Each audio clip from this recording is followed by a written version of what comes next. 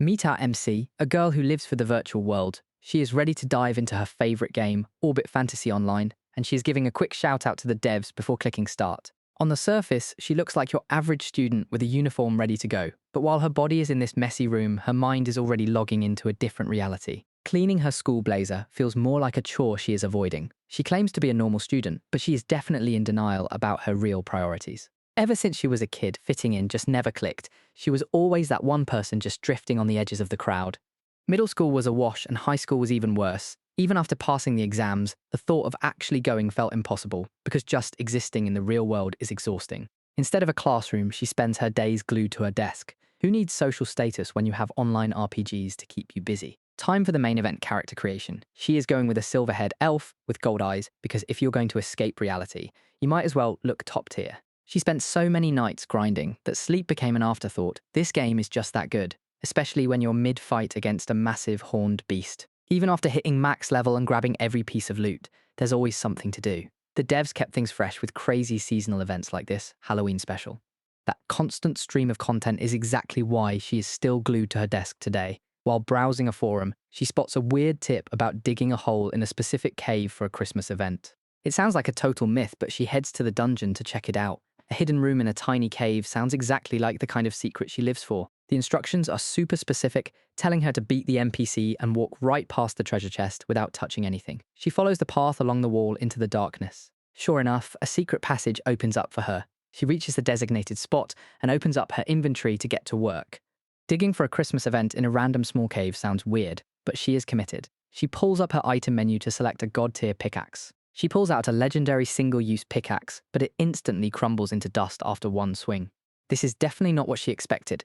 The pickaxe is gone, yet the room is still completely empty. Looking at the 10 by 10 floor, she settles in with a juice box and prepares to burn through her stash of 200 backup tools. Every journey starts with a single step. She lines up at the top right corner to begin the long grind.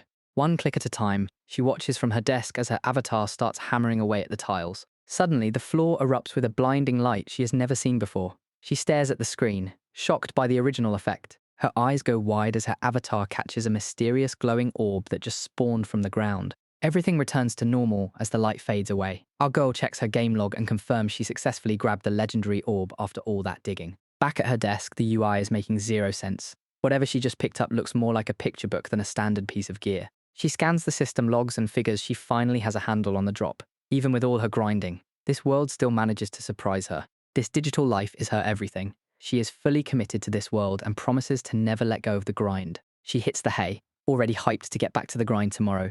But on a freezing Christmas night, the vibe takes a dark turn. Turns out she actually died right then and there. Dying on Christmas was definitely not part of the plan. She was already hyped for the next day's gaming session. But now she is left wishing for just one more chance to play. It is a cold end for someone who lived for the grind. Her old reality is officially out of reach. A blinding light takes over as she realizes she has been reincarnated for a whole new kind of beginning. She wakes up to a set of new parents leaning over her. This dude calls her a good girl while her new mom gives her a warm smile. It turns out she was reborn with all her past memories intact. Now she is stuck as a tiny baby being poked by her new parents with zero way to escape. Her new mother is gorgeous with silver hair. Meanwhile, her dad is just an average guy, though his golden eyes really stand out against his brown hair. The MC hit the genetic jackpot by inheriting her mum's silver hair and her dad's golden eyes. She is already looking like a future top-tier beauty. Wait, this world looks way too familiar. She realized she was actually reborn right inside her favorite video game. Even with a high school brain, she still has to deal with the limits of a baby body. She had to grind her way through learning how to crawl and stand all over again. Every day is a training arc as she tries to master the art of talking. Her mum heads out and tells her to stay home with her dad while she responds with a simple baby babble. Mom heads out and promises to come back soon. MC watches the door shut and immediately shifts her focus. Suddenly, something catches her eye and she freezes. What? A system window actually pops up right in front of her face. She stares in disbelief at her new character name and race. She is sitting at a flat level 999. Her stats are completely broken and she knows it. It looks like all her endgame progress made the jump with her. She realizes these are the exact same stats from her old character. She tries to shout it out, but it just comes out as baby babble about game data. Her old life's grind has officially paid off in this new world. She is already at the top of the food chain before she can even walk. Maybe this is trying to force out a sentence only leads to some nonsense baby babble. The struggle with the pacifier is definitely real. A huge sneeze catches her off guard, and it accidentally triggers her old inventory screen to flicker to life. It is packed with all the endgame items from her past life. Looking at the list of maxed out loot, she realizes her future is already secured. There's only one thing left to do now. Tiny fist in the air, she locks in with a look of pure determination. Do it, she says, fully committing to the plan. Her old life was spent staring at these landscapes through a laptop screen, but now it is finally time to go on a real journey. The beauty of locations like Rain Lake has her wondering how they look in person. She thinks back to the long treks through Shortcut Forest in her game days. From mimic enemies to the shifting desert sands, she is ready to witness everything this world has to offer. She wants to see every game mechanic in action. She wants to know everything and see it all. This world is officially her new playground. Reaching out, she realizes this is way better than a computer screen. She wants to feel every bit of this life with her own 5 senses. One thing is still bugging her though. She never got to test out the effects of that one specific item. Her deep thoughts are cut short by a voice calling her name. Little Renie is officially snapped back to reality. She finds her dad looking pretty rough in bed. He can barely even ask if she is doing okay. The scene opens with Ward bedridden and struggling. He weakly calls out for Renie, checking if she is still by his side. Our girl is officially embracing her new name, Renie. She watches over her father as he struggles to stay awake. Her father, Ward, is in rough shape. He is currently battling a serious illness that has him stuck in bed. It turns out he was injured while hunting monsters shortly after she was born. A nasty infection from the wound is what ultimately laid him low.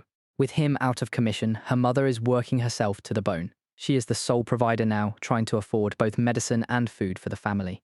Ward realizes it is feeding time as Renie starts to get hungry. Meanwhile, the little legend is doing sit-ups in her crib to grind her stamina stats.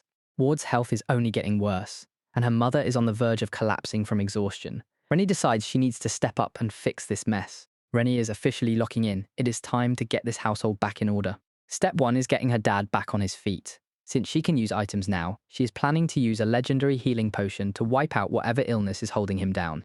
Next up, she is hitting the fields. Using some legendary fertilizer to grow super rare produce is basically a cheat code for getting rich quick. Selling those high-tier crops should fix their money problems for good. This way, her mum can finally stop working herself into an early grave. She wants her parents to be set for life before she eventually heads out on her own adventure.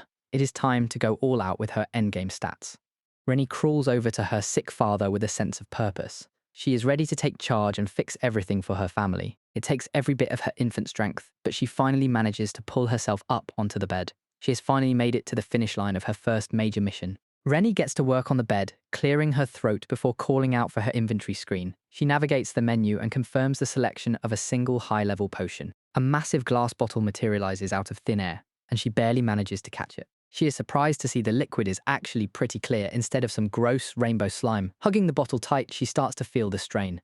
This thing is way too heavy for a toddler to be lugging around. Her tiny arms are already reaching their limit. Giving up is not an option, so she grips the cork and tries to pull it free. It is wedged in tight, refusing to budge. She goes full gamer mode, using her hands, mouth, and even her feet to get some leverage on the bottle. This level of grind is nothing new to her. The cork finally pops off with a satisfying release. She catches her breath, celebrating the small win with a sparkle in her eyes. Lugging this huge bottle of high-tier potion is proving to be a real challenge for a baby. One slight slip-up and she is about to cause a disaster. Splash! The liquid hits her dad square in the face. Her first attempt at being a hero ended up as a total mess on the bedsheets. Dripping wet and totally lost, her dad wakes up wondering where the indoor rainstorm came from. Despite the messy delivery, the potion worked its magic and got him back on his feet. He even laughs about Renie showering him in his sleep.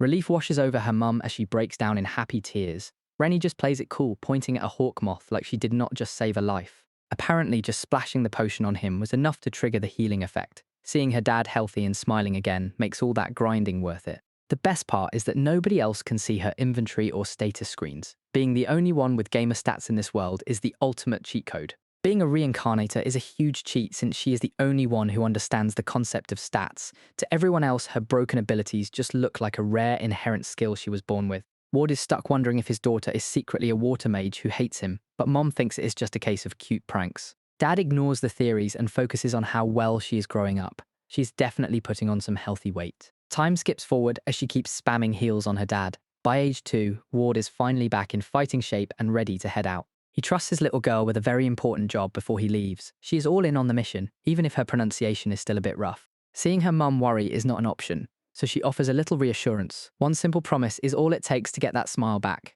The next move is simple as she points to the door and claims the garden for herself. Mom warns her to stay close, but our girl gives her a confident salute as she heads out. It is officially time to kick off step 2 of the master plan to save her family from overworking. She surveys the property and finds the humble plot of land they depend on for food. The soil is clearly exhausted from constant planting, leaving the vegetables looking pretty pathetic. Gardening used to just be a way to farm materials in the game, but now it is a total survival skill. She digs into her level 999 stash and pulls out a massive bag of legendary grade fertilizer. One heavy lift later, she dumps the sparkling dirt and takes a breather, knowing this soil is built different. This is nothing compared to the hardcore grinding of her past life. Renie stays determined and focuses on spreading the soil. Looking at the pile of nutrient-rich soil, it becomes clear that doing this by hand is not going to cut it. She definitely needs a spade. Mom checks in from the doorway to see what is up. Renie wastes no time and asks for something to dig with. Mom repeats the request just to be sure. Renie gives a confident nod, but her mother's expression suddenly turns heavy. Mom takes her hands and delivers the bad news. They are so broke that buying tools is not even an option. She apologizes and explains that both parents are doing their best to keep the family going. Renie takes the news like a champ and runs off to scavenge for something useful. She is confident she can find a solution somewhere else. Knowing they are too broke for a spade is a serious reality check. Renie is not about to quit, so she trots off to find a solution of her own. The struggle just adds more motivation to finish the mission. She pulls up her level 999 inventory to find a workaround. Renie brainstorms for anything that can scoop dirt, and it does not take long for a light bulb to go off. Mom calls out for her to stay close, but Renie is already back with a shiny new prize. The system identifies it as a high-quality ladle meant for cooking, but it will work just fine for gardening. Mom is left baffled, wondering why there was such an expensive item on their land. Fine, but give it back if you find the owner, Mom warns. Renie gives a quick nod, her eyes showing she is ready to start the grind. We take this to the Tatos, Renie mutters while hauling the nutrient-rich soil. The garden upgrade has officially begun. Our MC gets to work, using that high-quality ladle to move mounds of dirt like a pro. She wipes her brow with a grin after finishing the first pile. One down, a million more to go. The sheer scale of the field hits her, and she realizes this is going to take forever. She keeps at it until the moon comes out, then passes out the second her head hits the pillow. Inside, the parents are debriefing over some tea while the kid sleeps. Mom explains the whole ladle situation, mentioning Renie found it just sitting on the ground. Dad is not buying it because expensive kitchenware does not just grow on trees. He looks at his wife with a serious face and wonders if their daughter used magic. Mom admits it is a possibility, even though she initially thought Renie was just a water mage. She suspects her daughter might be hiding an even crazier power. She struggles to make sense of the situation, rubbing her head in confusion. She suggests it might be some kind of magic that lets her obtain items out of thin air. Dad admits that would be some top-tier magic if it were real. He has heard of all the classic elements, but a summoning ability like this is completely new to him. Dad questions if magic like this even exists while Mom realizes their daughter is definitely more than just a water mage. They start wondering if she might actually be an elf. All the while, the kid is just vibing with her favorite kitchen utensil. The mood shifts as the parents share a quiet moment together. They decide to stop stressing and just call it like it is. Their daughter is a genius, plain and simple. Mom decides they need to keep these powers a secret from her, for the time being. Dad agrees it is for the best until she grows up a bit more. The little legend is already out cold, unaware of the heavy secrets being kept.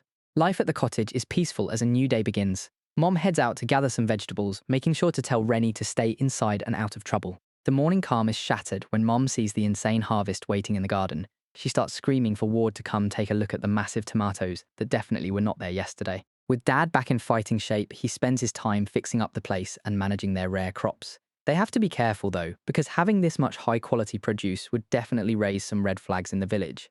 Our girl is 3 years old now and is already vibing with a cup of hot water. Despite the farm doing great, it seems like the family is still living that dirt-poor lifestyle. Renie finally figures out the mystery of their empty pockets. Even though they are selling premium veggies to the local merchants, every single coin goes straight toward paying off massive loans. She knows her parents are too hard-working to have just wasted their money on nothing. There had to be a serious crisis that forced them into this mountain of debt. It all points back to when Ward was bedridden with his illness. Between the medical costs and Mom being unable to work while caring for a newborn, the family finances never really stood a chance. Renie wonders if it is even possible to still be in debt after all their hard work. Her parents work themselves to the bone selling everything they grow, so something is definitely not adding up. She suspects her parents are being scammed. Suddenly, a loud pounding hits the door as angry voices demand they open up. Mom looks up in frustration as the shouting continues. A voice from outside screams for them to pay back the money they borrowed. Mom quickly scoops Renie up and hides her in a small cabinet. While being told to stay quiet, Renie realizes just how empty and depressing their house actually is. Two aggressive debt collectors barge in and start yelling about the unpaid interest. They mock the family and ask if they are even working at all. The men look around the room and laugh at the family for only owning wooden cutlery. They claim the cheap tools will break the moment they get wet. Mom keeps her composure despite the insults. She stares them down with a cold gaze and simply tells them to leave. The scruffy collector isn't having any of Mom's talk about repaid loans. He gets right in her face, mocking her for having an attitude after taking their cash. A crash echoes through the house as the guy laughs at her situation. He reminds her that she was the one who came crawling to them for a loan in the first place. He shoves an official IOU right in front of her to shut down the argument. It has her name on it, and in his world, that paper is law. Dad steps in to defend them, claiming they already paid the full amount. The collector just shouts him down, insisting those payments only covered the interest. The thugs start smashing the furniture, trashing what little the family has left. Mom breaks down and begs them to stop, even promising to find a way to pay. They just exchange a nasty grin. They find the desperation hilarious, especially since she spent the morning complaining about being broke. Scruffy puts on a mockingly sad face to mimic her crying. He quickly drops the act, claiming there is only one thing in this entire house worth taking. This scruffy creep gets way too comfortable and starts pricing Mom out like she is some item. He claims she is the only thing in the house that can actually settle the debt. Our MC listens from the shadows as the collector keeps yapping. He puts the blame on Mom, claiming things only got this bad because she would not play ball. The guy drops the most disgusting suggestion possible. He tells Mom she could clear the entire loan if she just sold her own body. He even laughs about how it is a shame she does not have a daughter to sell off with her. He mocks the extra chair at the table, assuming it belonged to their dead kid. Renie finally connects the dots and realizes her parents have been faking her death to keep her safe. The collector loses his patience and starts dragging Mom out of the house. The situation goes south fast as the thugs try to kidnap her by force. Renie knows things might get messy if she has to step in and handle it herself. Before she can move, a familiar voice booms from the doorway. Dad is finally back on his feet, and he is about to shut this whole operation down. Ward stands his ground and demands they release his wife. He stares them down with pure rage, warning them to never step foot on his property again. The thugs scramble away like cowards, tossing out a weak threat as they flee. Renie watches from the shadows, impressed by her dad's hidden power and glad she did not have to blow her cover. Since she is planning a little mission, she pulls up her system and scrolls through her endgame stash. She equips the hermit's robes, a broken item that basically grants her perfect stealth. After grabbing some gear from the closet, she scribbles a quick note for her parents. She leaves it right where they will find it, letting them know she has everything under control. She cannot stand seeing her mom in tears over some losers and a loaf of bread. While her parents are distracted by their own relief, she sneaks out the door to handle business. The collectors regroup in the woods, admitting they cannot beat Ward in a fair fight. They start gloating about how his strength was useless during his last hunt, hinting at a much darker secret. It turns out Ward's injury was not just bad luck. These snakes actually paid someone to sabotage him during the hunt, making sure he would end up crippled and in debt. Deep in the shadows, she catches them complaining about how her father just would not stay dead. They were counting on their trap to finish him off years ago. Their real plan was to wait for her mother to hit rock bottom before sweeping in. They intended to take the whole family under their control. The thugs mock him for being such a softie that he supported his dead comrades' families. He even paid for their livelihoods because he thought they were helpless. What he did not know was that those same friends sold him out. The collectors forced them into debt and then pushed them to betray him for a way out. To these snakes, everyone in the village is just a simple target to be manipulated. They even laugh about how lucky they were that a monster finished the job for them. Renie has heard more than enough. She pulls up her inventory screen and confirms the selection of some powerful gear called Cat's Paw G. The time for talk is over. She is ready to step out of the shadows and handle this mess personally. She walks right up to the board leader and asks for a moment of his time. He has no idea what he is dealing with, and his face drops when she bluntly tells him to hand over the IOU. She does not flinch as she holds her ground against the entire group. The thugs are baffled by the brat standing her ground, though they quickly start seeing her as a valuable prize. The collectors share a laugh as they realize they just hit a jackpot. They trade glances and assume this little girl is going to be the easiest catch of their lives. The act is so bad she cannot even believe it as they try to play off being lost. The scruffy dude puts on his best fake nice voice to ask for directions, but she is 0% impressed. Before they can even finish their act, a huge thug lunges forward to snatch her up. She ducks the attempt with ease, noticing the rope and bag he is holding, and realizing they are trying to kidnap her. The big guy tries to bag her like a stray cat, but Renie is already 3 steps ahead. She winds up a powerful punch with the cat paw, while the thug is about to learn a very painful lesson. One punch is all it takes to send the giant man flying straight into orbit. He clears thousands of meters in seconds before eventually turning into a shining star in the distance. Renie checks her work and counts her first knockout, The scruffy collector loses his mind as he realizes his partner just got launched into the atmosphere. She casually explains the punch and demands the papers. The remaining thugs cannot handle being ignored by a toddler and try to rush her.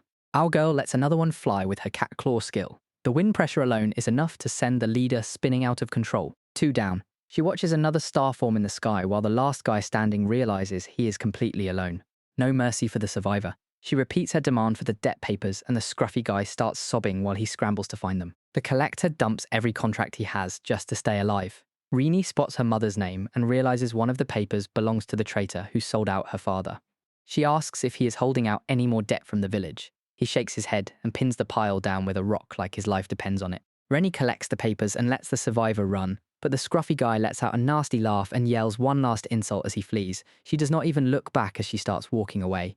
Suddenly, she activates her cattail skill to sweep the area. Documents in hand, she stays low and focused. One final hit is enough to send the collector flying away. She shouts for him to never return as he disappears into the distance. The cat paw gloves turn out to be a legendary weapon that scales power with the user's cuteness. Satisfied with the loot, she heads back toward her house. To keep her family safe, she decides to use some game logic to hide their home from any future intruders. She pulls out a scroll of avoidance, an item usually meant for safe camping. If burying it worked for her tent in the game, it should keep the thugs away from her front door. The ground is rock hard from years of foot traffic, making the digging process a slow grind.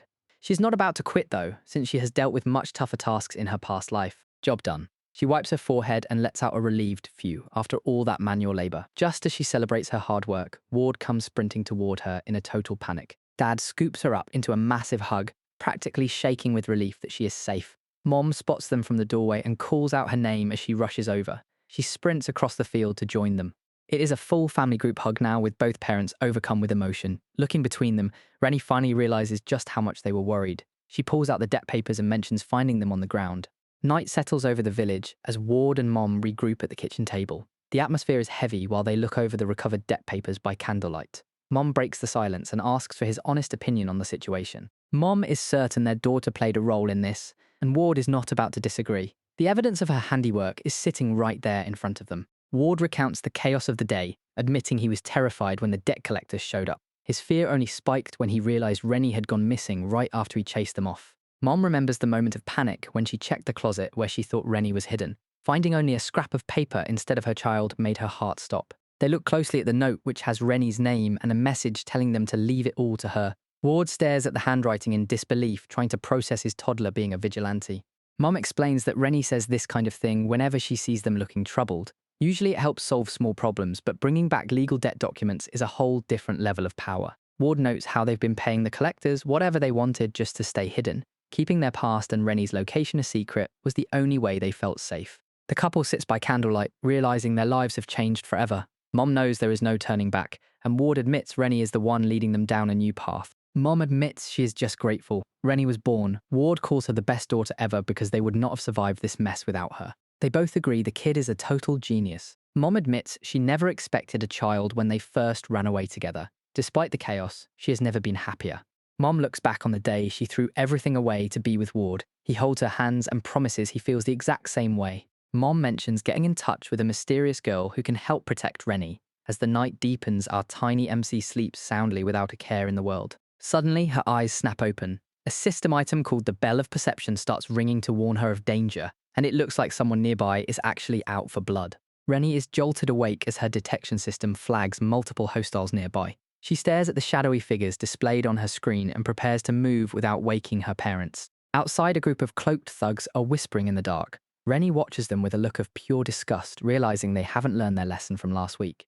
Lately, her parents have been sticking close to home, and Ward is spending every second he can playing with her. While it looks peaceful for now, she knows there is no way the trouble is actually over. However, the peaceful vibes are just a cover for a darker problem. Renie realizes the collectors aren't just after money, they actually want to kidnap her mother. As long as those creeps are obsessed with her mom, this family will never be safe. A sudden rustle in the bushes proves the threat is already back at their doorstep. Enough is enough. Our MC is done playing games and decides this cycle of harassment ends tonight. It is time to get serious. She opens her system menu to equip her legendary cat paws, the hermit robes, and some rabbit boots for an insane speed boost. The rabbit boots are the perfect addition to her stealth build. Now she can move at super speed without burning through her energy. Even with max level stats, she is still in a 3-year-old body that gets tired easily. Since flying is not an option, she is relying on these boots to supercharge her jumps. She does not waste any time and leaps straight out the window to confront the intruders. She sticks the landing and spots the group lurking nearby. Elsewhere in the woods, the thugs are wandering around like lost sheep. They know the house should be right here, but it has completely vanished into the fog.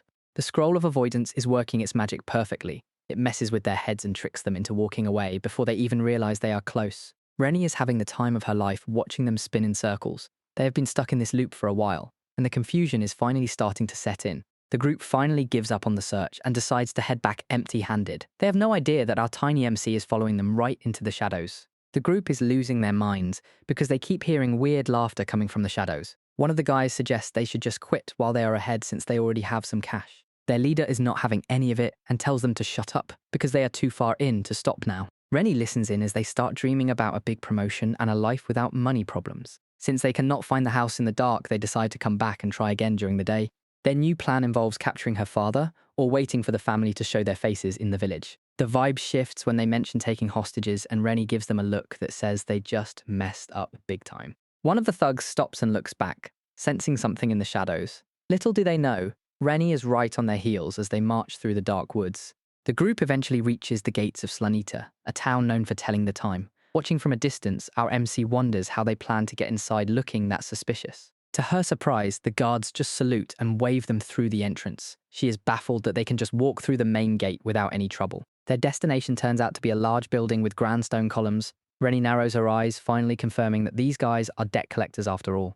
It turns out her mom had to borrow money from this place just to afford basic food and medicine for her dad. Even though it is tucked away, the place is still way too fancy for its own good. Something about the whole vibe here is just plain wrong. The city apparently lets these people do whatever they want, and they do not even bother to hide their tracks. Our girl suspects there is a deeper connection with the boss involved in this mess. If they only wanted to cause trouble, they probably would not have been this involved from the start. She puts her mum's goddess status aside to focus on the mission. She has much bigger fish to fry than just admiring her family. With a quick jump, she's up on the roof and ready to move. She lands like a pro and lets her cat's claws out for a test drive.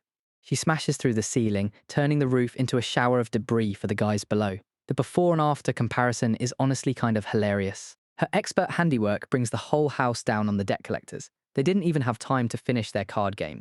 Landing gracefully in the wreckage, she finds herself in a moonlit atrium of her own making. Renovation time is officially underway. She swaps into a cute miner outfit and prepares for a little excavation. Another perfect landing puts her right in the middle of the mess. It's time to sort the piles, putting all the people on one side and the lumber on the other. Suddenly, she spots the leader hiding in the debris. Our girl grabs the leader to start their little heart-to-heart. He was the one who kept the group coming after her family, so he gets a front row seat for her lecture. Thugs scramble through the ruins to process the sudden chaos. She cuts off an escape attempt with a chilling warning. A chorus of screams follows as she rounds up the rest of the crew. The lead collector is clutching his head and trembling. He finally realizes that some families are better left alone. Stones fly as the group ducks for cover from an invisible assault. The boss screams about a curse while Renie watches from the shadows. She leans in close while he loses his grip on the situation. Fear is a powerful tool, and our MC knows exactly how to use it. She watches him scramble backwards while reflecting on how terror keeps people from repeating their mistakes, looming over him like a shadow.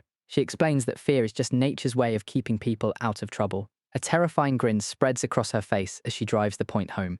The collector stares into the void as a haunting voice repeats a chilling promise. Renie puts on a masterclass in psychological warfare to make her message stick for life. A final scream marks the end of her performance. Renie stands tall in her hood, satisfied with the terrified reaction she is getting. The men on the ground beg for mercy while she keeps her cool. They start singing like canaries, claiming they were just following orders to save their own skin. She leans in with a heavy question to find out who is really in charge. The silence is heavy while they sweat through their shirts. They look back and forth, trying to decide if it is safe to snitch on their boss. They finally drop the name of the big boss, Mayor Shortm. Renie hears the name and commits it to memory. Recap time. Our girl wiped out the debt collectors for being pests and finally squeezed a name out of them.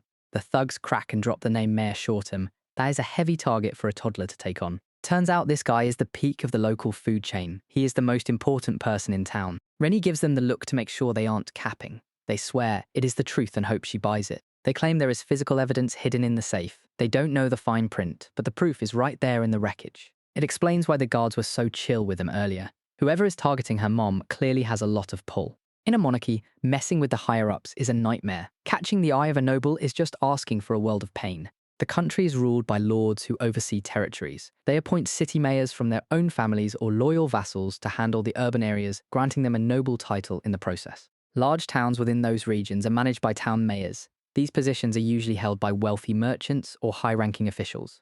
Since Slanita's boss also runs her home village, Renie points out exactly where they need to go. She knows precisely where the mastermind is hiding. Suddenly, a knife skids across the floor. Someone tried to aim for the sound of her voice, but they missed by a wide margin. Renie hits them with a fake look of surprise, while the goons start pointing fingers and blaming each other. They cannot understand how they missed such a close shot. She realizes that being open to reasoning is just killing the vibe of her intimidation. To keep the pressure on, she decides to stop being nice and move on with the plan. One thug starts yelling that he will never forgive her. She just winds up her cat paw glove, preparing to hit him with some serious endgame damage. Renie activates her cat claws, turning the entire room into a blender and sending the thugs flying. She launches every single goon into the atmosphere, wishing them a very permanent farewell. With the base officially deleted, Renie walks over to the leader who she purposely left behind. The dude wakes up in the middle of the wreckage, staring at the ruins of his former headquarters. Renie appears out of thin air, letting him know she has a few questions. She demands to know the location of the safe while the leader panics over her sudden appearance. A quick tip explains that her hermit robes grant her instant invisibility whenever the hood is up. One of the guys she launched earlier mentioned a secret safe, and Renie is certain it holds the evidence linking this whole operation to the mayor. Searching through the wreckage, our girl realizes something is off. Even if she missed a direct hit, there should be at least some fragments of the safe scattered around. The leader is having a full-blown meltdown, completely ignoring the safe to demand answers about the destruction. He can barely process how a kid just dismantled his entire operation. Renie just shrugs and decides to give him a live demonstration. Activating her cat claws, she shreds the wooden floor into splinters with a single swipe. Seeing the floor literally evaporate makes him realize he is in way over his head. While he curses out whichever goon snitched about the safe, Renie just waits for an answer. The pieces finally click together for this dude. He realizes that Renie is the one who stole the debt papers and that her real target is the mayor himself. He starts ranting about how the mayor has a sick obsession with collecting people. Renie just gives him a blank stare and a silent nod, clearly not surprised by the villainous behavior. He reminds her that the mayor is the wealthiest man in the region and has very specific tastes. Pointing out her value, he claims a cat beast girl like her would sell for a fortune. The leader scoffs, telling Renie that opposing the mayor is basically a death sentence in these parts. Renie just looks at him with a blank stare, admitting she has no clue what he is talking about. This dude is genuinely baffled by her lack of common sense. He starts ranting about the mayor's reach, explaining that the guy has every politician and judge in his pocket. Instead of being intimidated, Renie just cuts him off to ask about the safe again. He loses it, screaming at her to shut up while he tries to explain how cooked she is. The threats keep coming as he warns her that the mayor can easily frame her and send the army after her. Being a wanted criminal is apparently part of the package deal when you mess with the local boss. He leans in with a twisted grin, asking if she thinks she is some kind of hero. In his eyes, she is the real villain here, since the mayor defines what is right and wrong in this town. He dares her to lay a hand on him, claiming she will never have a normal life again if she goes through with it. Renie just shrugs it off with a casual response. She is perfectly fine with that trade. She drops the bombshell that the opinions of some small-town mayor and his debt collector goons mean nothing to her. She is planning on leaving for a journey anyway, making his threats completely useless. The leader can only stammer in shock as his final leverage evaporates. Donning a straw hat and a traveler bindle, she embraces the wanderer life. Even if she becomes a wanted criminal in this region, it won't affect her at all once she is over the horizon. Renie knows that leaving witnesses is just asking for trouble later.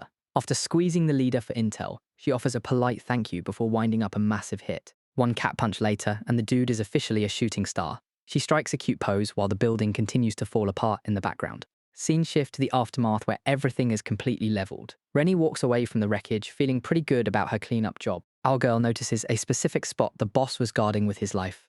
A bit of digging reveals a hidden hatch buried under the broken floorboards. Gaming logic proves to be a literal lifesaver in this world. She spots the secret entrance and decides to follow the prompt in her quest log.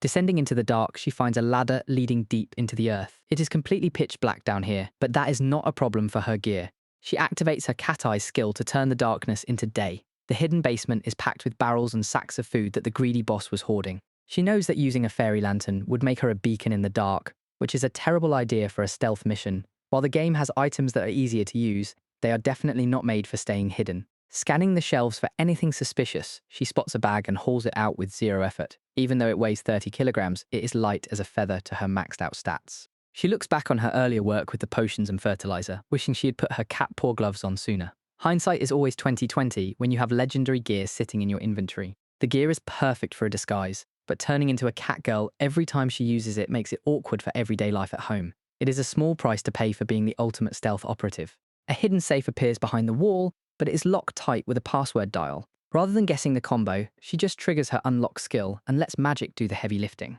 The door swings open to reveal stacks of papers that would make a tax auditor cry. It is a mountain of debt papers and legal documents that prove the corruption goes way deeper than she thought. This ledger is the smoking gun. It is packed with evidence of fraud, embezzlement, and even human trafficking tied directly to Mayor Shortm. Renie stares at the receipts with a grim expression. If her mother had been caught by those debt collectors, her name would likely be on these human trafficking records.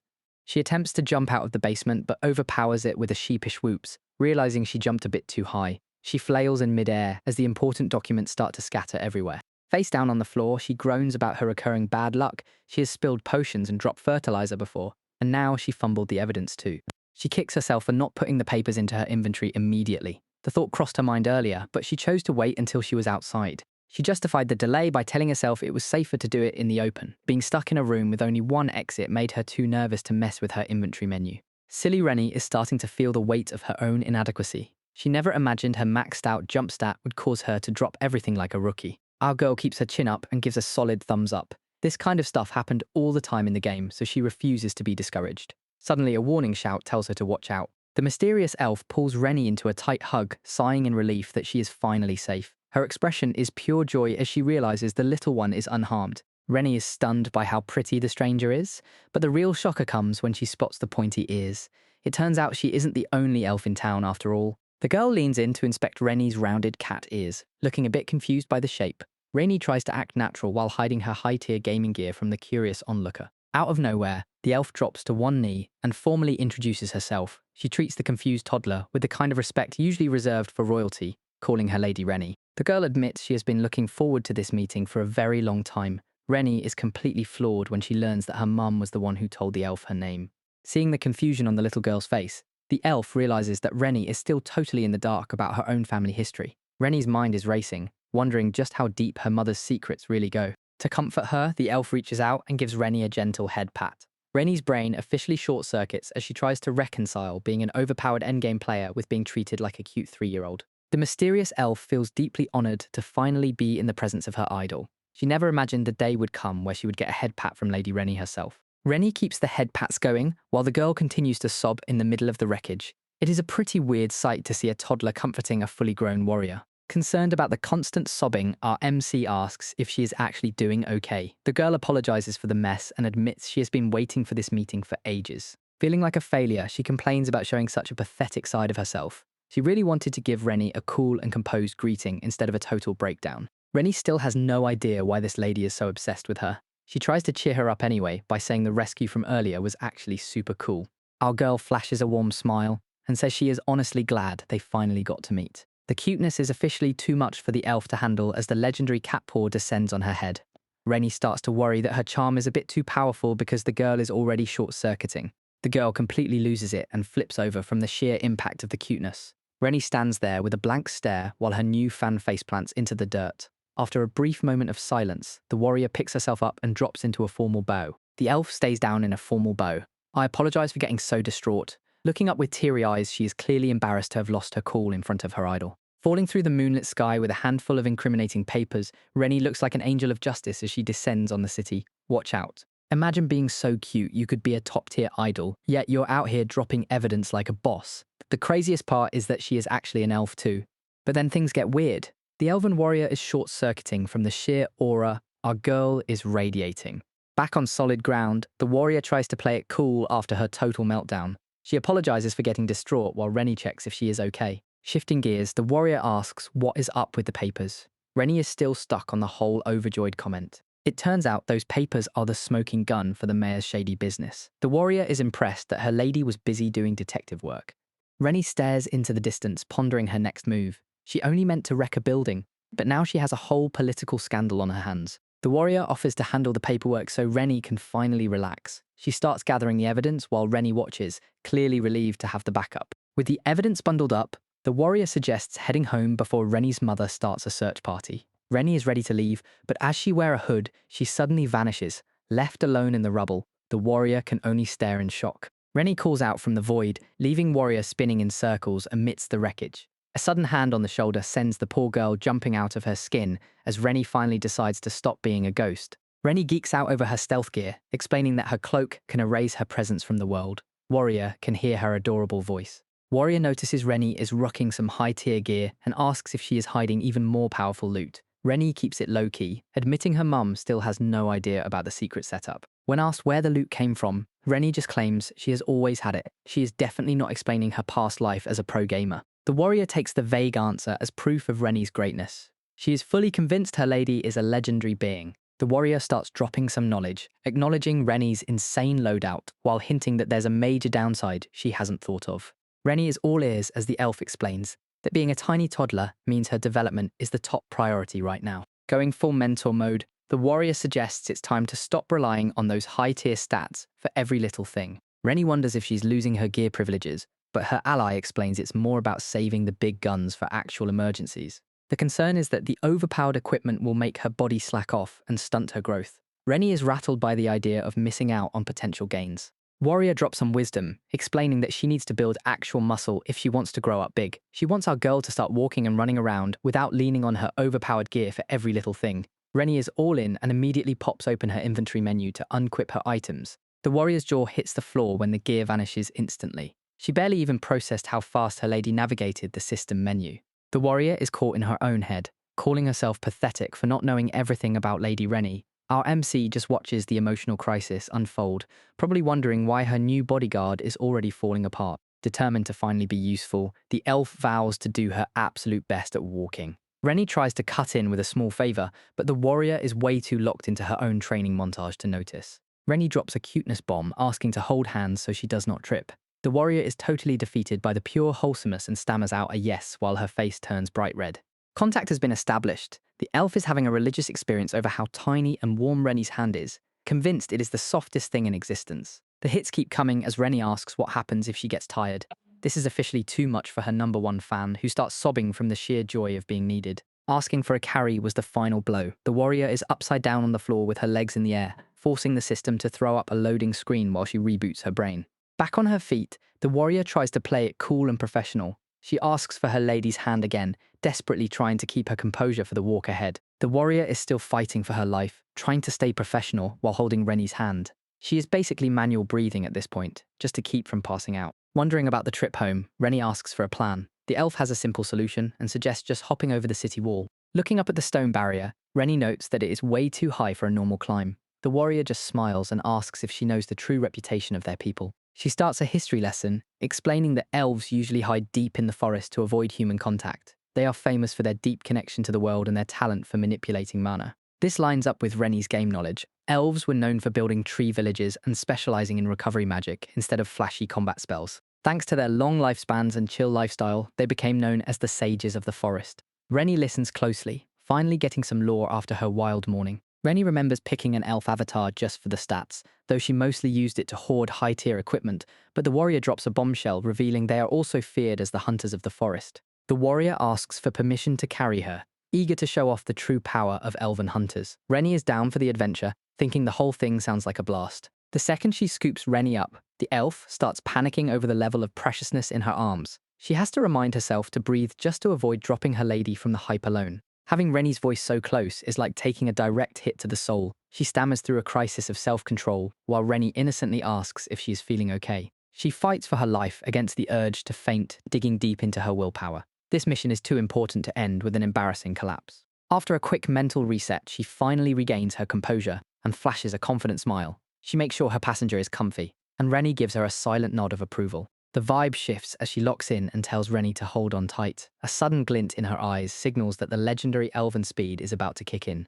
They launch into the air with an explosive jump that clears the huge town wall in seconds. Renie is wide-eyed with excitement as they effortlessly scale the huge stone barrier. They stick the landing inside the walls, and Renie is absolutely vibing with that crazy jump. She cannot stop talking about how cool the whole experience was. While walking along the top of the wall, The warrior checks in to make sure her lady is doing fine. Renie is having a blast and easily spots a monster in the distance when the elf points it out. It is just a Unirabbit, which Renie recognizes as a low-level starter mob from her gaming days. The warrior pulls out her bow to show off, but the little guy gets spooked and bolts before she can fire. Renie suddenly feels a surge of power and realizes she is sensing actual mana. The elf locks in and readies her next shot, telling our girl to watch closely. She lets the arrow fly with a sharp shout, sending it hurtling toward the horizon. Renie can barely see the thing as it hits a target so far away it is practically invisible. That display of power earns some major respect from Renie. She cannot believe how strong this warrior actually is. Now that things have calmed down, Renie realizes she still does not even know her companion's name. She asks who she is, which seems to catch the elf off guard. Samu-Alma finally drops her name while bowing low to Renie. Our girl repeats it back, officially meeting her new legendary tier bodyguard. Renie skips the formalities and jumps straight to calling her Samu-chan. It is a direct hit to the warrior's soul, leaving her absolutely glowing. The cuteness overload sends Samu straight to the floor for a quick faceplant. Once she manages to reboot her brain, they head back out for a midnight stroll through the quiet woods.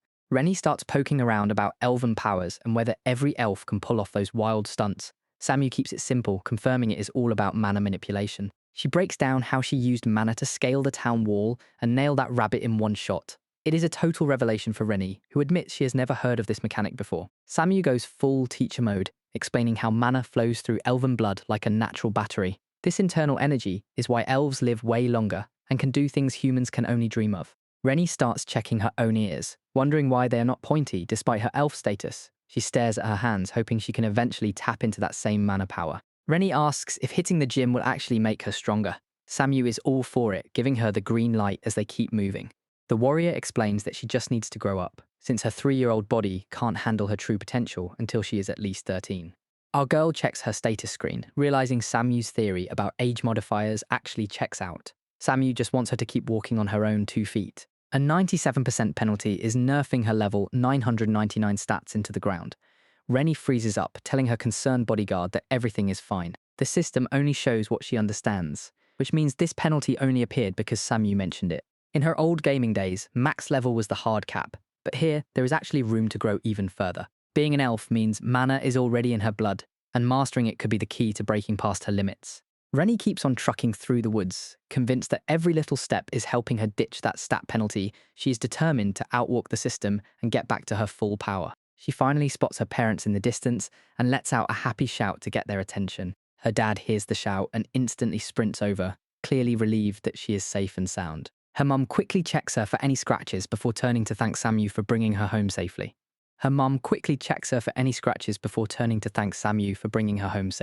Things get wild when Samu suddenly addresses her mother as Your Majesty, leaving Renie completely stunned. The casual family vibe just evaporated in a second. Our girl has a full-on brain blast as she tries to process the fact that her own mum might actually be a literal queen. Mom confirms the royal title with a gentle laugh. Renie is floored, her brain struggling to handle the news that her mother is an elven queen. Ward chimes in to clarify she is a former queen and his beloved wife. Samu watches the happy family from the sidelines and suddenly drops to her knees. The warrior is moved to tears by the sight. She is stunned that a regular human managed to win the absolute trust of her queen. Samu full-on breaks down, sobbing over the beautiful family scene. Renie watches the meltdown and realizes everyone has their own complicated history. Night has fallen on the cottage and the mood is getting serious inside. Mom gathers everyone around the candle, saying it's finally time to talk about everything. Mom checks in to see how Renie is handling the elf queen news, but our girl is already hyped. She thinks the whole royal thing is legendary. Ward and Mom agree that keeping secrets won't help. They trust Renie to understand the truth and find her own path forward. Then comes the biology lesson. Mom explains that elves are unique because they can control the mana flowing through their bodies. But here's the kicker. Mom reveals she has actually lost her ability to control mana. She pulls Renie into a tight hug as the weight of the confession settles in. In their world, losing your mana is basically a death sentence. Flashbacks show a fallen queen and a forest kingdom left in mourning. There is no cure for this condition, and the situation is looking pretty bleak. Mom explains they will need someone to step up and carry on her legacy. Flashback time, Mom was a queen in her prime, but her time was running out. She knew her fate was sealed. History is repeating itself. Samu explains that every elf who lost their mana before ended up passing on. The records are pretty grim. This was the moment Mom found Ward collapsed and bleeding on the forest edge. He plays it off, saying the monster he fought was just a raid boss. Now, they all sit together, while the weight of the past hangs over the room.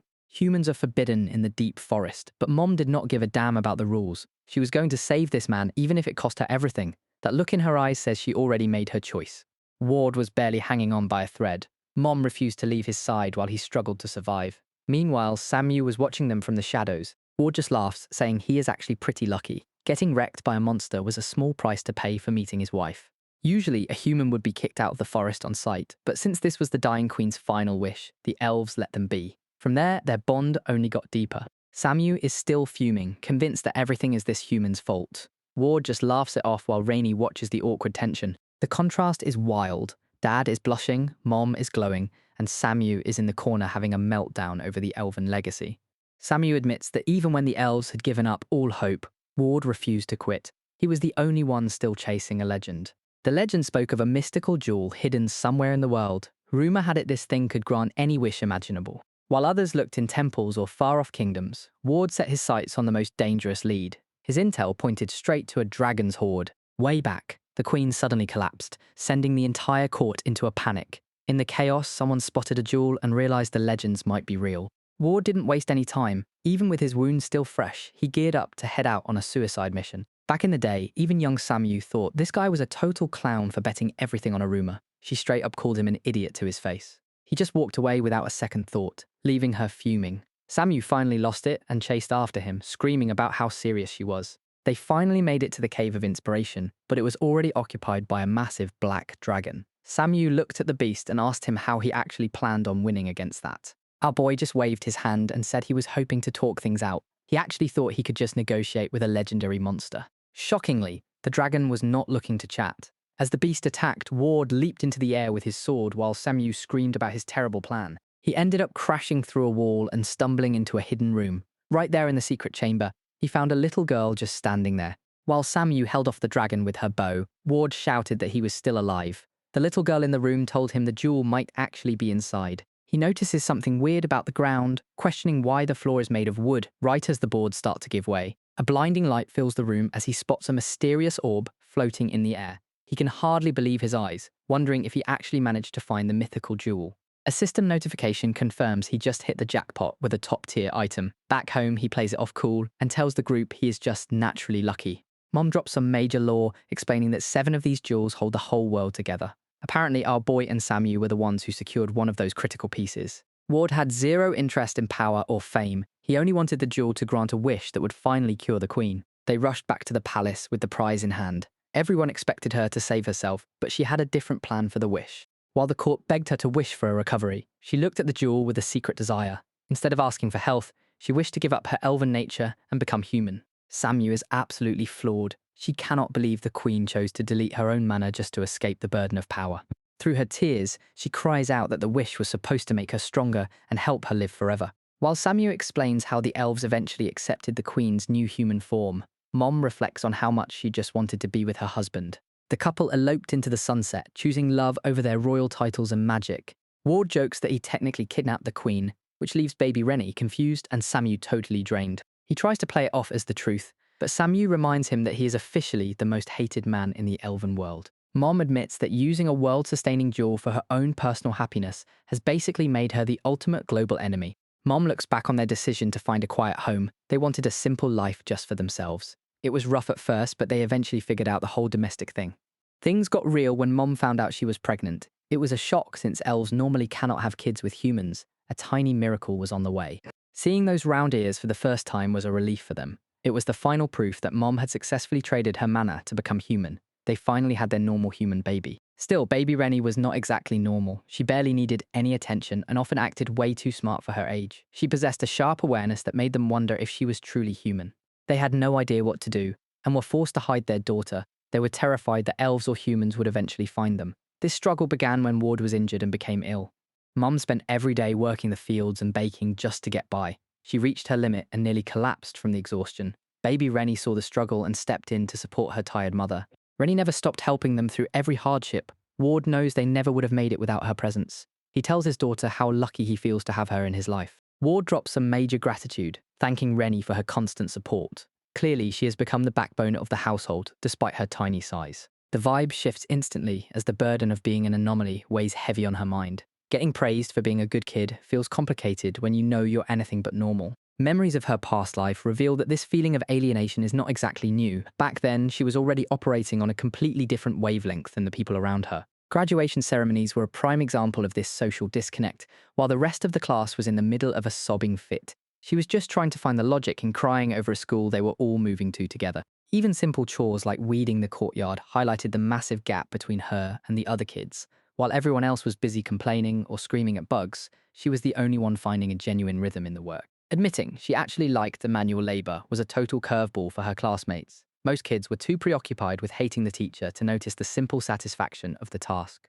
There was something strangely zen about pulling weeds out by the roots that the others just did not get. A comment about being perceptive was meant as praise, but it was really just another reminder that she is wired differently. Classmates immediately exploit her helpful nature, turning her willingness to work into an excuse to dump all their weeding chores on her. Being perceptive was supposed to be a win, but for her, it was just a fast track to being used. Social gaps only widened as she grew up, with even basic fashion choices, like wearing a skirt, becoming a point of conflict. She was stuck with a dull label just because she could not force herself to fit in. Apologizing for being strange became her default setting, while everyone around her whispered and laughed. She spent years chasing the idea of normal without ever getting close to it. Everything is different this time around. Even with her weird quirks and adult mind, these parents stepped up and raised her with genuine love. After a lifetime of silence, she finally lets out the words she probably never got to say. It is a quiet confession of love for the two people who truly accepted her. The family bond is officially sealed as Mom and Ward tell her exactly what she needs to hear. This vibe is at an all-time high right now.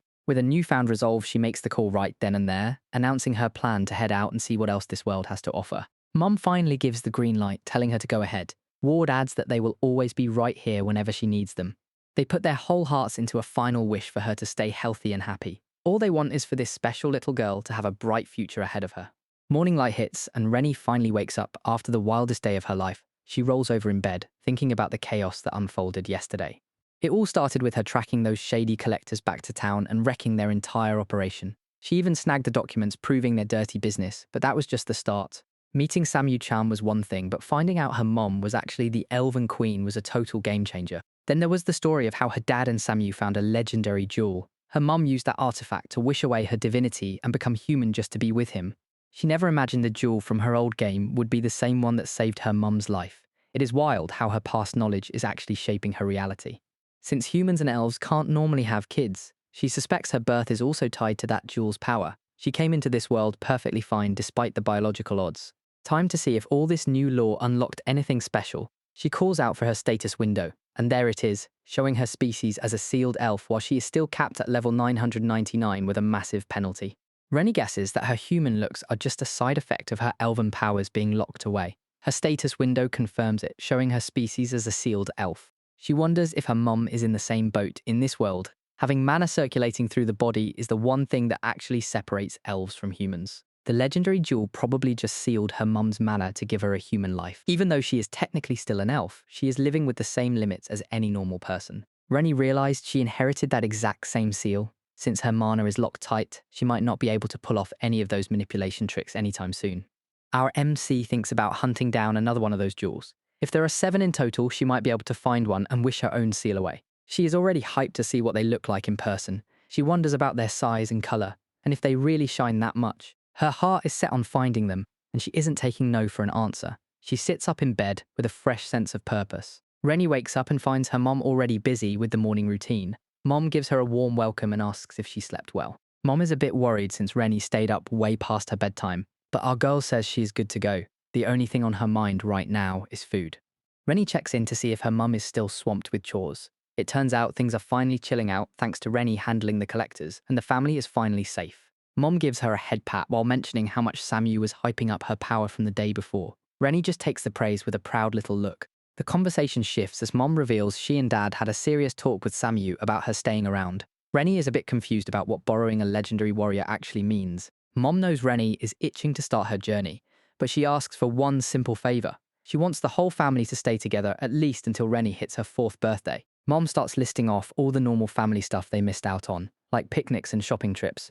Renie is totally down for the plan and promises to stick around for another 6 months. Renie is all smiles as she agrees to make tons of memories with her family. She casually asks where Samu ran off to. Mom points toward the forest, promising the elf will appear the second she is called. Renie keeps eating while reminding herself she still has work to do.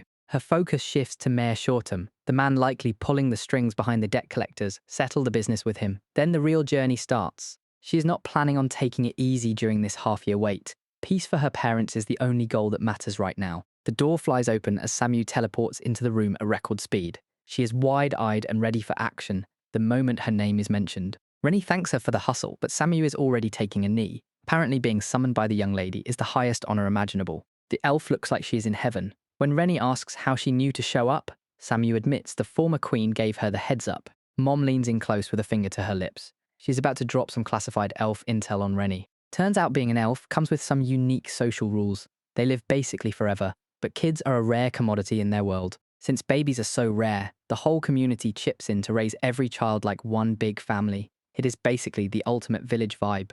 Young elves actually get assigned a specific guardian to keep them safe. They even seal the deal with a special contract only their race can pull off. Samu reveals that Mom was actually her official guardian back in the day. Mom gets all nostalgic, mentioning she was only 140 years old when Samu was born. Renie is currently experiencing a total system error, trying to process those age numbers. Mom is way older than she looks, and she says a lot more time has passed since then.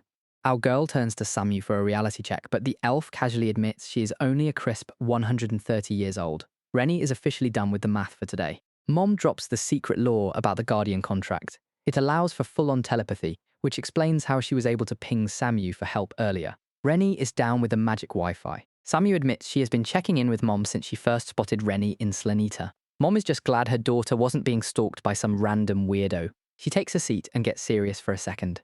Mom makes a formal pitch to let Samu tag along on the adventure. The elf warrior is already blushing up a storm, just waiting for the green light. Samu brings up a solid point about Renie being a small child out in the wild. If the kid really wants to solo it, she won't force the issue, but the safety concerns are real. Mom adds that having a bodyguard means she can get regular status updates through their mental link. She wants to hear about every little detail of Renie growing up. Renie thinks the idea of a personal live stream sounds pretty cool. Renie turns to Samu to see if she is actually okay with ditching her own life for this mission. The elf is practically begging for the job, promising to be the ultimate support unit. Samu gets a bit shy as she mentions a personal wish she has always wanted granted. She is ready to commit to this journey for more than just duty. Samu dives into her backstory, explaining how the Queen was her official mentor. She grew up with a deep respect for the woman who taught her everything. For over 100 years, she worked as hard as she could to become the strongest elf alive. She was determined that when the Queen finally had a child, she would be the only choice for its guardian. Day after day, she pushed her body to the limit with that single goal in mind. This wasn't just a job for her. It was the entire reason she existed. When she heard the Queen lost her mana and wanted to marry a human, she was devastated. I hated him, she admits, feeling like her lifelong wish would never come true. Watching her queen find happiness with a man only made Samu feel like a weak and powerless elf. She felt useless in the face of the queen's new life. That all changed the moment the previously closed telepathic link finally pinged her again. Hearing the message about a girl named Renie hit her like a wave, and she knew she had to meet the child immediately. The second she saw those unforgettable golden eyes and silver hair, she was sold. Meeting Lady Renie in person was a moment she would never forget. Samu remembers the moment Renie fell into her arms like a star from the sky. It was love at first sight for the Elven warrior. In that moment, she realized this child was her entire purpose. When Renie asked her to join the journey, Samu nearly had a total system failure from the sheer cuteness. Overwhelmed by the invitation, she can barely stammer out Renie's name before collapsing. The legendary guard is officially down for the count. A new notification confirms that Samu is finally part of the party. The story jumps 2 weeks ahead to a quiet, snowy cottage. While her new bodyguard digs up dirt on the mayor, Renie focuses on making memories with her family. She even stays busy setting up high-level defenses around their home for some peace of mind. Her secret weapon is a shelf full of substitute dolls that can tank a lethal hit for their owner. They look pretty spooky, but our girl is all about that maximum security life. Mom thinks the new room decorations are a bit weird, but Renie is just being practical. Since the dolls are single-use only, she wants a full stock ready for when she finally hits the road. Mom lets her know the elf is arriving. Renie immediately starts getting ready for the meeting.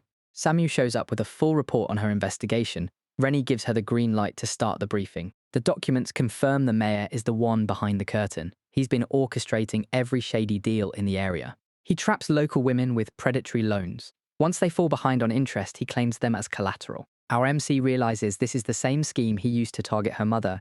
Even though his current lackeys are gone, he's a ticking time bomb who will eventually start again. The situation is even darker than they thought.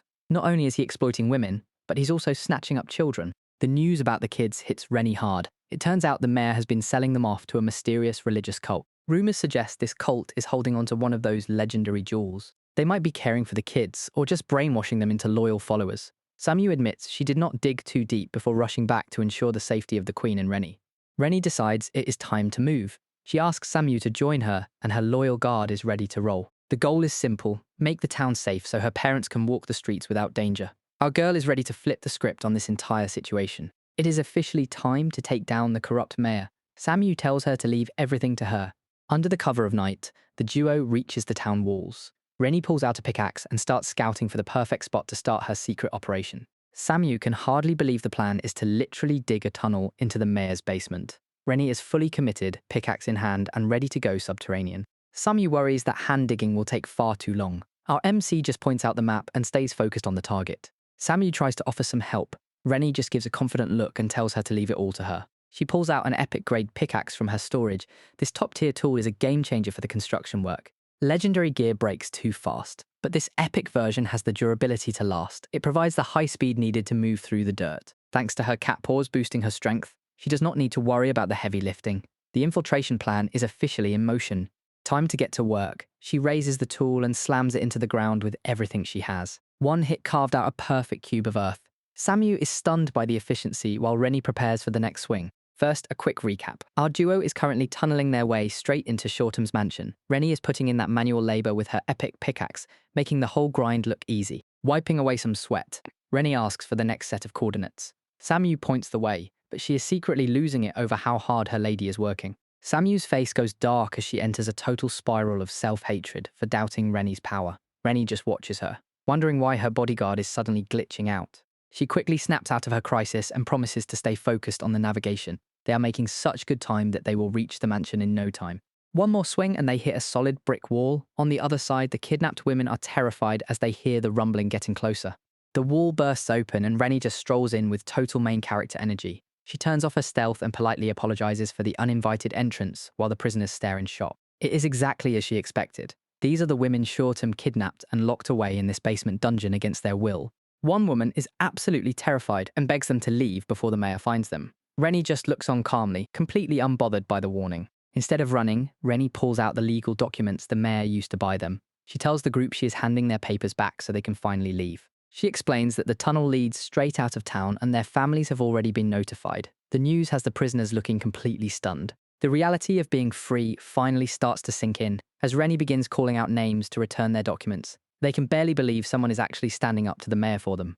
Along with the papers, Renie starts handing out bags full of supplies. She tells everyone to take these care packages for their journey home. Renie mentions that her mum grew the potatoes and her dad caught the meat for the food kits. She even threw in some travel money to make sure everyone is taken care of. The women head out through the tunnel after a tearful goodbye while Renie and Samu stay behind. This room is finally empty, and now it is time to move on to the next phase. Standing in the middle of the empty dungeon, Renie looked around at the cold stone walls. Samu confirmed this was where the women were kept, and Renie asked if the mayor was currently right above them. A secret staircase led straight from this hidden cell to the master bedroom upstairs. This creepy layout proved that the mayor was the only one who could access these prisoners. Thinking back on how beautiful the victims were, Renie realized exactly what kind of monster they were dealing with. Her eyes narrowed as she prepared to end this man's career. Right on cue, the mayor waddled in with a gross smirk on his face. He scanned the room and pointed toward the corner, deciding it was time for his next victim to suffer. His jaw dropped when he realized the room was completely empty, before he could even process the escape. Renie called out from the shadows to let him know his prisoners had already left. Shortm spun around and found a small girl staring him down with zero fear. He demanded to know who she was, but Renie didn't think her name was relevant to what was about to happen. The mayor's creep factor hit a new high as he started eyeing Renie as his next prize. He didn't even get to finish his thought before a massive cat paw fist sent him flying across the room. Renie lands a clean hit that embeds the mayor into the stone wall. She tells him to just go ahead and turn into a fossil. Samu is not exactly celebrating the win. She asks if Renie forgot the plan they talked about back in the tunnel. A quick flashback shows Samu explaining why they need to grill the mayor for info. They have to find out where he sold those kids and who the buyer was. Renie has a total oops moment. She realizes she accidentally one-shot the guy before they could get any actual answers. This is a classic case of gamer brain. She is used to failing game events by finishing them way too fast to hear the dialogue. Samu is not even mad though. She starts geeking out and claims the info is worthless compared to how cute Renie looked while throwing that punch. Renie is not buying the flattery for a second. Samu stays determined and promises she can handle the investigation on her own since the mayor is out of commission. Inventory check. Renie pulls out a legendary healing potion to bring the mayor back to life. The potion gets dumped straight onto his face. Our MC is treating this like a failed game quest that just needs a quick reset. Miracle tier healing kicks in and starts putting the dude back together. Samu is absolutely floored that such a high-level item is being wasted. Shortm wakes up in a panic and wonders where he is. A voice from the shadows reminds him that she only needed one hit to end him. Sight of a child captor leaves the mayor stunned.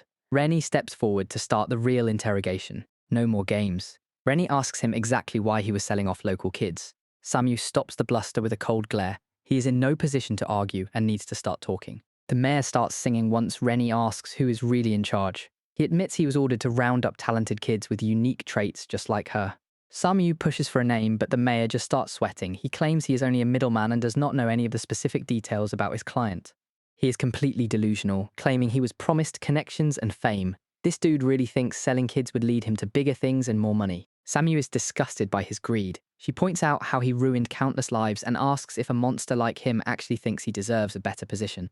Instead of feeling guilty, the mayor just screams and doubles down on his arrogance. He shouts that he is the greatest and that his status as mayor makes him worthy of everything. While the mayor keeps ranting in the background, Samu gives the breakdown. They have confirmed this guy is just a pawn in a much larger plot involving several other towns. Samu decides their next move is to find the mayor's official stamp. Renie takes a quick moment to finish things up before they head upstairs to search his office and room. Samu confirms no life signs remain while Renie prepares her cat's claws. Okay, let's go, she says as the stone wall crumbles behind them. The mayor panics from the rubble, begging them to stay and live a life of luxury. He is clearly desperate after seeing Renie's strength firsthand. He promises her all the sweets and toys she could ever want. The mayor even suggests she can keep fighting since she seems to enjoy it. His offer turns even darker as he promises her human victims to use however she likes. Renie just watches him with a look of cold indifference.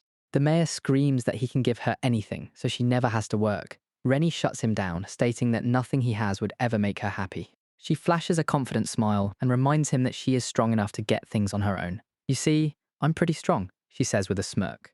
With one last dismissive comment, Renie walks out and leaves him trapped. The heavy door slams shut, cutting off his pathetic pleas. Samu-chan really is the GOAT for covering every base. They finish stamping the official documents with the mayor's seal to make sure the victims are legally cleared. Samu explains that she already sent proof of the human trafficking to the government. Between the forced resignation and the evidence, the mayor is going down while they make a clean getaway. Renie finds a mysterious crystal sitting on a fancy pillow and wonders what it could be. Samu injects a little mana into the gem and realizes it is actually a magical switch. Renie spots a slot on the wall and thinks she found where it belongs. It turns out that crystal was the key to a trap in the underground passage. Samu deduces that the mechanism was built to collapse the entire tunnel on anyone inside. The mayor was actually planning to bury the victims alive to hide his tracks if he ever got caught. Samu explains the sick logic while Renie holds the trigger crystal in disbelief. Mission complete. Samu carries Renie away from the scene as they celebrate bringing some much-needed peace to the area. Samu carries Renie across the rooftops at breakneck speed, and our girl is absolutely loving the thrill. Samu asks if she is scared, but Renie just laughs and tells her this is the best time ever. Samu starts getting all emotional while looking back at how hard Renie carried today. She realizes her lady is unimaginably strong and basically handled the whole mission on her own. Stopping on a rooftop, Samu starts sounding like she's going through a midlife crisis. She admits she wanted to be useful, but now she is worried she will just be a total burden. Renie isn't about to let her bodyguard fall into a depression spiral. She shuts down the self-doubt by reminding Samu that she is far from perfect and still needs someone to save her from her own mistakes. With a warm look, Renie decides it is time to make things official. She looks Samu dead in the eyes and says she wants to sign a guardian contract with her right now.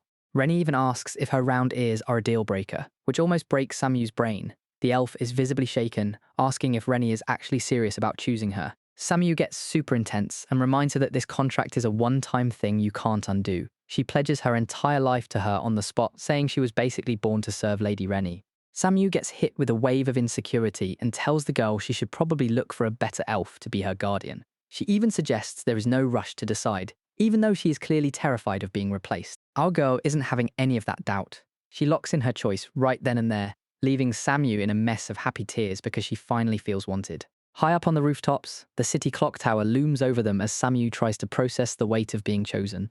Against the massive backdrop of the clock face, Samu asks if they should make it official and start the contract ceremony immediately. Samu worries that her own potential failure might ruin the magic, but Renie shuts her down with some pure wholesomeness. Just the fact that they are making this promise is more than enough for her.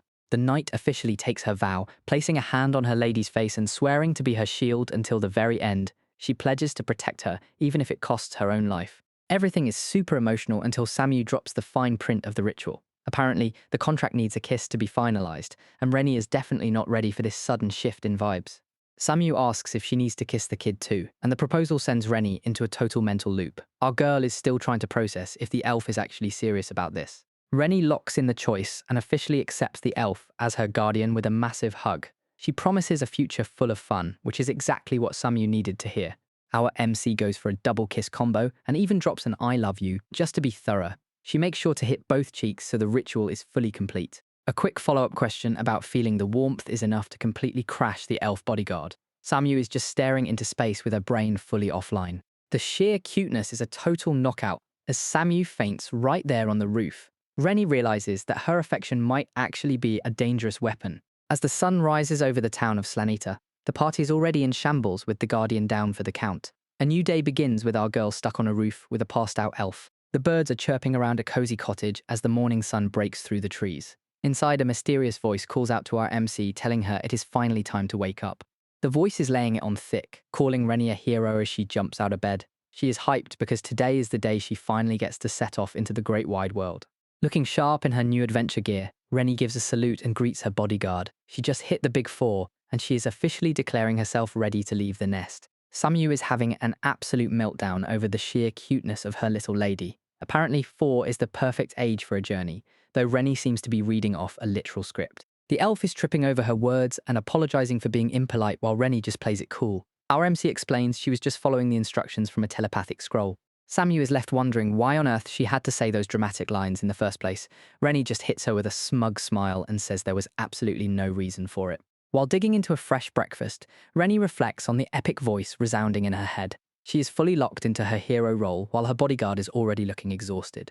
Our MC is fully locked in with that gamer brain as she hears the classic hero call. It is the perfect start to her own epic journey. Experiencing actual telepathy in the flesh has her geeking out. She is living her best fantasy life right now. Back on the night of the ritual, the vibe is purely wholesome until the bodyguard suddenly short-circuits from a cuteness overload. The poor girl is down for the count after that ceremony. After preventing a long fall off the tower, the Guardian contract is officially a success. They can finally chat through their minds like a group call. Even though the elf status is technically sealed, the mana is clearly humming through her body. She just cannot use any of that power yet. A quick telepathy test is enough to prove the link works as she wonders how much her mum's influence helped. She is already calculating the logistics for the future. The mental link works more like a phone than a constant broadcast. She only sends the thoughts she actually wants to share while her bodyguard recovers on the floor. Renie is feeling good about her departure now that the family is connected through their mental group chat. Since her mom and Samu are linked, any emergency at home will reach her instantly. Standing outside their cozy cottage, it is finally time for the big send-off. Renie promises to grow big and strong as her parents give her one last pep talk, making sure her dad stays safe. Renie insists he keeps the substitute dolls on him at all times. Ward just smiles and pats her head, happy to see her so thoughtful even on her way out. Switching her focus to Mom, the little elf warns her not to overwork herself while they are gone. Mom just chuckles and reminds Renie to use their mental link for whatever she needs on the road. After one last round of hugs and an emotional goodbye from her dad, Renie is officially handed over to her guardian. Ward makes Samu promise to keep his daughter safe before they finally part ways. With a big wave and a cheerful goodbye, the duo finally hits the trail. Samu stands tall and reaffirms her vow to protect her lady as the house disappears into the distance. Further down the road, Renie asks for an update on the mess they left behind in Slanita. Apparently, the new mayor is working overtime just to fix the disaster his predecessor created. Shortm did not just stop at trafficking, he was embezzling taxes and chasing off villagers just to keep his paper trail clean. While the new mayor is doing a decent job cleaning up, the missing kids are still a major loose end. Renie munches on some dried potato while she weighs the options. Samu feels bad for not finding more clues before they left, but Renie is just glad she tried. The mystery of where those children were sent still hangs over them. It turns out those kids were just bargaining chips used to build connections with the big bosses. Our MC goes into deep thought mode as the scale of the conspiracy grows. Time for a new destination. Samu suggests hitting Rioliga, the regional capital, where Shortm's higher-ups probably hang out. Rioliga is the ultimate traffic hub, packed with merchants and inns for miles. It is the perfect place for a bit of investigation mixed with some high-level sightseeing. Renie is already sold on the idea and can barely even pronounce the city's name in her excitement. A 3-day trip with guaranteed beds, say less. Renie points toward the horizon, ready to conquer. Rioliga and find those missing kids while hitting every tourist spot on the map. Samu just stands back and admires the enthusiasm. Travel day 1 starts with a visit to a famous meat shop. Watching her lady tear into a massive drumstick while speaking in tongues is apparently the peak of entertainment for Samu. After finding a spot on the outskirts, Renie develops a weird obsession with the innkeeper. She spends her evening inspecting every inch of the place like she is looking for hidden treasure. On day 2, they hit a fruit garden for some great picking. Samu watches the light filter through the trees and decides Renie looks exactly like a harvest goddess. Day 3 brings a very intense inspection of the back of a village sign. Even though there is nothing there, Samu assumes this is some secret genius move she is just too simple to understand. She admits she might never truly grasp how Renie sees the world. To her, the little elf is just a uniquely special soul. The road widens as they reach a massive traffic hub filled with constant travelers. While Samu explains how busy things are, Renie's eyes lock onto a passing cart. A carriage driver flies past at full speed, screaming about a dragon to the south. Our elf duo watches the dust settle as they wonder why he is in such a massive rush. No time to waste. Renie immediately pulls up her inventory screen. She calls out for a guardian and the team locks in for a fight. They reach the hill just in time to see the chaos below. A dragon is having a field day with a group of soldiers and their carriage. Samu recognizes the beast immediately. This is the same dragon that was supposed to be guarding the jewel, and now it is out here causing a scene. Renie does not care about the law, she just gives the order to move out. The situation on the ground is a nightmare. Knights are getting crushed, and horses are losing their minds as the dragon tears through the line. The beast zeroes in on the main carriage, raising a massive claw to turn it into firewood. It looks like game over for whoever is inside. Out of nowhere, our tiny MC drops in with a surprise cat punch. The dragon barely dodges the hit while Samu draws her bow to keep the pressure on. Samu's arrows are bouncing off like they are made of rubber. The dragon has got a mana barrier up, making long-range attacks a total waste of time. Samu decides to keep the pressure on, so the beast stays grounded. Renie gives a quick nod and heads straight for the carriage to check on the survivors. She reaches the side of the fancy transport and leans in. "Are you all right?" she asks, looking for any sign of life inside. A young girl with dark hair peeks out, stammering that they are fine. Renie's eyes go wide when she hears someone address the kid as Your Highness. The attendants try to shove the princess back, telling her to let the adults handle the talking. She isn't having it though and insists on speaking for herself.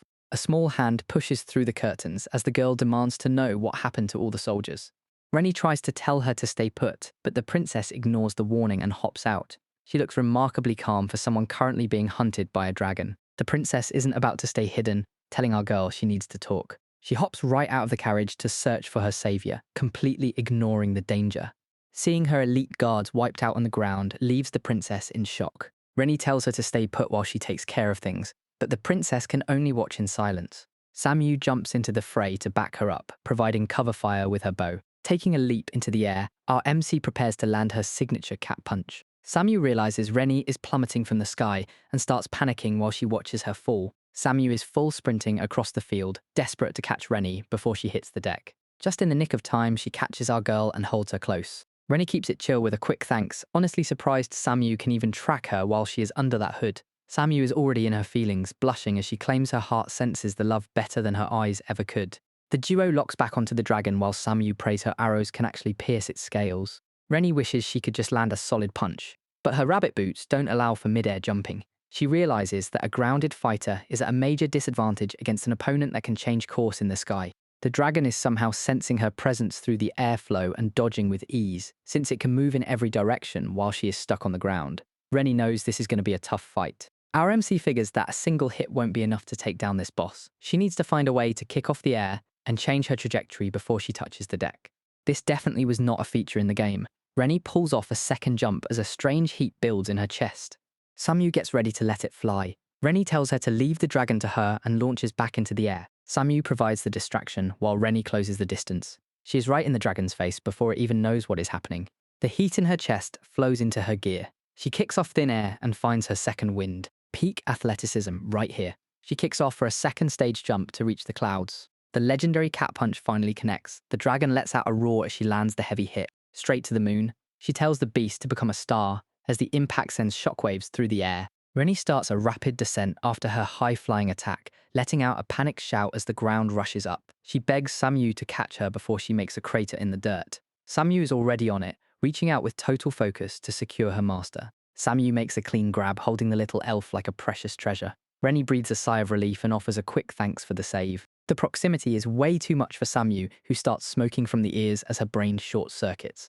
Renie hops down to give her some space, asking if she is doing all right. Samu tries to pull it together, apologizing for her extreme reaction. Our bodyguard admits that seeing Renie without her hood is like taking a direct hit from a high-level spell. She apologizes for her lack of composure, claiming Renie's natural charm is just too powerful. Renie realizes her hood must have slipped during the chaotic fight with the dragon. She is still confused by all the talk of attack power and love resistance, not quite getting Samu obsessive gamer brain. Samu changes the subject to something more serious, asking if Renie feels any different after the battle. She felt a huge wave of magic coming from her earlier, which is news to Renie since she did not think she had any. It turns out Renie was born from a queen who had lost all her mana, leaving her magical future a total mystery. Samu wonders if the intense fight acted as a trigger, finally awakening the hidden power within her. Renie mentions that weird heat she felt in her chest during the fight. Samu realizes that was likely her first time actually tapping into her mana. Samu has a major breakthrough. She thinks our girl finally unlocked a high-level skill called magic manipulation. Hyped by the news, Renie decides to give it another shot right then and there.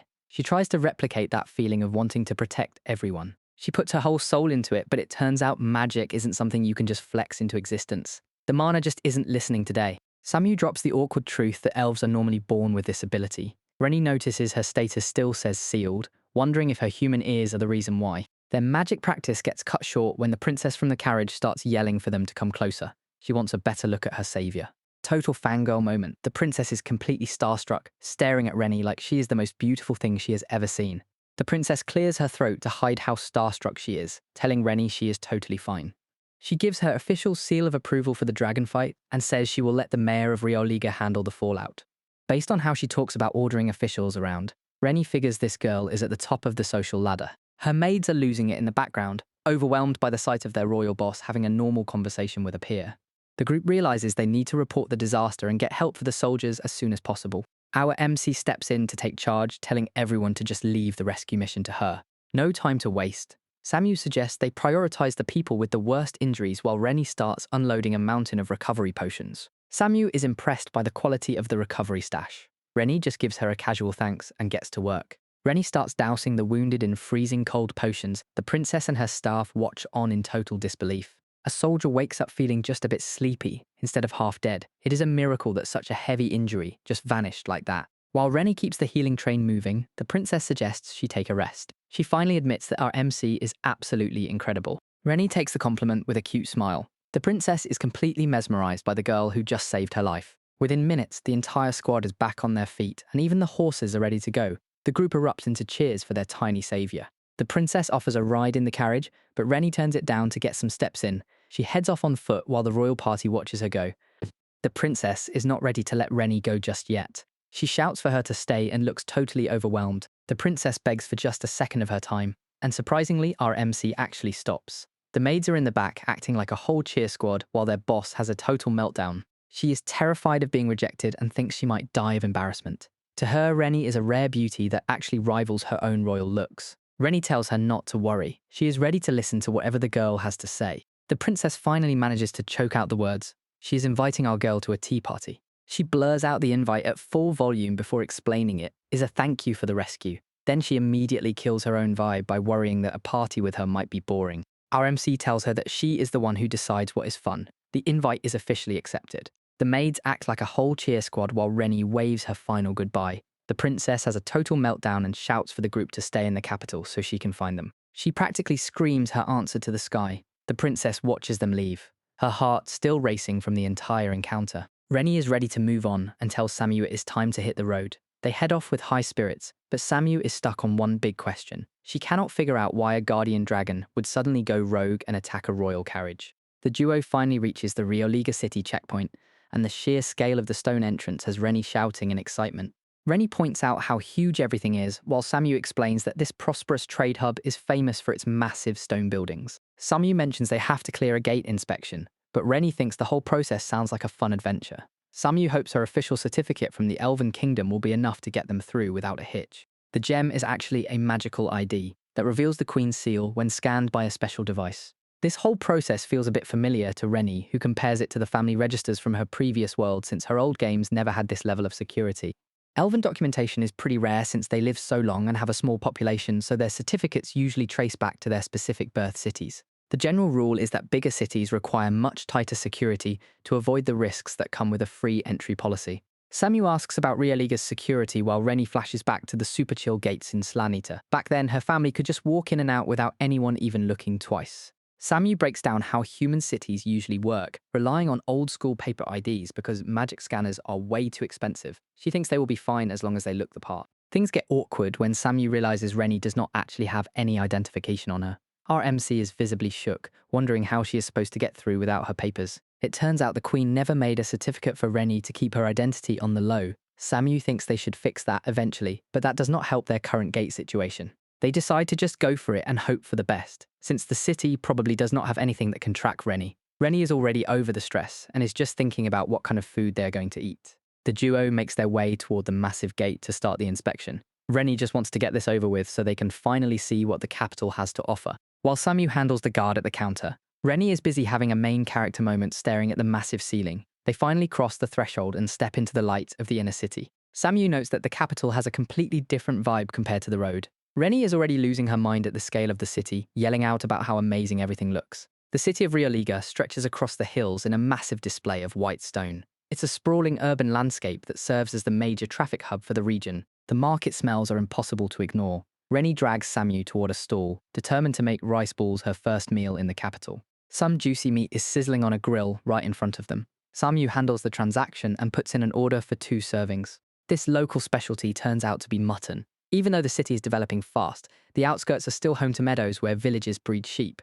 A warm drink is the perfect follow-up for the meal. The vendor pours out a couple of steaming cups to help the duo settle in. With a skewer in each hand, Renie is fully locked into her snack. The drinks are made from sheep or goat milk, offering a unique local taste to finish the tour. Samu offers to take the lead if the food is too heavy, but Renie is already locked in. She gives thanks and goes for a giant bite of the local mutton. The flavor hits like a truck. She chews through the juice and shouts about how good it is with her eyes practically glowing. Samu is happy to see her enjoy the meal as she explains the blend of spices and sweet sauce. Renie keeps eating until she feels a sudden kick on her tongue. The spice starts catching up to our MC, and Samu realizes she forgot to ask for the mild version. She quickly hands over a cup of milk to help cool things down.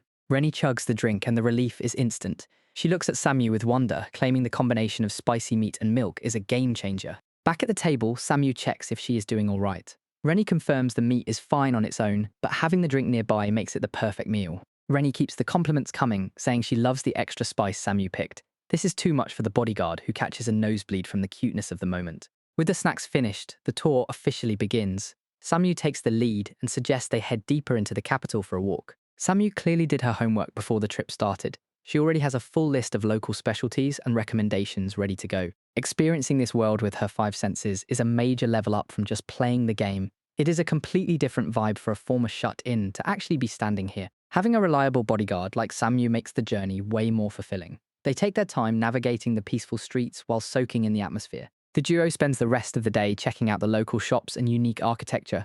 Renie makes sure to inspect every interesting corner while Samu keeps track of their route. A voice from inside the inn catches Samu's attention as they approach. Someone is looking for a specific pair of travelers, and Samu hesitates at the door. A royal guard is already at the front desk asking about an elf and a child. Renie cuts right to the chase and steps forward to ask if he is looking for her. The royal guard confirms he was looking for them and hands over a fancy letter with a thick wax seal. He tells the duo he was specifically tasked with making sure they receive this message. Samu asks how she should reply, but the soldier tells her to just head to City Hall or talk to the guards if they have a response. Mission accomplished, the man waves them goodbye and heads out. Renie checks in on Samu and asks if she is doing okay after all the excitement. Samu keeps it professional, insisting that Renie should be the one taking a load off and resting. Samu examines the royal wax seal and explains that only the highest-ranking family members can use it. She puts the pieces together and realizes the girl Renie rescued was actually the princess of the country. Samu breaks down the royal hierarchy, mentioning that the king and queen have 3 children. Looking at the details, she concludes that their mystery guest was the youngest princess of the bunch.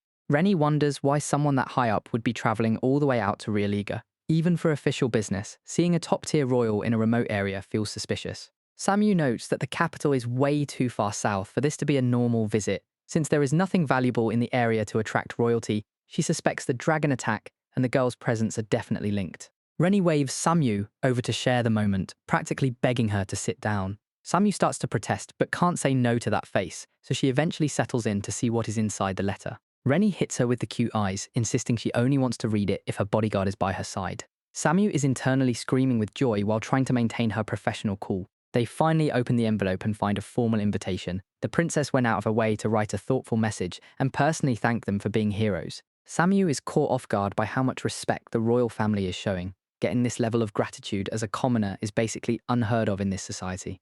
The invite reveals that both the city mayor and the feudal lord will be in attendance. Renie thinks it is amazing, but Samu realizes a meeting with high-ranking officials is serious business. Samu explains that the region is ruled by Count Gayroll, a powerful aristocrat. This casual tea party is quickly turning into a high-level summit for the local elite. Noticing the sudden tension, Renie asks if Samu just has something against tea parties. Samu looks completely frozen at the thought of dealing with high-level social etiquette.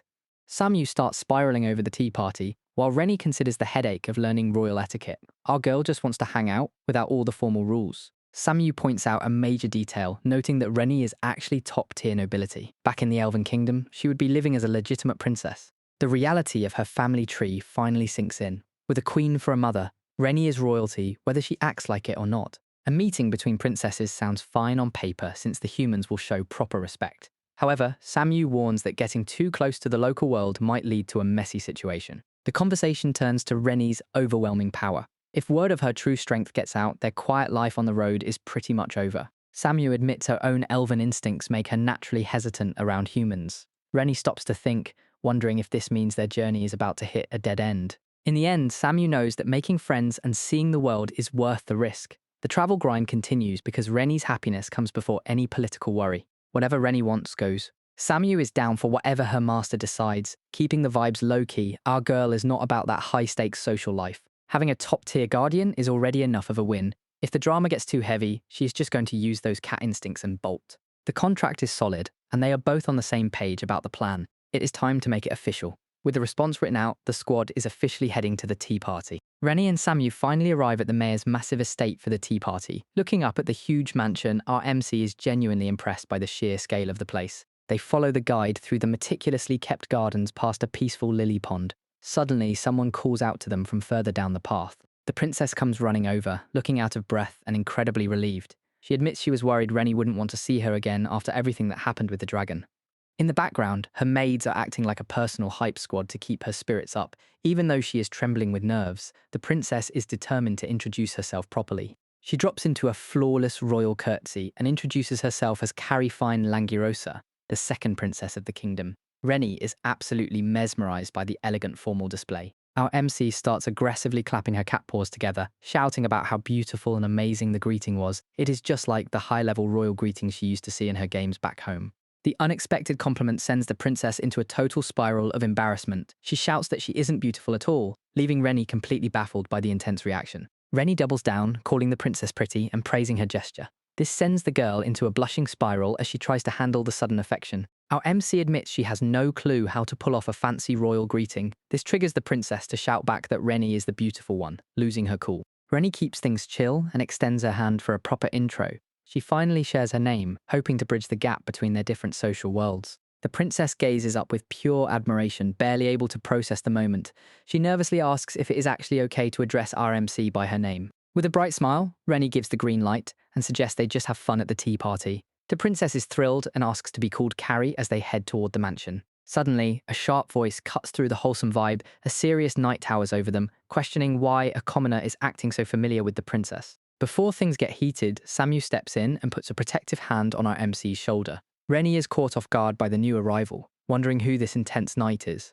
The princess starts panicking and orders her guard to stop immediately. She turns to Renie and asks if she is okay, but our MC is totally chill because she knows Samu has her back. Samu is not playing around and steps forward with a terrifying aura. She stares down the knight, asking what she thinks she is doing. Our girl points out that Renie only showed up out of the kindness of her heart. She drops the hard truth that while this knight was nowhere to be found, Renie was the one protecting the princess. She reminds the knight that the royal guard was completely wiped out by the dragon. The mood gets heavy as she asks who exactly saved everyone's lives that day. Samu keeps the pressure on, calling out the knight for being the truly rude one here. The knight finally reaches her limit, threatening to shut Samu up for good. To break the tension, Renie reaches out her cat paw and asks to hold hands. Samu's scary aura vanishes instantly as she happily agrees, leaving our MC a bit shocked by the sudden switch. Renie has to tell her bodyguard to chill, because the hand-holding is clearly short-circuiting Samu's brain. At the same time, the princess finally gets through to her knight, Pio, ordering her to stand down once and for all. The knight Pio is still fuming in the background, while the princess goes into a total panic, apologizing for her guard's behavior.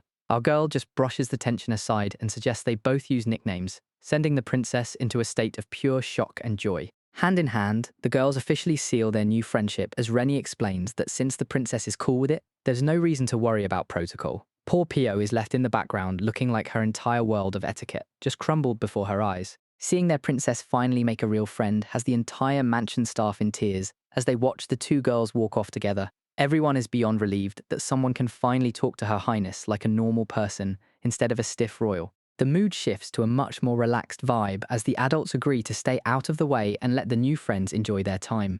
To celebrate the occasion, they bring out a massive spread of sweets and tea that they manage to whip up in record time. Our girl's eyes practically sparkle at the sight of the dessert table, especially when she spots a plate of chocolate. The princess is thrilled to introduce her to the legendary snack, and Renie is more than ready to start her tasting tour.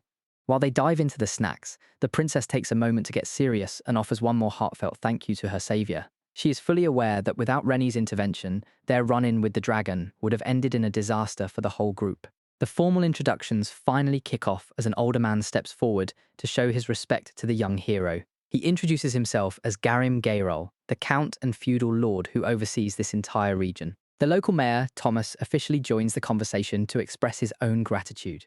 He admits his heart nearly stopped when he heard about the dragon attack on the royal carriage. Our girl knows he is mostly just worried about the massive headache it would have caused for his reputation. Thomas is still processing the fact that such a tiny girl handled a dragon single-handedly. Renie just takes it in stride, observing that everyone has their own unique struggles to deal with. The mayor is desperate for all the juicy details of the heroic battle, since the rumors do not make much sense to him. Samu shuts him down instantly, calling the battle details classified information. Count Geral plays it cool, noting that top-tier travelers always have to keep their secrets close to their chest. The princess decides it is time for a change of pace and offers Renie some fresh tea before it loses its heat. Our MC is more than happy to trade the intense questioning for some snacks. Our girl is impressed by the rose-scented tea, and the princess is thrilled that her special brew is a hit. Seeing Renie enjoy the drink has the young royal feeling a huge sense of accomplishment.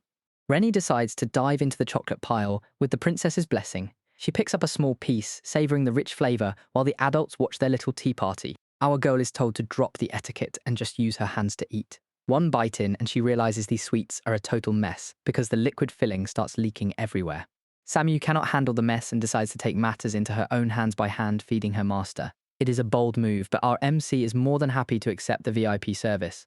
Renie is absolutely loving the new flavour, but her happy reaction is too pure for her bodyguard. Samu takes literal critical damage from the cuteness and nearly loses her mind on the spot. The princess is not about to let Samu have all the fun and offers up her own special orange sauce chocolate. Renie is always down for a food tour and gets ready for the next round.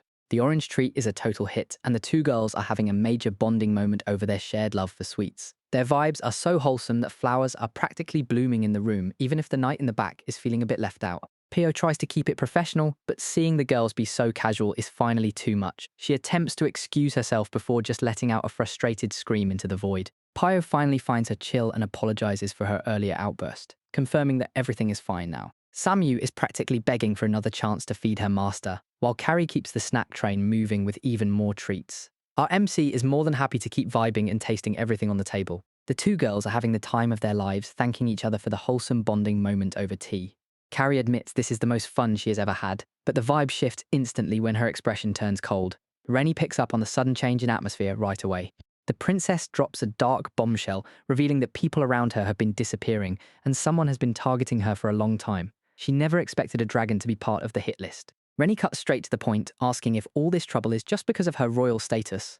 The Count chimes in to explain that the real reason Her Highness is being targeted is because of a certain annoying prophecy. Renie can only tilt her head in confusion at the mention of it. The Count starts dropping some major lore about a prophecy from 5 years ago. Apparently, a religious group is waiting for a chosen one with a legendary treasure to finally show up. Since her birth lined up with the timing, everyone assumed the princess was the girl from the legends. The only problem is that she didn't get any of the cool abilities her older siblings have. Zero special powers and plain brown eyes, she basically failed the main character vibe check in the eyes of the public. Mayor Thomas tries to keep the mood light by telling the princess she has nothing to worry about. He wants her to just relax and ease her mind for a bit. The princess admits that everyone who meets her expects something amazing but leaves feeling totally disappointed. It is a lot of pressure for a kid who just wants to be normal. It gets even sketchier when she reveals that maids and knights have been disappearing around her lately. Even without any powers, she is somehow a magnet for bad luck and dangerous accidents. The mayor offers a quick apology for the knight's earlier outburst while Carrie shows appreciation for her loyal staff. Our MC thinks this is way too much drama for an average 4-year-old to handle. Renie shuts down the worry with pure confidence, reminding everyone she is basically the final boss of toddlers. She knows she is the strongest 4-year-old alive, and she is not afraid to say it. Looking at the loyalty of the staff, Renie realizes that despite the princess's lack of powers, she is surrounded by people who genuinely care. It is a rare moment of wholesomeness that hits her right in the feels. Seeing how much the princess has struggled, Renie decides to drop some much-needed validation. She points out how much love is actually in the room, making sure Carrie knows she is not alone. Our MC goes full smooth talker, comparing the princess's hair and eyes to sweet chocolate. Carrie takes 100 emotional damage and starts overheating like a broken radiator. Renie doubles down on the affection, looking her straight in the eyes and telling her she just wants to see that smile. It is the ultimate support move from a fellow royal. The princess completely loses it, screaming that she gets the message while her face turns into a tomato. Her social battery just hits 0 in the loudest way possible. The tea party turns into a chaotic mess of tears and laughter as Carrie hides her face from the overwhelming praise. Renie just keeps the pressure on, playing the innocent card while the adults watch the drama unfold. Carrie's social anxiety takes a backseat for a second as she gives Renie a teary-eyed thank you. Even the staff in the back are getting emotional over the wholesome vibes. The mood shifts when Renie reveals a cat ear hood and a giant bell. Samu stays alert while the princess looks on in total confusion. Staring at the strange getup, Carrie asks who exactly they are looking at. A mysterious figure suddenly floats high above the palace columns, down on the ground. A massive warrior in full plate armor blocks the path. Samu is clearly shook, immediately recognizing the iconic gear. Remembering the past game knowledge where MC is chilling in her room, scrolling through forums while waiting for the game maintenance to end. The hype is real for the new chapter titled The Wandering Capital. Cut to the game's lore. Legends speak of an ancient kingdom so advanced that even common citizens were masters of high-level magic. The king who dominated that era had everything except for eternal life. He became obsessed with achieving immortality at any cost. After a lifetime of research, the project was finished just as the king reached his deathbed. He used the entire capital city as a massive magic circle to force his final ritual to completion. The ritual did not go as planned. A blinding pillar of light erupted from the palace, sealing the fate of everyone within the city walls. The once great capital was completely annihilated, and the king was transformed into a twisted, hideous abomination. Our girl sips her juice, thinking the boss's origin story is a bit of a cliché. Back to reality, the peace is suddenly shattered by screams of an enemy attack. This location was known in the game as the Wandering Royal Capital Rwanda, a dungeon crawling with undead monsters. Renie recognizes the massive entity as a Soulbound knight, a high-level monster whose soul is trapped in its plate. It was a dungeon-exclusive mob in her game, yet here it is in the real world. Calling out to her group, Renie gets an immediate response from Samu. They prepare to move according to her lead. The princess starts to apologize for the mess, but Renie cuts her off by scooping the girl up. She reassures the little princess that everything is going to be okay. Flustered by the sudden contact, Carrie wonders if she is too heavy for her new friend. Renie does not even break a sweat as she carries the girl away, while Pio watches with a sharp eye. Samu realizes Renie wants to keep her true power a secret. They both agree that avoiding the eyes of the local officials is the smartest move right now. Deciding to handle the rescue in secret, Renie tells the princess to wait behind.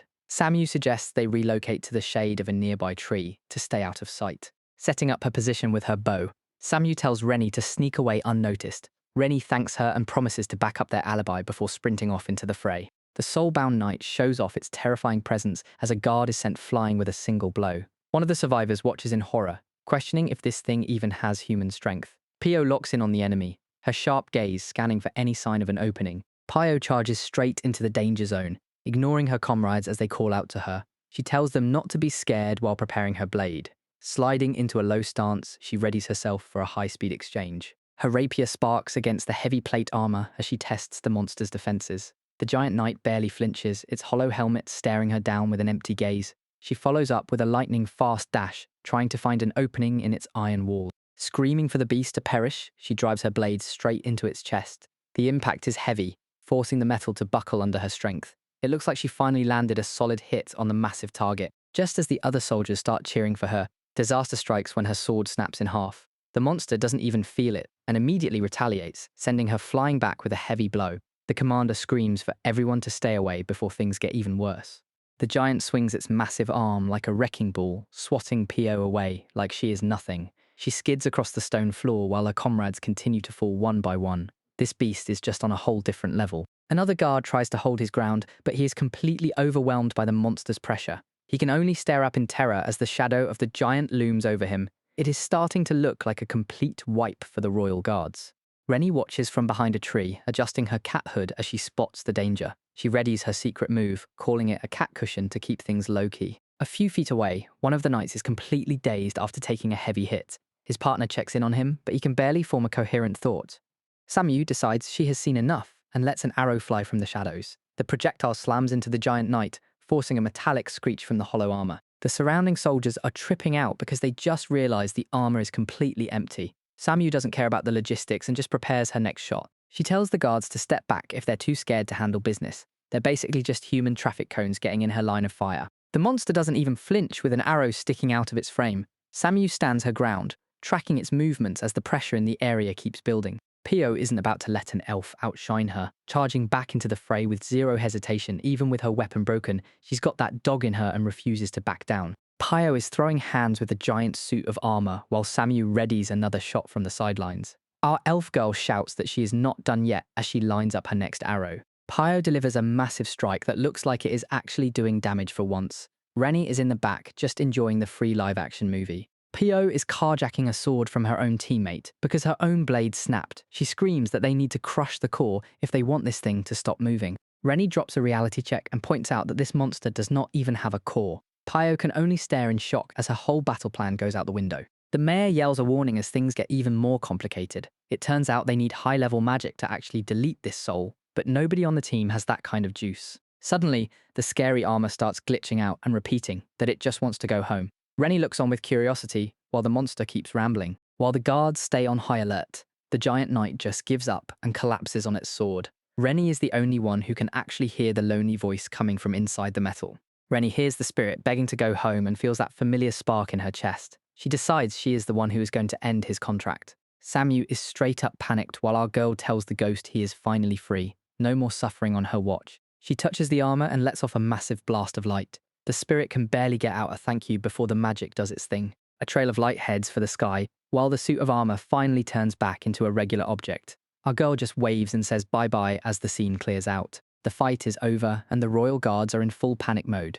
They are scanning the area for more threats, but fortunately it looks like the main boss was the only one on the guest list. Pio is not convinced by the silence and starts digging for answers. She saw that flash of light and asks our girls straight up if they were the ones behind the magic show. Samu does not even blink, pulling out the "we have been here the whole time" card. She's playing the innocent bodyguard role perfectly, while Pio keeps her eyes narrowed in suspicion. Pio decides to let it slide for now, since she has actual night stuff to do. She tells them she is going to investigate the area further and asks for some space until everything is officially settled.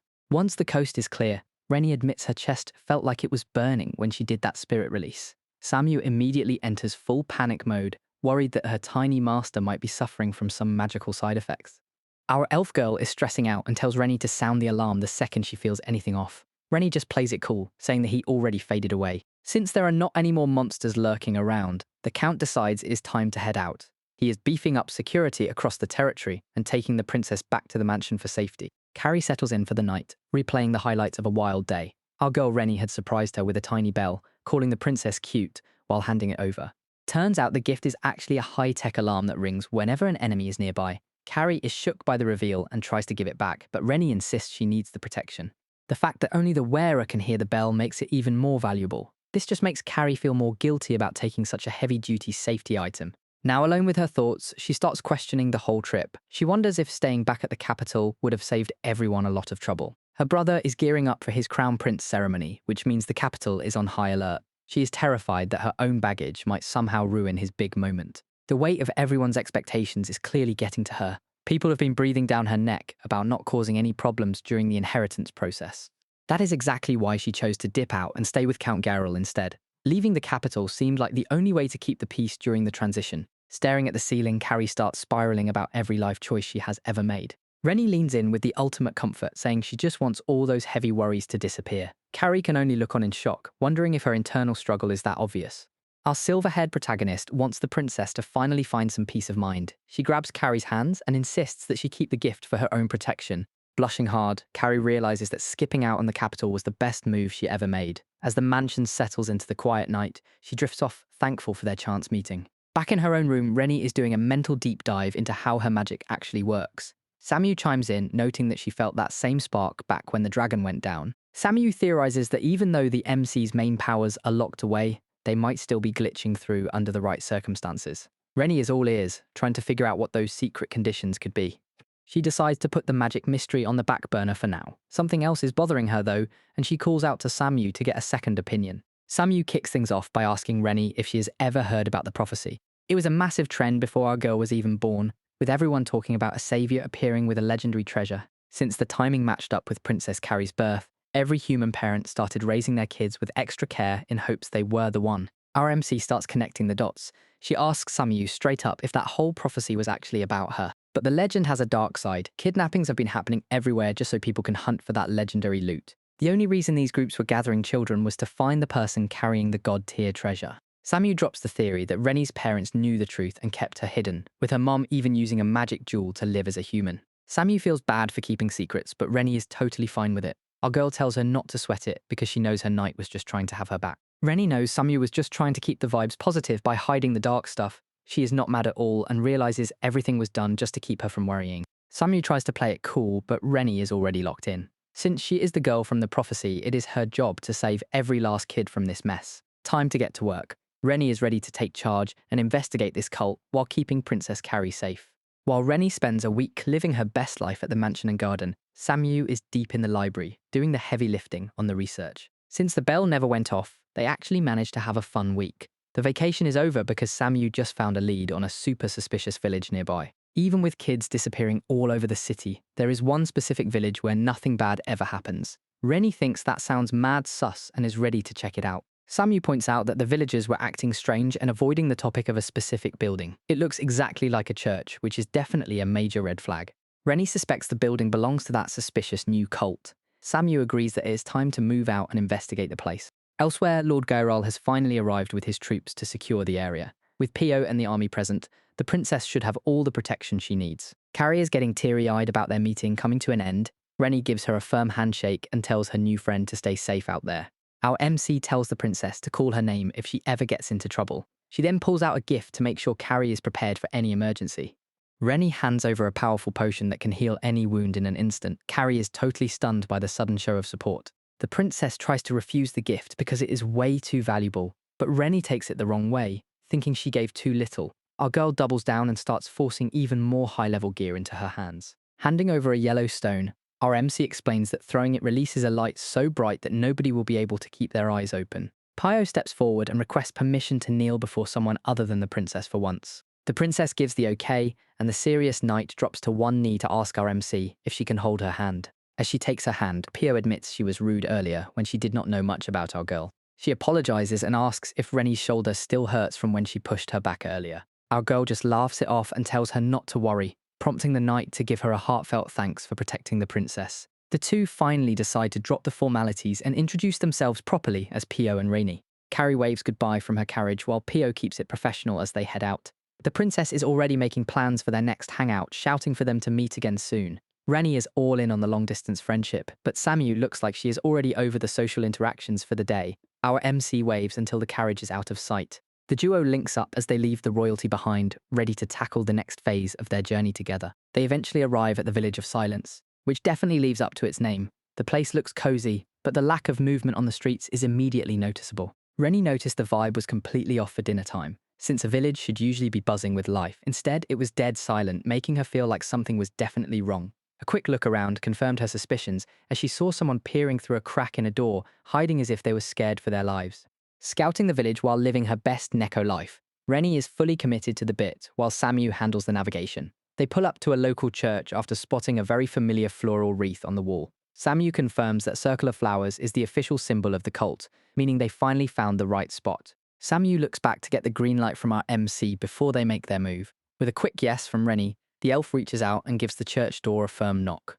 An old man slides open the door to see what they need. Samu stays professional by asking for a tour, but Renie pulls out a high-level cuteness attack to seal the deal.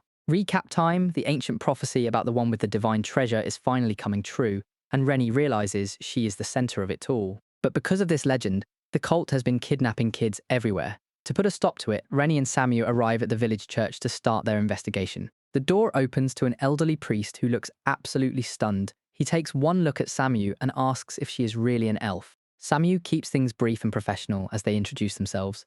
The priest is already overjoyed, calling their visit a literal blessing from the goddess. They ask for a look inside, and the priest is more than happy to lead the way into the massive cathedral. The scale of the place is incredible, with light streaming through the high arches. Renie is impressed by how beautiful the place is. The priest just smiles, noting that a place of worship should always have this kind of grand atmosphere. But the tour takes a shocking turn when Renie sees the image of the goddess. The resemblance is too close for comfort, and she can only whisper for her mother.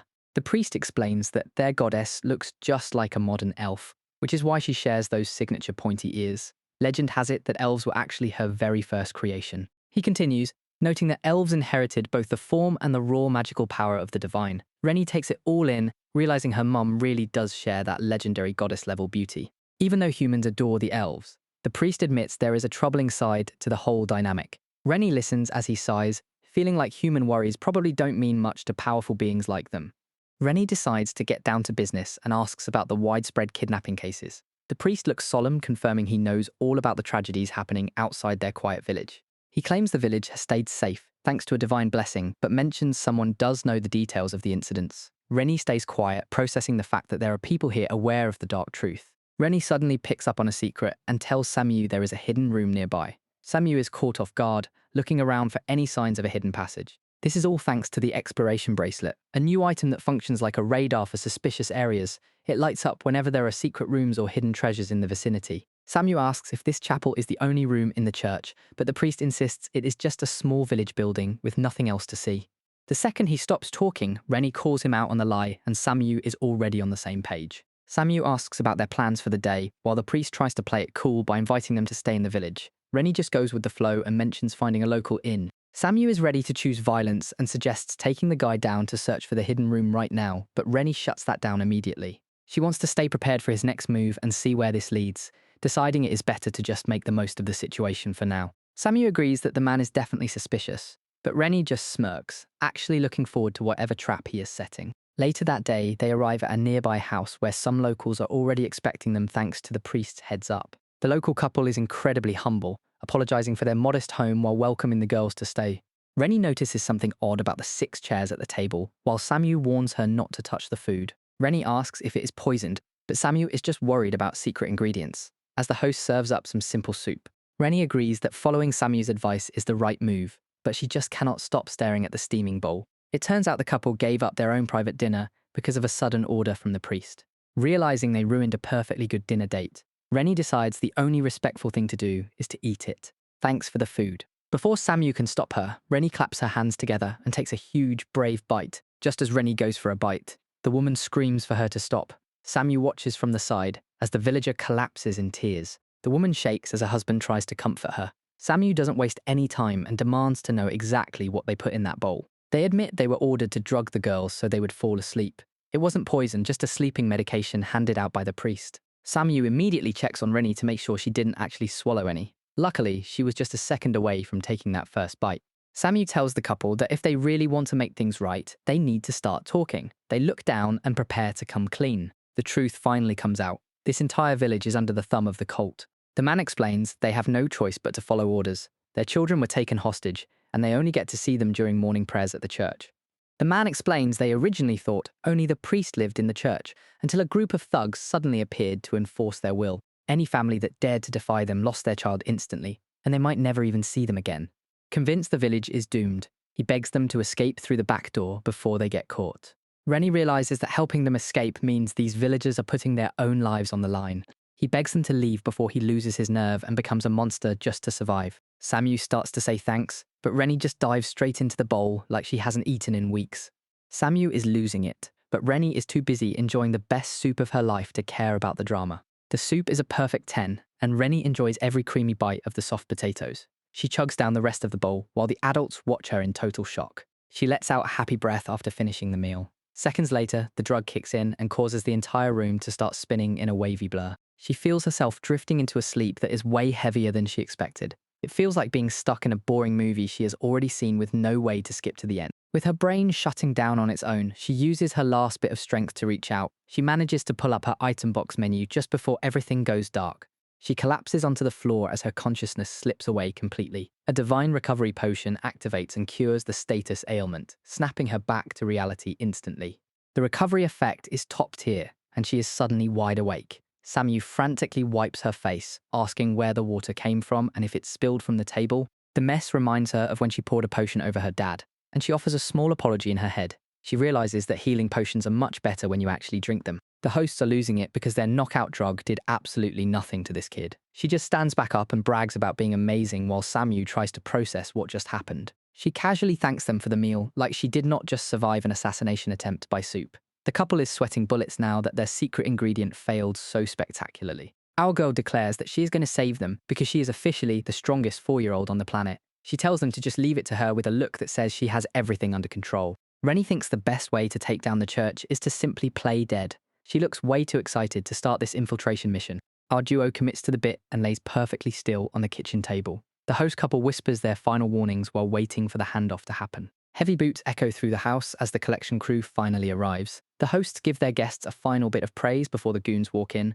A group of thugs gathers around to haul off the cargo. They are clearly nervous about moving the girls despite them being out cold. One of the creepy goons starts eyeing Samu like she is rare loot. He thinks she is way too high quality for a simple village priest. The guys continue their trash talk while carrying the girls into the dark woods. Our girl is listening to every word and is definitely making a mental list of who to take out first. Back at the church, they prepare to unload their prizes. One of the thugs pulls out a dark crystal that looks exactly like the evidence found at the previous mansion. Renie spots a familiar dark crystal and realizes it is the same tech they found at the mayor's mansion. One of the thugs thinks she might be waking up, but she keeps her eyes shut to maintain the surprise. The goon reveals a hidden floor hatch and explains how the self-destruct mechanism works. He slots the crystal into the groove, confirming this cult uses the exact same setup as their previous enemies. Our girl whispers a quick update to Samu about finding the secret entrance. They are both ready to see where this hidden path leads. The group descends into the dark basement with orders to split the girls up. They plan to take Samu to the priest and toss the pipsqueak beastkin into a jail cell.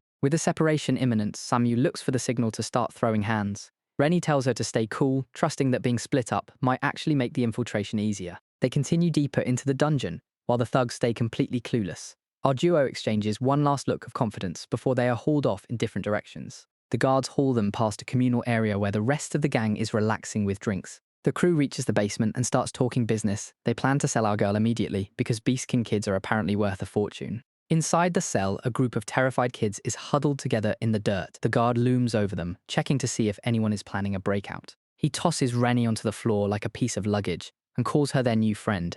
The dude starts doing a roll call to make sure his inventory is still all there. Renie stays perfectly still on the ground while the other kids watch with wide eyes. They are clearly devastated to see yet another child get dragged into this mess.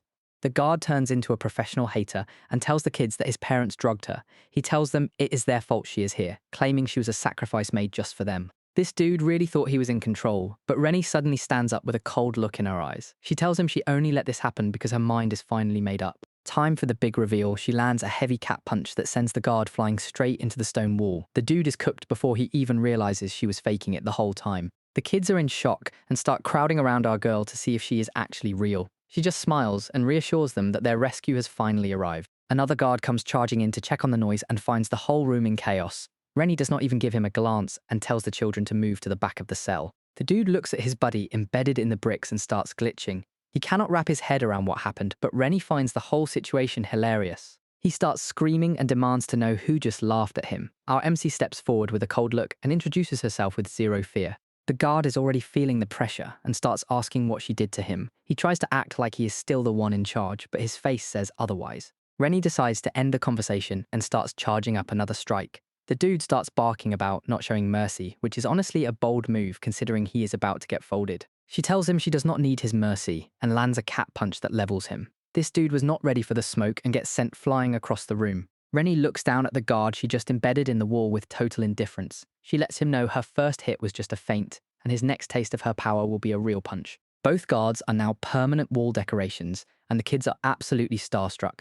They cheer for their tiny hero, completely amazed by the insane strength she just displayed. Time to finish the sweep. She tells the children to stay put while she heads out to clear out the rest of the trash waiting in the halls. Pausing at the next door, she catches two more thugs drinking and chatting. They seem disappointed that their last job at this location is finally wrapping up. The guys are getting nostalgic about their easy paycheck. They really enjoyed the high profits of threatening innocent kids and wonder where their next lucky break will come from. One of them comes up with a sinister plan for their exit. He suggests plundering the entire village on their way out since they are leaving the area anyway. They laugh about killing the residents or taking more hostages once they are no longer useful. On the other side of the door, Renie catches every word with a look of pure disgust. Renie strolls into the hideout with a casual greeting. The thugs at the table are completely stunned to see a child just walking in like she owns the place. One of the guys stands up, complaining that his associates can't handle a single child. This dude assumes she is just a runaway and tries to intimidate her into staying put. Before he can lay a hand on her, Renie delivers a cat punch that folds him instantly. The rest of the crew is stuck in a permanent state of confusion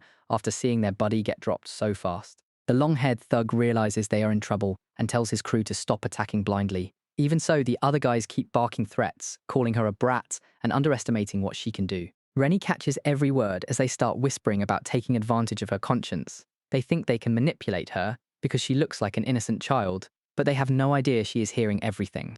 The entire group suddenly starts acting like helpless victims who are forced into a life of crime. They even point out one of their guys has a bad leg just to try and guilt trip her. The long-haired thug puts on a full show, sobbing about how his physical disability left him with no choice but to work for the cult. He begs for sympathy, hoping his acting skills are enough to keep him from getting folded next. Renie decides to play along with their little game and hops right onto the table like a cat. This long-haired dude is actually falling for it, thinking he has successfully lured her into a trap. She sticks the landing perfectly, making the thug burst out laughing at how easy this job turned out to be. He is really out here thinking he has outsmarted a child. The rest of the crew closes in, calling her an idiot for putting herself in a corner. They think her small size makes her easy pickings, but they are about to find out they are the ones in a cage with a monster. Renie lets out a spin attack called Cat Tail, and suddenly the vibe in the room shifts from a kidnapping to a natural disaster. The guys are left screaming in confusion as a vortex of pure force starts tossing them around like rag dolls. The thugs are losing it, wondering why there is a tornado happening inside the room.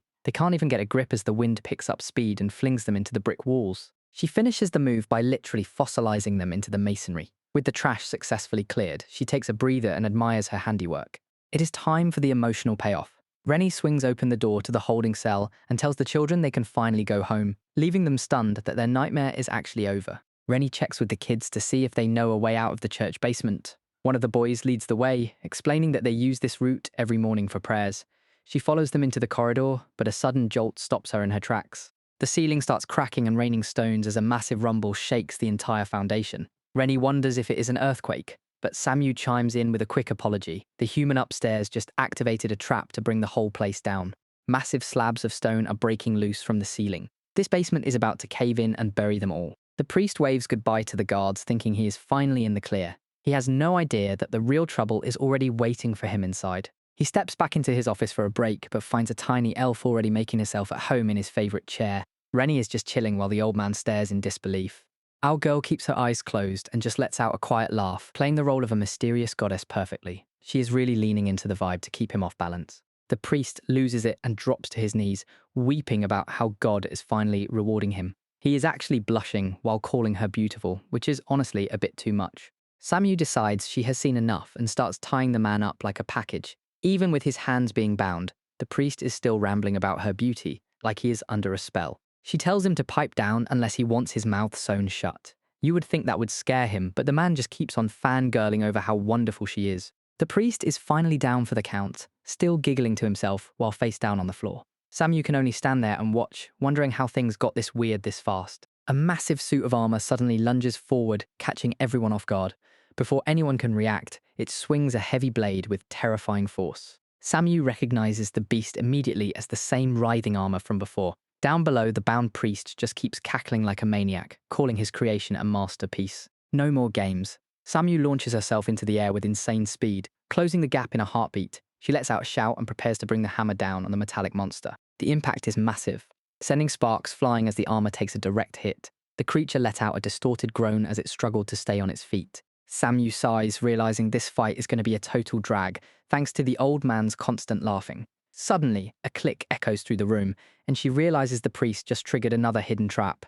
The knight stands firm, assuring the priest that this specific room is safe from the cave-in. It seems the old man planned for everything, even his own burial. The priest leans in with a creepy smile, suggesting they spend their final moments together in this stone tomb. Samu is clearly not vibing with his romantic death pact. Stones rain down as the wall torches are snuffed out. Darkness swallows the room as the basement starts to give way. Only Renie's glowing eyes are visible in the void. If she does not find a way out fast, she is going to end up as a permanent part of the masonry. Samu's voice rings out in a panic from the other side. That human priest actually went through with it and triggered the collapse. Samu is ready to charge in, but Renie tells her to stand down. This trap is designed to take down the entire underground structure. Renie is chilling since her room seems stable, but they have a problem. Samu wants to reach her but has no clue which way to turn in the pitch-black tunnels. Samu spots a heavy morning star on the wall and does not hesitate. She grabs the weapon and starts smashing through the nearest door to find a path. The wood splinters as the heavy iron ball crashes through. Renie looks up as her knight finally breaks through the wall. Rubble blocks the way, but Renie has a plan. She launches into the air and shreds the debris with her claws. Falling stones do not stop her leap to safety. Samu's panic does not last long since Renie sticks the landing with ease. An apology comes from Samu for the oversight. Renie brushes the mistake aside and tells her not to sweat it. The priest reveals his hidden card, a massive suit of possessed armor. Both girls recognize the writhing armor standing in their way.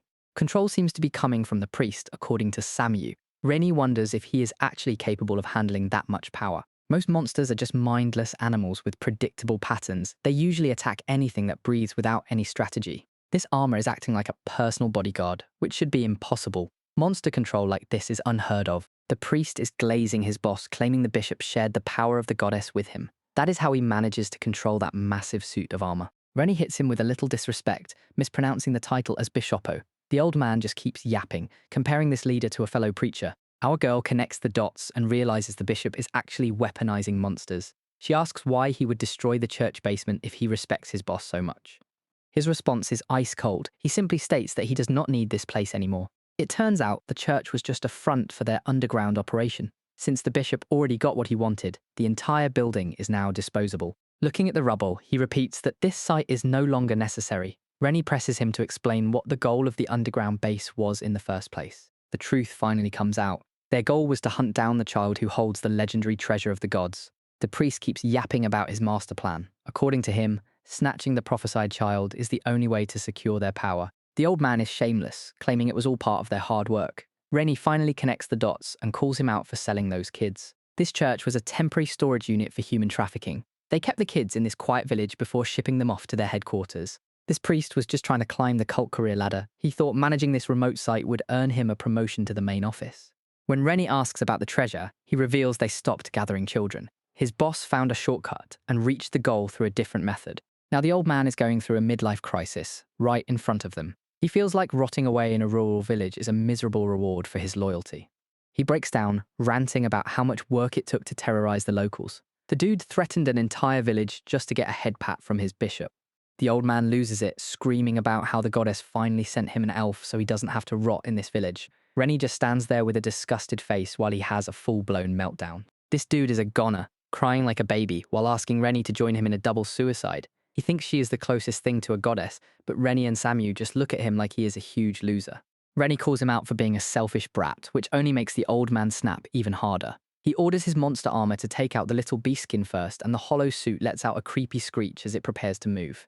Instead of fighting, Renie walks right up to the armor and gives it a gentle hug. She tells the spirit inside that she knows it doesn't actually want to hurt anyone. The priest is panicking, screaming at his puppet to move while it stands still.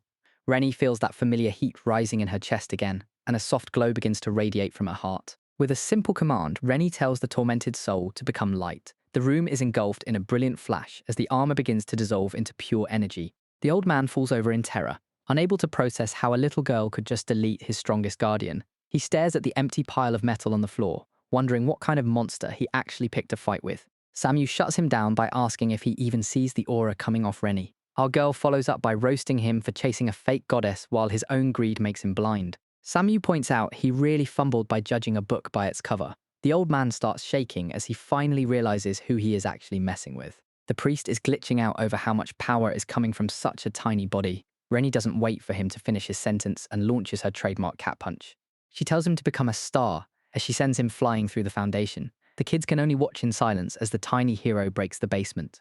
After dusting off her hands, Renie is just glad the hard part is over. She made a massive exit hole for everyone, and the kids are finally getting escorted back to their families. The vibe is bittersweet because some kids are still missing, and the priest left them with more questions than answers. Renie tells Samu it is time to wrap things up and get moving. Samu wants to do one more sweep of the rubble to see if they missed any clues. Renie gives her the green light to check the area. Samu spots a clue in the ruins and calls Renie over to check it out. Renie asks for the details as they uncover a secret letter sent from a high-ranking bishop to the priest. The document reveals the bishop is actually the local count, Gayroll. This means Princess Carrie is currently staying with a mastermind and is in immediate danger. Our girl knows she has to move fast to save her friend. Princess Carrie is traveling in style, rolling down the road with her full escort. Inside the carriage, the girls are busy sorting through a haul of new treasures. The custom bell ribbon is finally finished and ready to wear. Carrie looks like she just won the lottery as she admires the new piece on her wrist. Her maids are obsessed, telling her the new look is a perfect fit. The whole carriage is filled with nothing but positive vibes. Renie really went all out with the gift bag this time. Most of it is great, but a few items are definitely giving off some seriously cursed energy. Carrie is determined to keep every single gift within reach. The maids have to step in and offer to carry the heavier potions to lighten her load. She is not bothered by the weird looks or the creepy doll. To her, every single item is a precious reminder of the first real friend she ever made. Treasuring the small bell on her wrist, Carrie is caught in a moment of pure gratitude. This accessory is a permanent symbol of a bond she never wants to let go of. The energy inside the carriage is nothing but wholesome as the maids celebrate their princess's happiness. Carrie is already daydreaming about the next time she gets to hang out with her new best friend. Suddenly, the peace is shattered by a frantic ringing from the custom bell on her wrist. Carrie is caught off guard by the sudden chime of her new accessory. The maids instantly flip into panic mode, demanding to know what is going wrong. They have no idea the gift they just praised is actually a high-tier early warning system. Outside, things go from 0 to 100 as the guards realize they are being followed. The carriage picks up speed while the escort forms a defensive perimeter around their royal charge. Pio is in full battle mode, ordering everyone to stay inside the carriage no matter what. The maids can only wait in terror as the reality of a surprise attack sinks in. Even though they avoided a total ambush thanks to Carrie's bell, the tension inside the cabin is thick enough to cut with a sword. Carrie is desperate for an update on the chaos unfolding just outside her window. Pio is usually the coolest head in the room, but even she is starting to feel the pressure. The odds are officially stacked against them because the enemy numbers are way higher than they expected. Ambush mode is fully active. Pio is out there doing her best, but the enemies are everywhere, and the vibe is turning south fast. Inside the cabin, it is pure panic. The maids are doing their best to shield their princess from the carnage happening just inches away. Things are getting brutal out there. Seeing her protectors get tossed around has Carrie losing her mind from the stress. The carriage takes a heavy hit and flips over. Everyone inside gets thrown into a heap as their ride home is turned into a wreck. Crawling out of the ruins, Carrie is shaking. She looks up and sees the enemy is right there. Yet they aren't attacking. The attackers are just walking right past the crash site like they can't even see it. Carrie is stunned that they are being ignored while the battle rages on. That is when she notices the evasion talisman from Renie's gift bag is active. Her friend's magic was the only thing keeping them hidden from certain death. Carrie is shaking in the shadows as heavy footsteps close in on her hiding spot. Geral's voice mocks her, wondering if she has finally realized how tiny she is in the face of his power. She is reaching her breaking point while he plays this twisted game of hide and seek. The villain is officially done playing nice. Geral stands there with his massive bodyguard, taunting Carrie to show herself. To make sure she gets the message, he grabs a bloodied Pio by the hair and holds her up like a trophy. Seeing her loyal knight battered and bleeding has Carrie's heart sinking. Geral does not even care, complaining that Pio took down 3 of his messengers and deserves a punishment way worse than death. He leans into the psychological warfare, asking Carrie if she is really just going to watch her protector suffer. The princess is falling apart inside, torn between staying hidden for safety and coming out to save her friend. She finally finds her voice and steps out from the wreckage. Even with tears in her eyes, she looks Geral dead in the face, refusing to let him hurt Pio anymore. Geral acts like he is just running into an old friend, greeting her as she demands to know why he is doing this. He drops the ultimate reveal, claiming it is all because she is a child of God. He is convinced that the light that purified the monster at the mansion was her power waking up. He thinks she finally used it to save her knight, but Carrie is lost because she knows that power definitely was not hers. Geral is straight up gaslighting her, calling her power unstable and mocking the lives lost for nothing. This dude is a professional hater. Carrie's spirit is officially broken, and she agrees to go with him. Gayroll just smirks like he has won, totally enjoying her defeat. She begs for a chance to say goodbye to her loyal knight first. Even Geral admits Pio was a real one, as Carrie clings to her in the wreckage. One final look at her knights before she leaves it all behind. She confirms the goodbye is done and starts walking toward her new nightmare. A carriage with literal flaming horses pulls up to pick her up. Gayroll plays the gentleman, but the fire in Carrie's eyes says she is still in the fight. Inside the manor, the Count tries to butter her up with fake compliments. Carrie is not hearing it though, silently vowing to tune out his manipulation. She hardens her heart against his toxic words. Elsewhere, Renie asks Samu about Carrie's location. Samu confirms she did her homework before they split up. They are closing in on the city, and she is certain their target is nearby. The squad is full tilt through the night, under a crescent moon. Samu is confident they will catch up at this pace, as a lone rider comes into view. It is a total reunion moment when they realize the rider is Pio. The knight nearly falls off her horse from the shock of seeing the little hero again.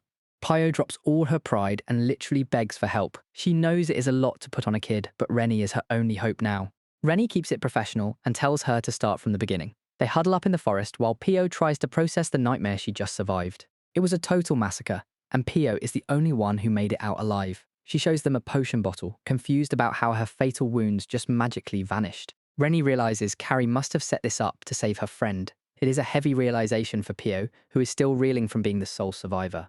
Pio looks absolutely crushed as she explains it was a total massacre, not a fight. She knows there's no time for backup if they want to save the princess. The knight drops her head in shame for begging a little girl to solve her problems. She literally has no one else left to turn to. Pio looks Renie dead in the eyes and brings up the mystery light from the mansion. She is starting to put the pieces together. Samu tries to play it cool while low-key panicking that the secret is out. She asks why Pio would even think a kid like Renie is responsible. Pio shuts that down immediately, knowing the princess has heart, but definitely not that kind of power. It is a gut feeling that she knows is right. She keeps the pressure on Samu, pointing out that nobody would hide a trump card while their boss was about to die. Pio explains she felt a mysterious force protecting them during the slaughter. She is convinced the little hero is the one pulling the strings from the shadows.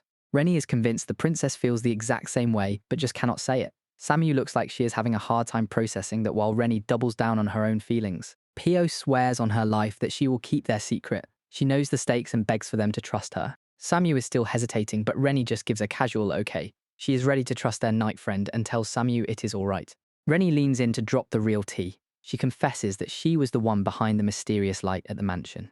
She admits she is still figuring out how to control her powers. Even if the light is unpredictable, she knows things will work out in the end. With a wink, she mentions her inventory is full of maxed out items. She is ready for anything and promises to save the princess. Renie gives the knight a reassuring head pat. She tells her to leave everything to her, no matter how many people have fallen. Pio is down bad for the head pats and thanks our girl for the support. The vibes stay high as Renie tells the knight she is doing a great job. Samu finally hits her limit and lets out a scream to vent all that stress. Collecting her thoughts, she apologizes to Renie for being so overwhelmed.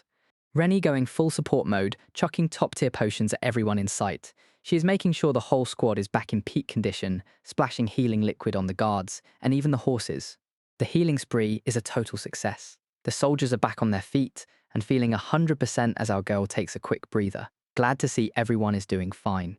The maids are absolutely losing it with gratitude. They are crying tears of joy and showering Renie with thanks for the literal miracle she just pulled off. No time for a victory lap though. The maids beg her to rescue the princess, and Renie gives them a chill nod to let them know she has got this. Over with the troops, the vibe is pure confusion. Since they did not see Renie's inventory hacks, they assume their captain Pio is the one who somehow saved them all. Pio tries to shut that theory down immediately, but the guys are already convinced she is some kind of hidden legend. They think she is just being humble about her secret powers. Renie leans in to drop the real tea on how the healing actually worked. Pio is left completely wide-eyed by the revelation, but she quickly swears on her life to keep the secret safe. Pio is cringing into another dimension because the soldiers are giving her all the credit for the miracle. She knows she has to keep the secret, but taking the glory is making her want to crawl into a hole. The troops are busy debating if a beastkin child really saved them from a dragon, completely oblivious to the real hero. Pio does not stick around to hear more and makes a quick exit. Back with the horses, Pio tries to comfort her mount Juliana while checking her gear. A quick look at the worn-out horseshoe confirms her worst fears that this ride is finished.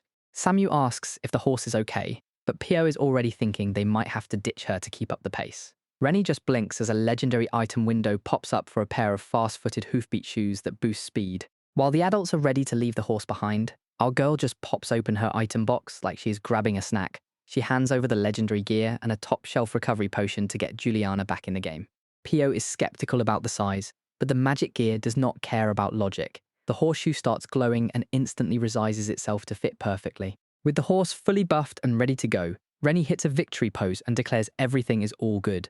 Samu and Pio are left speechless, wondering how many more cheat codes this kid has. The legendary gear works wonders as Juliana kicks into overdrive. Pio is stunned by the boost and notes that the horse is moving even faster than before. The knight is having a total existential crisis. She watches the kid sitting casually on the horse and wonders what kind of powerhouse she is actually dealing with. Our MC is officially out of gas. She starts swaying in place as the adrenaline wears off, leaving her completely ready for a nap.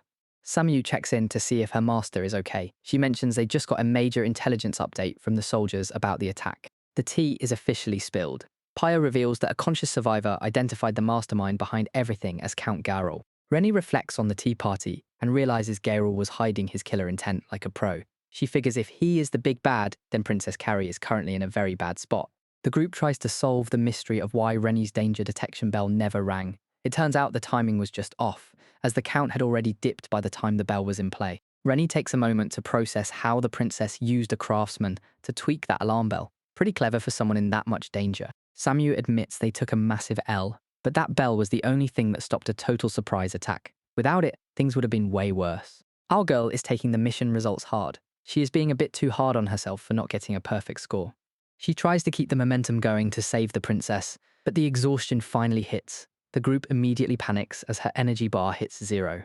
The tank is officially empty. She is barely holding on and rubbing her eyes, admitting the sleepiness is winning. Even a legendary hero has a bedtime. It turns out the 4-year-old grind has its limits, and she has reached them. Pio warns her not to overdo it, but Renie has a gamer's solution. She treats her sleepiness like a status ailment and decides to cheese it with a top-tier recovery potion. Pio is officially putting her foot down on Renie's health. She warns that if the tiny hero keeps redlining it, the princess is going to have some serious words for her later. Samu backs her up and reminds everyone that Renie is still a growing kid who needs her sleep. She shuts down the idea of using a potion to cheese the exhaustion, insisting a real nap is the only way to go. To keep the mission moving, they plan to slap some speed-boosting hoofbeats on a new horse and carriage. This way, Renie can catch some zizz in the back while the rest of the crew stays on target. It is the ultimate fast travel strategy to save the princess without burning out their secret weapon. No more delays, just high-speed travel and hero naps. The team wastes no time prepping the ride. Samu takes charge while ordering the servants to get the carriage ready for their sleepy boss. Our girl is officially checking out as she thanks Samu for the help. With a gentle smile, the elf bodyguard tells her to rest easy while the grown-ups handle the road. Lights out for the tiny hero as she drifts into a cozy flower-filled dreamland. She is out cold and enjoying the peak comfy vibes while the journey continues. Renie wakes up from her nap and realizes she was using Samu as a headrest. While she stays chill, Pio is in the back, absolutely losing it. Our tiny hero greets the morning with a sleepy reach. A few minutes later, Samu is officially in her feelings, melting over how cute Renie looks while waking up. Samu is currently dealing with a critical hit of cuteness and a nosebleed after serving as a lap pillow. Renie just beams and asks if she enjoyed it, admitting the nap was top tier. The crew is currently making record time toward the capital thanks to the buffed horses. Renie rubs her eyes and realizes their target is likely using high-level mounts to stay ahead. Meet the Death Horse, a monster straight out of the Wandering Royal Capital map. It is the undead version of a speed demon, just like the possessed armor they fought earlier.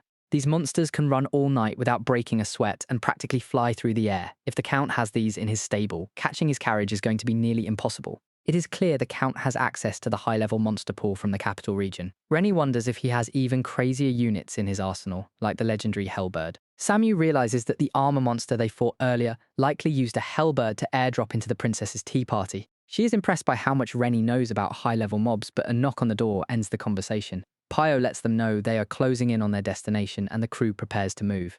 As the sun comes up, they cross the bridge leading into the capital. Pio confirms Renie is rested and ready for the infiltration mission to rescue the princess. Before they go full stealth mode, Renie asks if they can pause for breakfast. The team agrees that starting a high-stakes rescue on an empty stomach is a bad idea. Renie is surprised by the small squad size, but Pio explains that more soldiers would just get in the way. Keeping the team lean helps them move faster and avoids putting civilian lives at risk if things go south. The priority is the princess, and Pio believes this trio offers the best chance of success. Samu is already on her elitist vibes, saying she and Renie are enough without any human backup.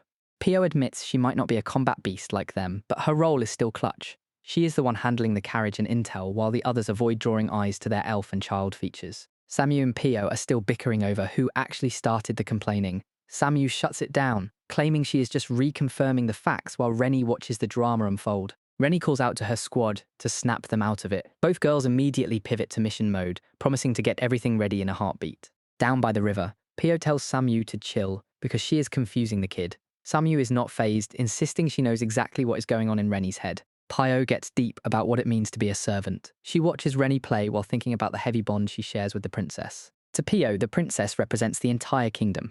Samu thinks she's being overdramatic and asks if she should jump into a fire if Renie told her to. Every little thing the princess does reflects her country. It is a heavy responsibility that feels like chains holding her back from being herself. Pio admits she originally wanted to keep the princess away from Renie. She is just trying to protect her from a world where one wrong piece of jewelry could start a massive scandal. Samu explains that Renie isn't just a child, but the secret source of inspiration that kept Princess Carrie standing through her worst days. Going full savage mode, the elf claims she would personally silence anyone brave enough to spread rumors about her master. A failed attempt at a compliment ends in disaster when Samu calls the knight worthless to her face. Pio can't even process the level of disrespect she's being hit with. Dinner time finally arrives as the squad takes a break from the road. The smell of fresh cooking is in the air, and Renie is already waiting by the fire with stars in her eyes. Renie acts like this basic soup is a 5-star meal, giving the knight major credit for her survival skills. She's genuinely impressed by the mix of dried meat and fresh veggies. The trio settles in by the river to enjoy the peace and quiet while the sun goes down. Even Samu admits the food is actually good, realizing the wood smoke gave the meat a perfect scent. Juicy charcoal flavors take the meal to the next level. Renie is living for the campfire cuisine, and the team finally has a moment to relax before the mission gets real. Pio hands over some bread and Renie dives in with zero hesitation. The kid is just straight up vibing while she munches away. Watching Renie eat is apparently a religious experience for Pio, and she is losing her mind over how cute it is. Samu immediately steps in to cover the kid's eyes because the knight's reaction is getting way too intense. Samu drops the truth bomb and straight up calls the knight a pervert. Pio is devastated by the accusation while a confused Renie just tries to figure out what that word even means. The knight is officially in her feelings and tries to argue she is not weird, but her blushing face says otherwise. She is struggling to process whatever strange emotion is hitting her right now. Pio reaches her breaking point and sprints away, screaming about her own behavior. She ends up launching herself into the river with a massive splash just to escape the shame. While the knight continues to scream and splash in the background, Samu is ready with another roast. She casually tells Renie that the knight is currently behaving exactly like a salmon in heat.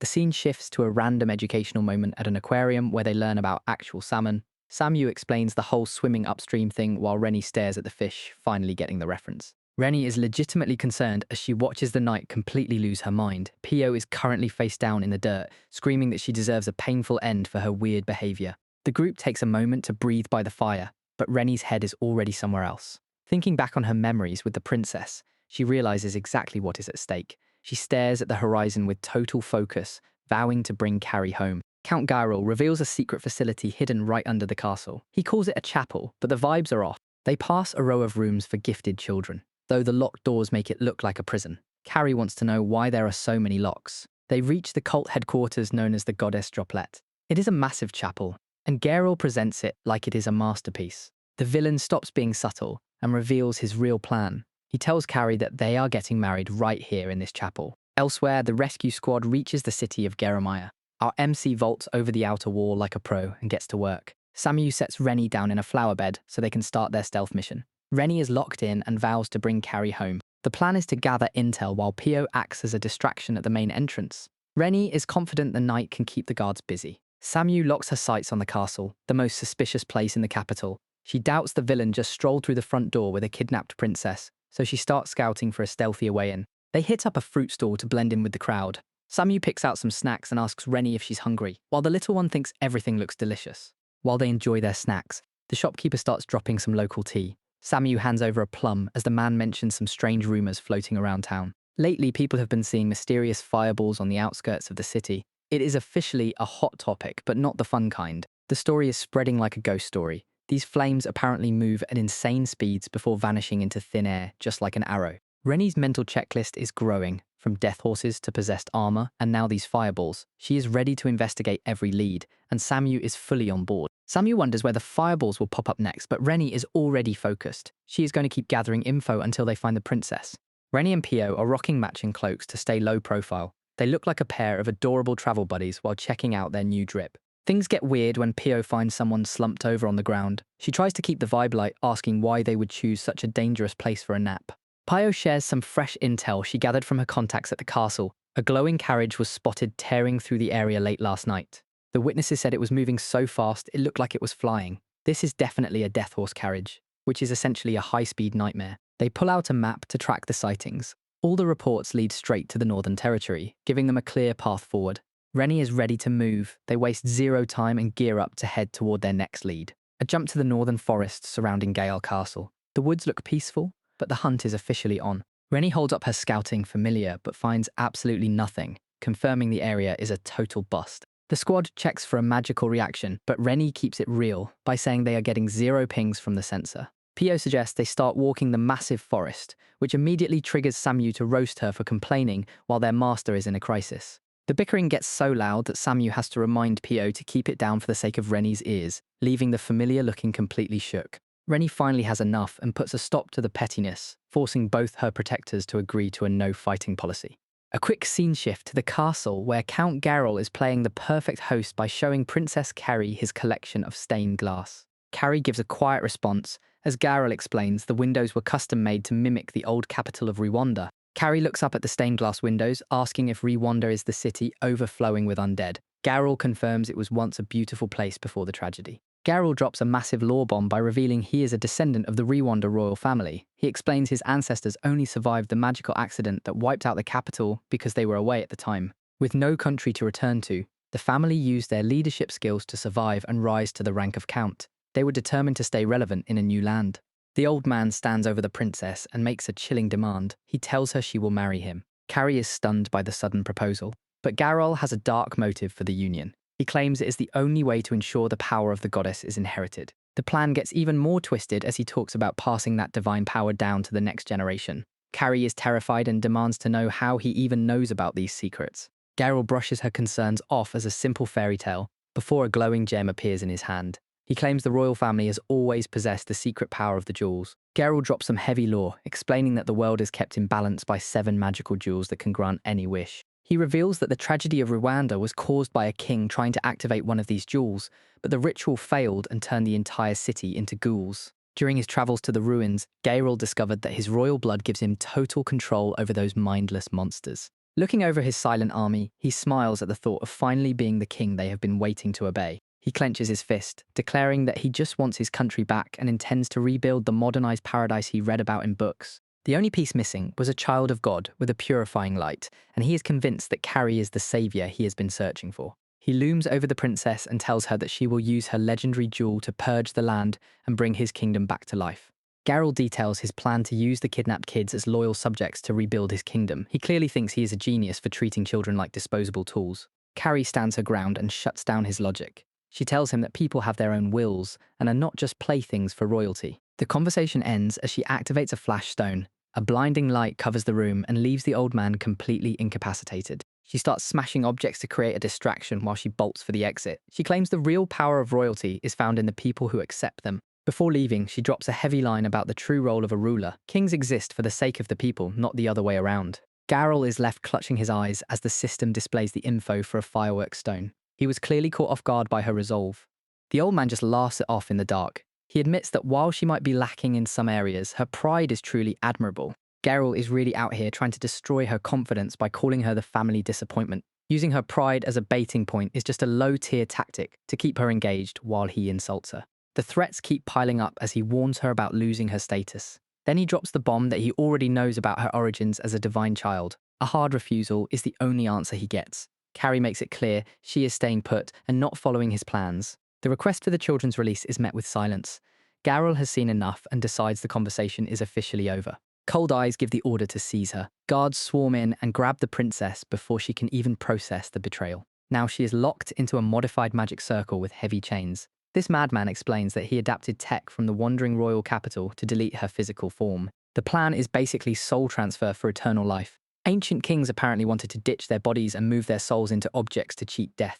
Geral points a finger right at her chest. He asks her where she thinks the legendary jewel is actually hidden, and then answers that it is in her soul. This dude is such a hater. He has been stewing in bitterness about being a mere count, while Carrie gets the royal treatment despite having zero talent. The mask is off, and the crazy is out. He says he will erase her body, because once her soul is all that is left, the jewel will show itself. It is time to say goodbye, the count says, as he starts the ritual. Carrie screams in terror, but a little doll takes the strike instead of her. Gayroll is stunned that his target is still breathing. Carrie realizes that the toy Renie gifted her just acted as an extra life. She starts flashing back to every kind thing her friend ever said to her. In a moment of desperation, she screams for help. The entire ceiling caves in as the rescue squad arrives. Renie stands there in the dust and says she is sorry for being late. A little earlier, the rescue squad was still making its way through the tall grass. Samu and Pio are already bickering as they trek along, with the knight slowly losing her patience. The elf reminds her to stay professional and keep her composure. Then a massive smiley face made of fireworks suddenly lights up the sky. Renie recognizes it immediately. It's the shape-shifting emergency signal she gave Carrie to call for help.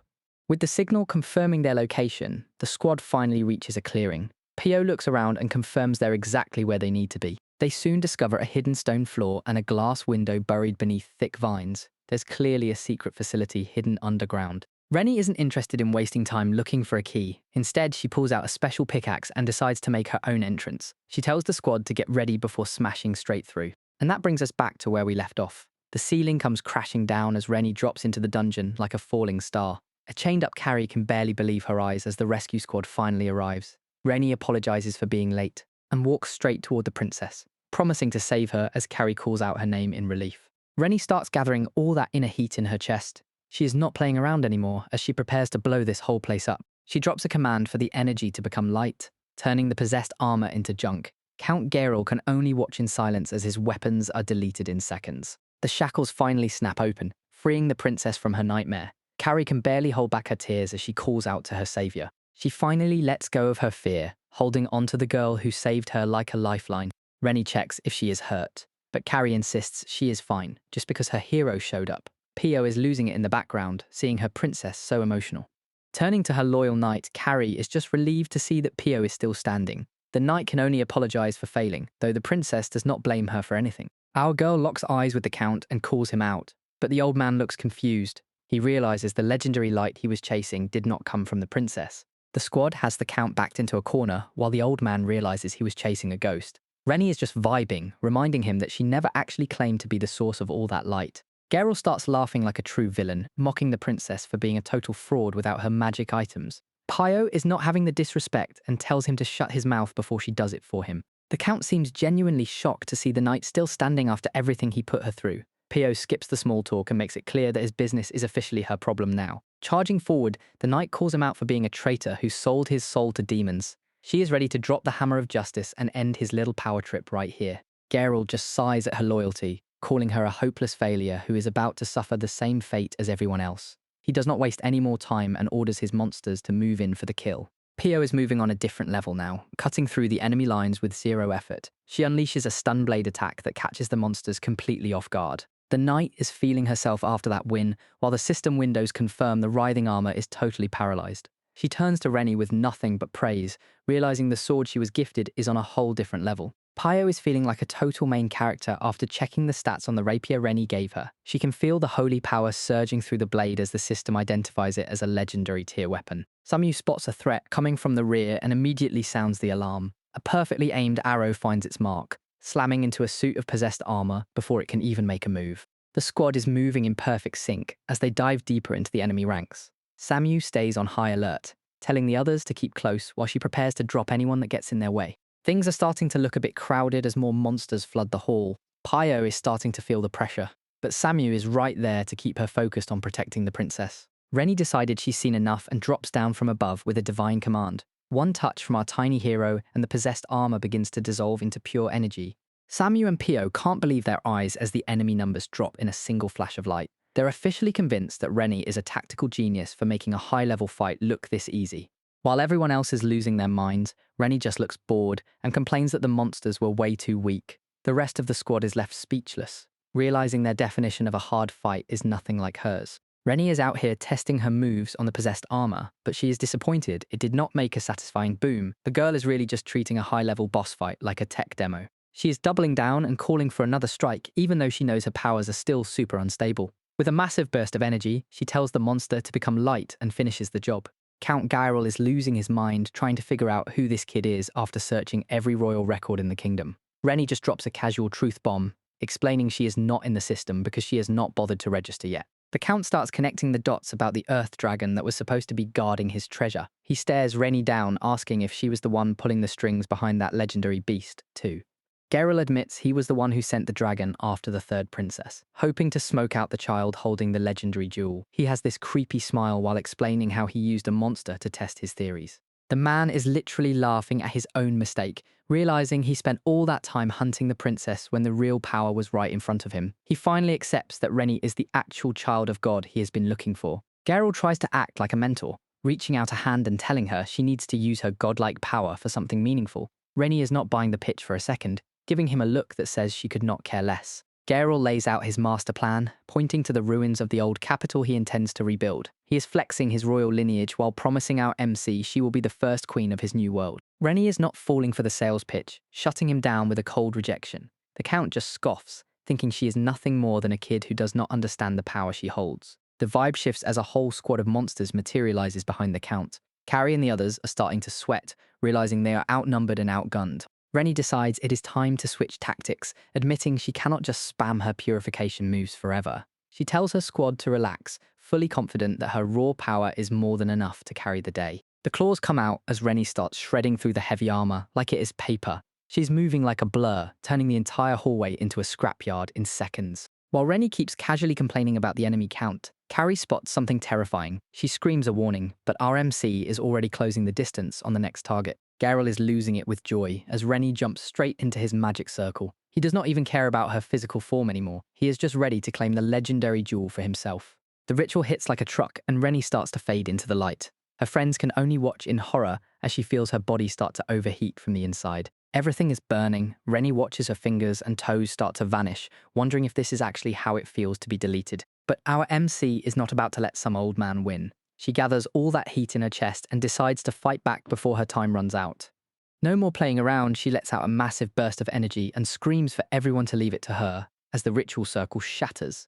A giant phoenix of pure light erupts from the blast and clears out the room.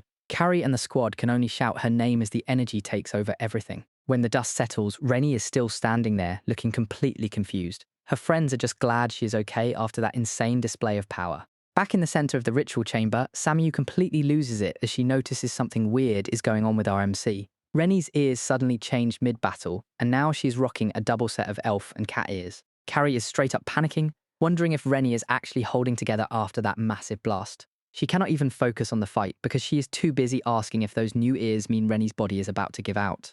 A close-up confirms Renie is now rocking a double set of ears. Carrie can hardly look away from the new look, even as the excitement starts leaking out of her nose in a heavy stream. Pio has to yell at her to get it together before she short-circuits from the cuteness overload. Samu starts putting the pieces together, realizing that Renie's ears did not just change, they actually just returned to their original elven form. Renie just stands there looking completely unfazed as if this is just another Tuesday. While Gayroll is busy being confused in the background, Renie is just checking her status. She knows Samu is right about her ears returning to normal, but she is more focused on the fact that her secret is finally out. Geral is officially losing his mind because Renie did not get deleted like his ritual promised. He is sweating bullets as he realizes he messed up big time, and now everyone knows exactly what Renie is. No more hiding. Renie casually pulls out a legendary jewel right in front of everyone, proving she has been carrying endgame loot this whole time. The squad can only watch in total shock as she flexes her true power. Renie shows off her glowing jewel while explaining it has been part of her since birth. These endgame items were brought over from her past life before she reincarnated into this world. It turns out her mum chose to become human, sealing her magic and passing the legacy to her daughter. Renie inherited the jewel and all the power that came with it. This jewel functioned as a massive lock on her status, suppressing her true magic. Her mother wanted her to stay in this form, which is why her power was hidden for so long. The squad is completely shocked by the reveal, while Samu explains how the seal finally broke. Pio cannot believe Renie was an elf this whole time. Renie wonders if getting hit by that magic beam was actually what shattered her limits. Carrie watches on as the energy continues to shift around them. Count Gayroll is still focused on his goals, claiming he needs the jewel to purify his lost capital. He is looking for even more power to finish his ritual. A massive surge of magic fills her chest as she realizes the seal is finally gone. She feels the power spreading through her entire body as she enters her true form. Count Gayroll is geeking out over the glow. He realizes Renie is the jewel itself and he is obsessed. This dude is already planning his world domination tour. He tells the squad to come along, thinking they will be useful for his dreams. Samu shuts him down with an arrow and calls him a disgusting fool. The insults start flying as she calls him every name in the book for his selfish wishes. Her rage is through the roof. She is ready to make him regret the day he was born. Sweating and looking down, Geral wonders why no one is vibing with his plan. He keeps yapping about his wishes, while Samu keeps her bow leveled at his head. She is done with his ambitions and tells him he is not even worthy to touch Renie. Geral admits she has got a point while noting the jewel is still way too young. Renie just turns to her inner power, asking if it is down to save the kids. Renie keeps it simple and demands the release of the kidnapped children. Geral agrees, admitting he only snatched them up as bait to lure out the one holding the jewel. This man really has the audacity to say these kids became sacrifices because of her. He looks down with fake pity, trying to gaslight Renie into thinking she is the root of all this suffering. Renie actually considers his words, wondering if being born with the jewel's power made her a magnet for tragedy. Gayroll doubles down on the guilt trip, blaming her for the princess getting kidnapped and attacked by a dragon. Princess Carrie is not having any of it and shouts that she never blamed Renie for a second. She points the finger right back at the Count, calling him out for his own greedy obsession with power. Samu jumps in to back her up, reminding everyone that power itself is not inherently evil. It is all about the person using it. Hearing her friend's support, Renie starts to process the weight of her existence. Accepting the reality of the situation, Renie looks the villain dead in the eyes. She vows to save every single one of them. Geral laughs at their optimism, asking if they really think saving everyone is possible. Samu snaps back, telling him to shut it because they have all the evidence needed to end him. The Count drops a bombshell, asking if they truly believe this is his only underground base. He mocks them with a grin, claiming he has way more kids held hostage in other secret spots. Putting the pressure on, Gayroll asks Renie if she is heartless enough to abandon those children. He offers a deal, promising to let the kids in the capital go if she chooses to follow him. Renie pieces it together, realizing there are multiple hidden dungeons out there. She simply says, all right, appearing unfazed by his threats. With a clear goal in mind, she decides it is time to take action. She calls out to the jewel, signaling the start of something big. A massive ripple of light explodes from Renie, pushing outward in perfect circles. Everyone in the room stands frozen as the ground begins to glow with her power. Carrie looks on in pure shock, completely lost as to what is happening. Samu shouts out, asking Renie if she is the one causing this insane light show, declaring herself free from all shackles. Renie decides to push her power even further. Then I will spread the light even wider, she says as the magic ripples out in every direction. I can do it, she mutters, focusing every ounce of her energy on the final task. The ripple of light surges from the castle, sweeping across the entire landscape in an unstoppable wave. With one final shout to purify the world, she commands everything to become light. The resulting explosion of energy is so bright it blanks out the entire horizon. The effect is immediate as the possessed armor soldiers begin to dissolve into harmless sparkles. Even the kids locked away in the basement can feel the warmth of the magic washing over them. Geral watches his entire plan vanish, leaving him completely alone. What is this nonsense? He stammers, desperately screaming for his non-existent army to follow his orders. Samu immediately checks for any side effects from such a massive display of power. Renie just brushes it off with a smile, insisting she is perfectly fine. There is no one left to obey your orders, Pio says, pointing her blade at the stunned Count. With his army gone and no one left to follow him, Gayroll is told to finally give up. Geral starts losing it, laughing in their faces like a villain. He mocks their idea of justice, asking if they really think one little jewel can wipe out all the evil in the world. With a manic grin, he tells them to take a good look. He admits he was the one who went after that power and turned into a monster himself. Renie stays quiet as he keeps ranting. He asks her if evil even goes away when it is defeated, or if flexing her power just invites more of it to show up. The world might look pretty to a kid, but Geral is convinced everything is just as rotten as his old capital. He yells that the whole world is basically one giant dumpster fire. Renie has finally had enough of his monologue and winds up for a serious cat punch. A single strike sends him flying straight through the wall as she tells him to go become a star. Geral ends up stuck in a window frame, finally defeated and looking out at the horizon. Seeing the birds fly by, he admits the sky actually looks pretty nice. Watching that bright flash in the distance, Renie stands tall. Whether the world is rotten or beautiful is not for him to say, because that is her call to make. With her seal finally lifted, her real journey was only just beginning. There was still a whole world out there to see, and so many more adventures were waiting for her. One chapter was closing, but her eyes were already on the next challenge. Time for a quick recap of how Renie wrecked Count Gaylar. His child kidnapping business is officially closed for good. Her high-level magic did more than just break the ritual. It spread across the domain, letting the captives escape and exposing the cult to the entire world. People are taking the news exactly how you would expect. Starting with the village of Nigger, a massive wave of anger is washing over the region as the truth comes out. Over at the castle, Princess Carrie is officially taking charge of the cleanup. She is sending out investigators immediately to find every last child the cult left behind. The logistics are moving fast. She needs to appoint a new lord for the area, so she is reaching out to her family for instructions. Standing on the balcony, Carrie reflects on how close she came to losing hope. She really thought she was powerless until this journey changed everything. Her royal pride is back in a big way. She realizes the crown is for the people, and she is determined to become a leader they can finally trust. Renie locks eyes with Carrie and delivers a heart-to-heart pep talk. She tells the princess that she has what it takes, sparking a new fire in her friend's heart. Carrie can't hold back and dives in for a massive hug, shouting that Renie always makes her happy. The squad watches from the background, wondering if they should even be witnessing this emotional display. Holding on tight, Carrie admits that Renie's words give her strength. She feels herself getting stronger every time our MC shows her some genuine support. She thanks Renie for always believing in her, even when the rest of the world might have laughed. For the princess, this trust is her new foundation. The princess is officially short-circuiting, her face turning bright red as she stutters out her deepest feelings. Something big is coming, and she is barely holding it together.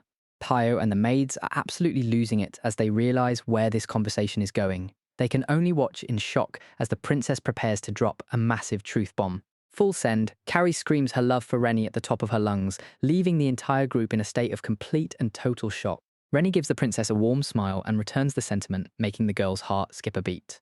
The confession is too much for Carrie, who collapses onto the floor in a blushing heap as Renie rushes to check on her. Seeing her friend too weak to stand from sheer embarrassment, Renie casually scoops her up into a Princess Carrie. The two head off with flowers blooming in the background, leaving the rest of the squad to marvel at the pure vibes Renie brings to the table. Pio is absolutely mesmerized, prompting a very suspicious Samu to call her out for having some majorly impure thoughts. Pio tries to play it cool, but Samu isn't buying it, accusing her of looking like she wants to devour our MC. The knight's defense is honestly worse than the accusation, as she describes her physical symptoms with way too much detail for Samu's comfort. Pio is having a literal panic attack, worrying that she will just stop breathing and pass out if she keeps this up. Samu is not having it, telling her she is way more stable than the knight will ever be. Changing the subject, Pio thanks them for the help and offers to grab any supplies they need for their next move. She is ready to play support for the squad. Our MC thanks her for the offer, but mentions they have already picked their next spot.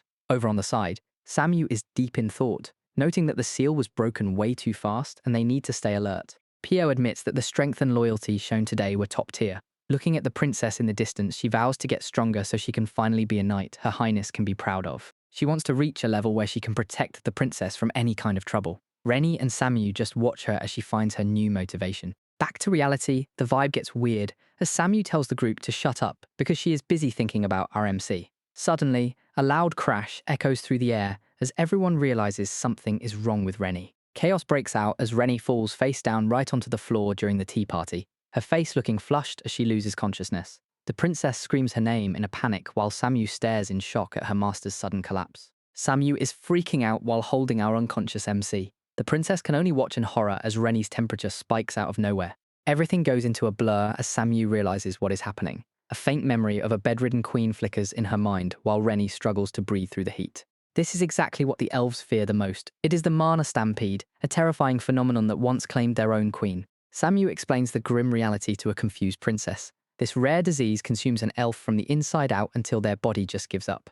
There is no cure for this. For someone with Renie's power levels, it is a death sentence that turns their own energy into a weapon against them. Even though her form was changed by a magic circle, her raw energy never actually went away. Samu has felt that overwhelming pressure this entire time. A teacup spills as the gravity of the situation sets in. Moving around at all was a miracle for someone carrying this much power in such a tiny body. Carrie is stressing out because Renie is clearly in agony. Samu drops the news that they need to move and get to the Elven forest as soon as possible. Samu explains that only the forest can suppress this mana stampede and keep her stable. Pio suggests using a carriage to speed things up, but the situation is already on thin ice. Samu shuts that idea down since carriages are useless in the forest and humans are forbidden from entering. Carrie takes charge anyway, vowing to find a way to get them exactly what they need. Things get real as Samu has Renie strip off her enchanted gear to keep the mana from spiraling. Our tiny MC is so drained, she can barely talk before being tucked in for some needed sleep. With the city in full prep mode for the journey, Pio and Samu share a brief moment in the halls.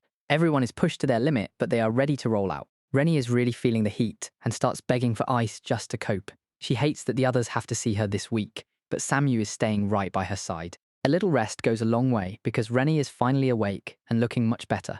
Carrie is the first one by her bed, relieved that her friend is finally over the worst of it. Renie finally wakes up and feels like a new person. Her manner is stable, and she is ready to get moving again.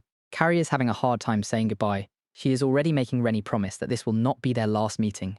Renie makes sure to mention how much she loves Pio's cooking, while a teary-eyed Carrie agrees that they will definitely see each other again. With the final goodbyes out of the way, the squad heads out of the gates as the princess and her knight wave them off. They are officially on the way to the Elven forest, and Renie is finally travelling without a hood to hide her face. Samu is trying her best to stay focused while dealing with the amount of cuteness she is carrying. Renie is feeling a little exposed travelling without her disguise for the first time, while Samu is having a mental crisis trying to remind herself she is a professional. Samu puts her speed on display by leaping off the city walls with Renie in her arms. Renie thinks the whole thing is fun and tells her she is doing a great job. Samu is zooming toward the Elven forest with Renie tucked safely in her arms. She promises to get them home before the MC hits her limit, urging her to stay strong. Renie is looking seriously drowsy, which has Samu sweating. Realizing time is running out, she doubles down on her speed with a look of pure focus, trying to keep Renie awake. Samu starts describing the massive tree houses waiting for them in the Elven forest. Our MC is barely hanging on, giving a sleepy nod as they fly through the woods. Samu mentions that the whole Elven population is probably hyped for Renie's arrival. Our tiny MC just goes with the flow, thinking the whole treehouse vibe sounds like a blast. Suddenly, the atmosphere shifts as a massive reptilian eye looms behind them in the shadows. Something big is definitely tracking their every move. Samu suddenly slows down, making Renie wonder if something is wrong. Before she can even explain, a loud voice orders them to stop in their tracks. A dragon girl with massive horns and a tail suddenly blocks the path. She looks absolutely heated, demanding they return the jewel immediately. Picking up right where we left off, a dragon girl blocks the path and demands her stolen jewel back. She is heated and ready for a confrontation. Our duo takes in the sight of her obsidian wings and tail. This definitely is not your average forest encounter. Without breaking a sweat, Samu just blasts right past her. She calls the girl a total roadblock as the dragon girl gets sent into a tailspin. The poor girl is left dizzy and fuming in the dust. Renie looks back in confusion, but the intruder is already a distant memory. Renie tries to ask what just happened, but Samu shuts it down immediately. She insists it was absolutely nothing worth mentioning. Even when Renie points out that the girl was clearly trying to say something, Samu doubles down with a bright smile. Pure denial mode activated. Samu acknowledges the girl was likely someone powerful, but she is not worried. She is confident that her max speed is enough to leave any pursuit in the rear view. Samu tries to brush off the dragon girl's accidental displacement, figuring her wings will keep her safe. Still, something about that encounter is sticking in her head. The dragon girl's demand for the jewel hits differently when you realize she actually knows what it is. Renie starts piecing it together, wondering if she just met the actual owner. If she is the original owner, that only leaves one possibility. This little girl is actually that massive dragon in human form. Renie recalls how the loot was acquired back in the day, after a long grind in the Cave of Inspiration. While Samu kept the dragon busy, her dad just dug it up from the floor like it was nothing. Turns out, losing that jewel made the dragon desperate enough to join Gayroll and attack the carriage. Renie's solution back then was simple. She just sent that dragon to the moon. Instead of worrying about the plot, Renie is just hyped to see if this dragon is a worthy opponent. Samu has to step in and put the brakes on that energy immediately. Samu notices the magic in Renie's body is spiraling out of control and begs her to get some rest, earning a weak agreement. Renie's face is flushed red and dripping with sweat while she compares the feeling to a brutal fever. She tries to process the chaos, but her brain is basically cooked and she can't think straight. Samu checks on her master as Renie starts to drift off. The mana drain is clearly hitting hard, leaving our MC barely able to stay awake. Renie announces she is tapping out for another nap and tells Samu to take it easy. Samu is not having it, claiming that carrying Renie is actually her peak happiness. The rest of the trip becomes a cycle of short naps and waking up feeling a bit more refreshed. They finally stop for a quick lunch break by a river to recharge their batteries. Once lunch is over, it is back to the grind. Samu sprints like her life depends on it, maintaining a smooth ride while covering a lot of ground. Out of nowhere, the dragon girl catches up and starts barking orders. She is fuming, pointing a finger and demanding that the elves finally listen to her. The girl is offended that she keeps getting ignored and wants to know if they realize who she is. Samu has zero time for the ego trip and just sends her eating dirt once again. This weirdo just will not quit, appearing several more times only to get launched into the horizon. Samu treats her like a minor speed bump and does not even break her stride. Dragon Girl is screaming into the void because they are already moving at top speed. I said, wait, damn it. The tough act is gone, replaced by actual begging for just a moment of their time. At least talk to me for a minute. Samu stays completely locked in, treating the persistent dragon as nothing more than background noise while Renie rests. No problem, Renie-sama. Elsewhere, the quiet life in the village is interrupted as Ward checks in on his wife, Sonia. The pieces are finally falling into place about the massive light show from the day before. Looks like that light from yesterday was Renie after all. Ward drops the bombshell that Samu's latest update has Renie's mana spiraling out of control. Looks like her mana is on a rampage. It all comes down to whether this mysterious figure in the forest can actually save our girl. Can she save Renie? Official lore claims elves are these high-tier sages who live in perfect harmony with nature. At least that is the version the game world tries to sell. Back in her past life, she just saw them as fancy avatars for gamers to flex with in the city hubs. She was no different, spending her time clicking through menus for the perfect look. An hour of grinding the character creator paid off because the final avatar was actually satisfactory. She had zero clue she would eventually end up living in that exact skin. Scenery blurs into a mess of green while they rocket through the woods at top speed. Renie can only hang on and shout as the wind whips past her. Taking a break from the silence, she asks Samu for her honest take on Elven culture. It is a fair question considering they are currently in the middle of a mission together.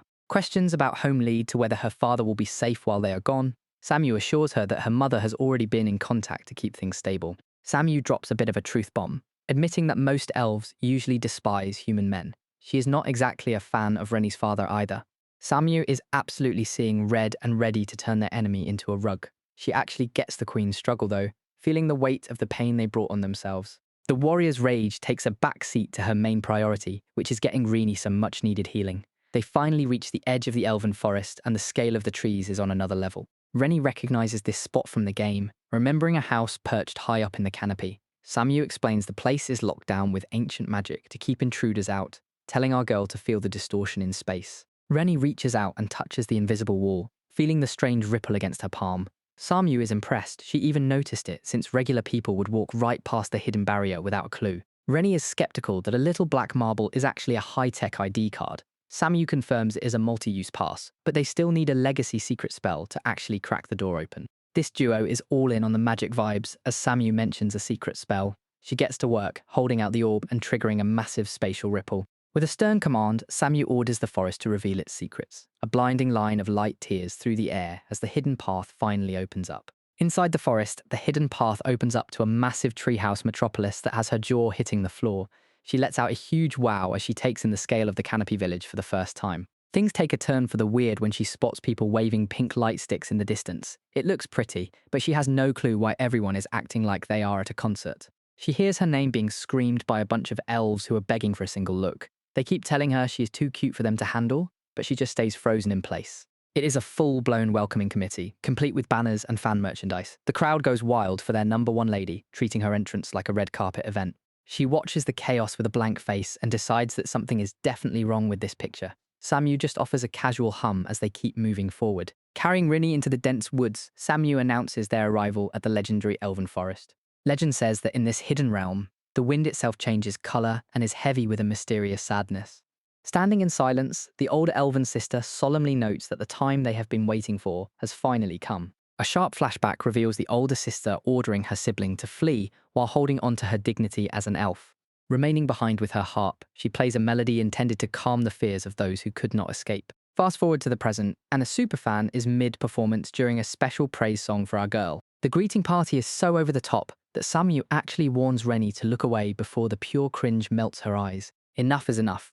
Renie finally puts a hard stop to the over-the-top performance before things get even weirder. Her scolding about songs being soothing falls on deaf ears because the fans are too busy being starstruck by how cute she looks while angry. Menno is absolutely spiraling, convinced she just ruined her only chance to impress her idol. Samu's terrifying death stare isn't helping her case at all. The shame is so intense that the fangirl is ready to end it all, right then and there, and her friends are surprisingly down to join in. Our MC can only watch the chaos unfold with a confused look.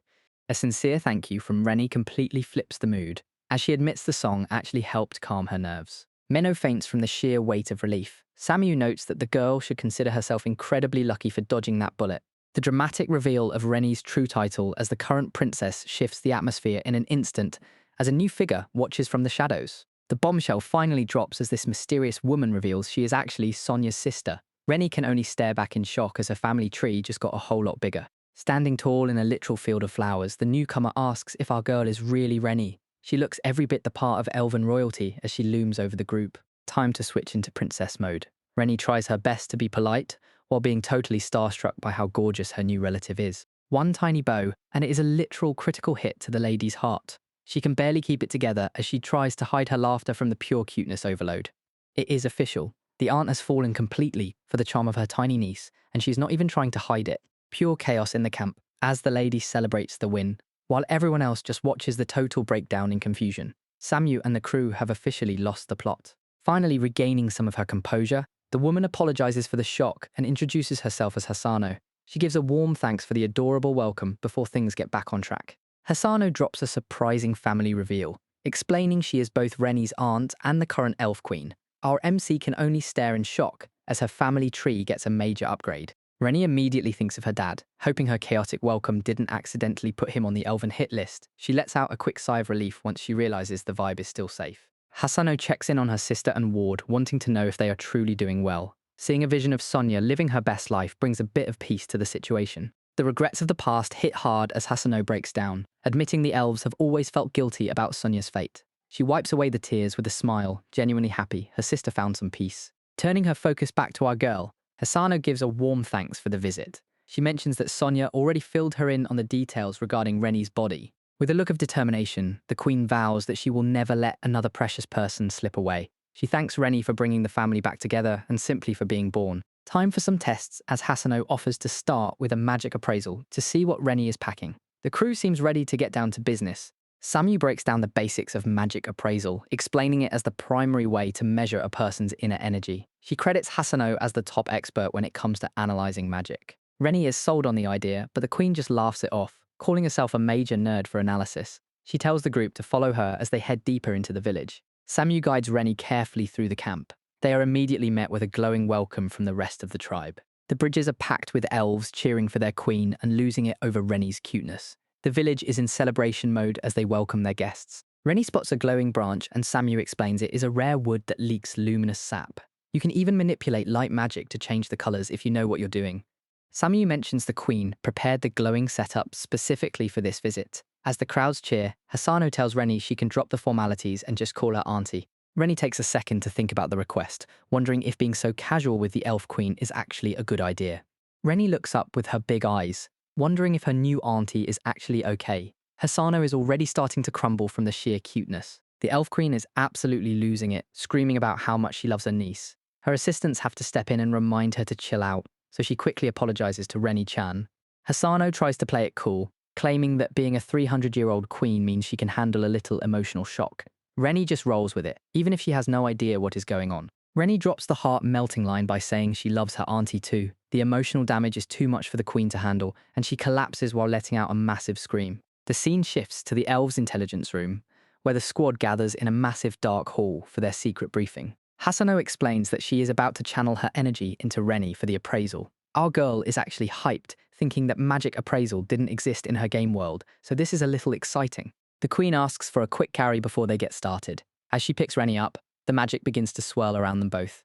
Auntie Hasano is being super careful, asking if Renie feels any discomfort as the magic kicks in. Our girl is just chilling though, saying it actually feels kind of warm and cozy. The plan is to map out her mana path and find the source of all that power. Looking at the setup, Renie can't help but compare it to an MRI machine from her past life. As the appraisal starts, Renie gets distracted by the tiny details. She's honestly wondering if Hasano's glasses are just made of magic circles too. Hasano's expression goes totally serious as she reads the results. The amount of magical energy in such a small body is genuinely ridiculous, but I guess that's what happens when you're Sonia's kid.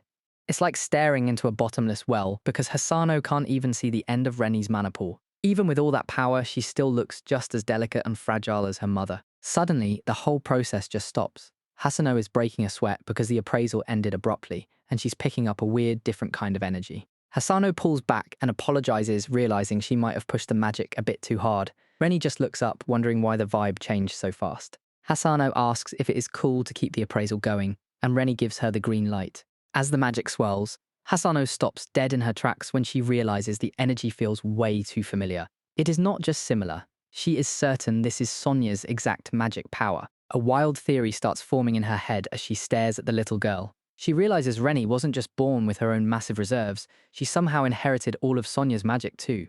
Rewinding the clock a few hundred years to the Elven village, where a familiar name echoing through the trees kicks things off. This is the origin story of our favorite auntie and her legendary sister. Young Hasano is on a frantic search because Sonya is nowhere to be found in her room. Apparently, her dad sent her out to track down the runaway sister before she causes any real trouble. She is fuming because Sonya literally just got over a fever yesterday and is already out being reckless. The local villagers can only watch as the tiny ball of stress vents her frustrations. Hasano is stressing about the weather forecast, but the elders are totally chill about it. They suggest just pushing the forest plans to tomorrow, but she had a date with Destiny today and won't take no for an answer. She blows a fuse, claiming this laid-back attitude is exactly what is wrong with the older generation. To an elf, a day or two is basically a blink, but Hasano isn't vibing with that slow life logic. The confusion peaks when a male elf reveals that Sonya is probably already in the forest alone. Hasano loses it and starts screaming her sister's name, realizing she's been left behind. Without a second thought, she sprints toward the woods to catch up. The villagers just wave her off, wishing her a safe trip, as she disappears into the greenery to find her sister. Two villagers are chatting about the royal sisters. Apparently, Sonya and Hasano are both total handfuls, but Sonya is on a whole different level.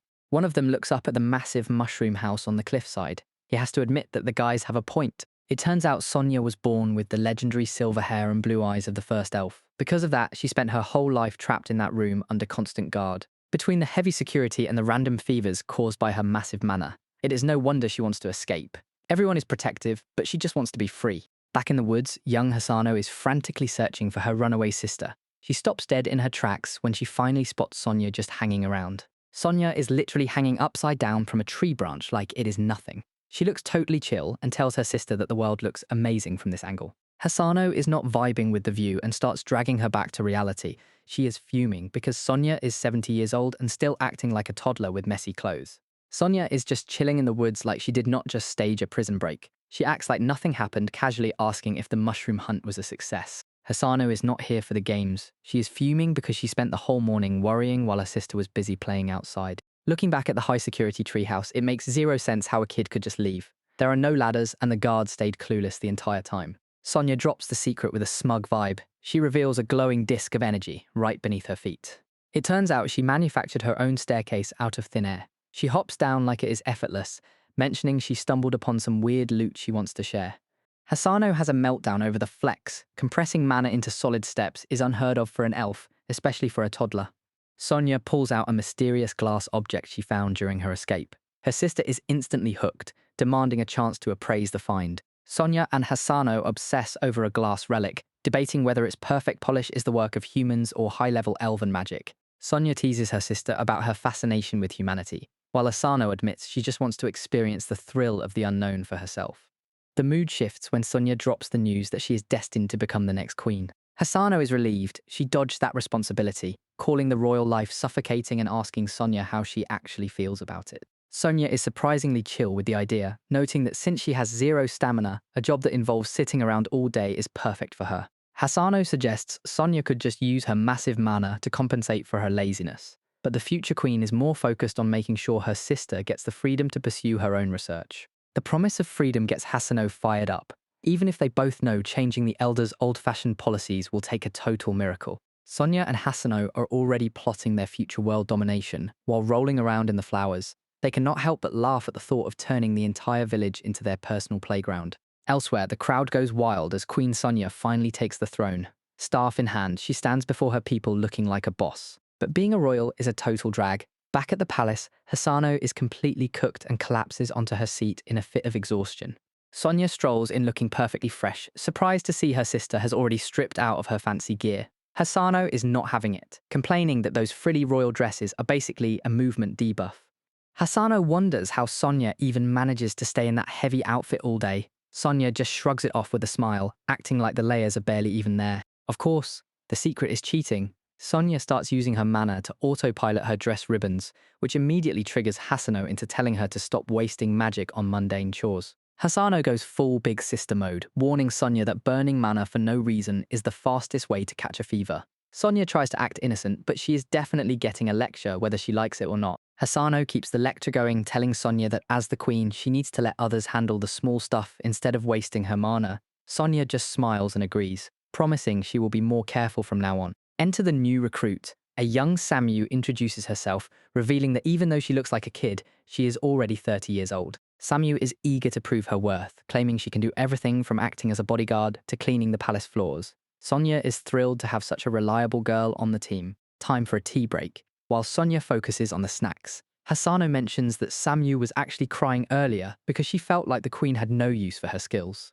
The peace does not last long. Samu comes sprinting back in a state of total panic, screaming for Hisano at the top of her lungs. Between her frantic sobs, Samu drops the big news. Queen Sonya has done the unthinkable and brought a human man back home to the village. The scene in the room says it all. Sonya is just relaxing next to a heavily bandaged human in bed, giving a casual greeting like bringing a stranger home is a totally normal afternoon. Samu is absolutely losing it, sobbing that humans are nothing but foolish, warmongering plunderers. She even tries to drag Hisano into the drama, hoping her sister will talk some sense into the queen. Instead of a lecture, Hisano just gives her sister a massive thumbs up and cheers her on for the bold move. Samu's brain just straight up crashed in the background. Hisano goes full scientist mode, bombarding the poor guy with questions about whether humans eat weird stuff like cave fireflies or frogs. She's basically looking at him like a rare lab specimen she finally gets to study up close. Sonya explains that she just wanted a chance to learn about the outside world and broaden their horizons. Samu is still in the corner, having a literal meltdown over the whole situation. Sonya looks back on that day with a laugh, remembering how wild Samu's reaction was. Even years later, those frantic screams for help are still ringing through the palace halls. She admits that Samu has always been the overprotective, clingy type who wants to keep her favorite person all to herself. It is almost sad how much the girl hated sharing her queen's attention with a human. Sonya notes that elves have a habit of getting way too obsessed with things once they find something they like. She realizes they probably should not be judging Samu too hard when she and Hisano are just as bad. Ward is still catching some Z's while Sonya gives a quick status report. Her sister Hisano is literally peeking through the window to join the chat. The sisters move the conversation to the balcony for some privacy. Hisano is dying to know what life is like now that Sonya turned human, and Sonya is just hoping for a peaceful night. Taking a second to just vibe under the moonlight, it is a gorgeous night, but there is a lot of history hanging in the air. The nostalgia takes a darker turn as they look back on the manor incident. This was not just a minor issue, it was a full-blown existential crisis. Hisano was the ultimate anchor when things were falling apart. She spent countless nights just being there, offering whatever comfort she could. But behind the scenes, Hisano was hitting the books and realizing the truth. All the research in the world was pointing to a much bleaker outcome than she wanted to admit. Things got so desperate that she was already preparing for a funeral. It is a heavy reminder of just how close they came to losing everything. The vibe was heavy as the end drew near. Whispering comfort was just a desperate move to keep the light from fading. Even the patient had accepted the inevitable. But then, a voice cut through the silence with a different plan. He stood his ground against fate itself. Giving up was never an option for him. Hisano isn't pulling any punches, admitting she saw the moment her sister lost hope. That was the scariest part of the whole ordeal. A world without her sister was a nightmare she refused to entertain. An apology is the least she can offer for the trauma she caused. She's only getting a pass because Renie is just that cute. Some bonds are just too strong to break no matter what happens. Morning breaks over the Elven village, bringing a rare moment of peace to the forest. Tucked away in a cozy tree hollow, our MC is still enjoying the quiet before the chaos begins. The reality of her situation starts to sink in as she wakes up. Meeting the Elven Queen was a lot to take in, and the memory of Queen Hisano still feels incredibly vivid. Those appraisal results were no joke. Coming into this world with 2 people worth of mana is a massive burden for a tiny body to handle. That is when the status screen decides to make an appearance. The numbers are absolutely wild for a 4-year-old, but there is a major catch hiding in the fine print. There it is in plain sight, mana rampage. It is the exact same incurable disease that had Samu so stressed out, and 90% suppression is the only thing keeping her from a total meltdown. Everything is finally starting to click. All that walking after leaving home was not just for travel, it was actually building the muscle she needed to survive. Renie is feeling proud, chalking up her insane stats to all that hard work walking. She is ready to keep up the grind, but the vibe dies the second she checks her mana bar. It is sitting at nearly 20,000, which is double her actual cap. She is low-key panicking, wondering if the entire world UI just bugged out. The math is not mathing, and seeing a value double her max is giving her a major headache. Then it clicks. Aunt Hisano did mention she was born with 2 people worth of mana, so this extra juice has to be from her mother. Time for a quick lore deep dive. Back in the day, Sonya used a special jewel to absorb and seal away her own massive mana pool. That jewel eventually got passed down to Renie since it is a literal family heirloom. Both Carrie and Gala confirmed that these things can be inherited, which explains how it ended up in her hands. The jewel was supposed to keep her power on lock, sealing away her own mana along with her mother's, but after that run-in with the wandering capital, the seal completely shattered. With the seal gone, all that dormant energy came rushing back at once. Renie is now sitting on a mountain of mana from 2 different lifetimes. Renie sits up, realizing she dumped her whole mana pool without even blinking. She is starting to think she got lucky just to be alive after that huge power flex. Considering she burned through nearly 20,000 mana in a single go, her feeling a bit under the weather makes sense. Even Aunt Hasano is calling her a walking miracle. As the rain taps against the window, Renie wonders if this power is her new normal. She starts doing the math and realizes the UI is bugged out because she is holding more mana than the system can display. With the jewel on deck, she is officially stronger than her peak in-game character. The realization hits her that she is the only person who can break the game level cap. Our girl is hyped, knowing the world's strongest 4-year-old is still just getting started. Scene jump to the Elven village where Aunt Hasano is ready to drop the results of her mana analysis. The vibe in the lab is heavy as everyone waits for the verdict. The news is a mood killer. Hasano explains that her mana vessels are practically bursting, and if she does not find a way to fix it, it means a certain death.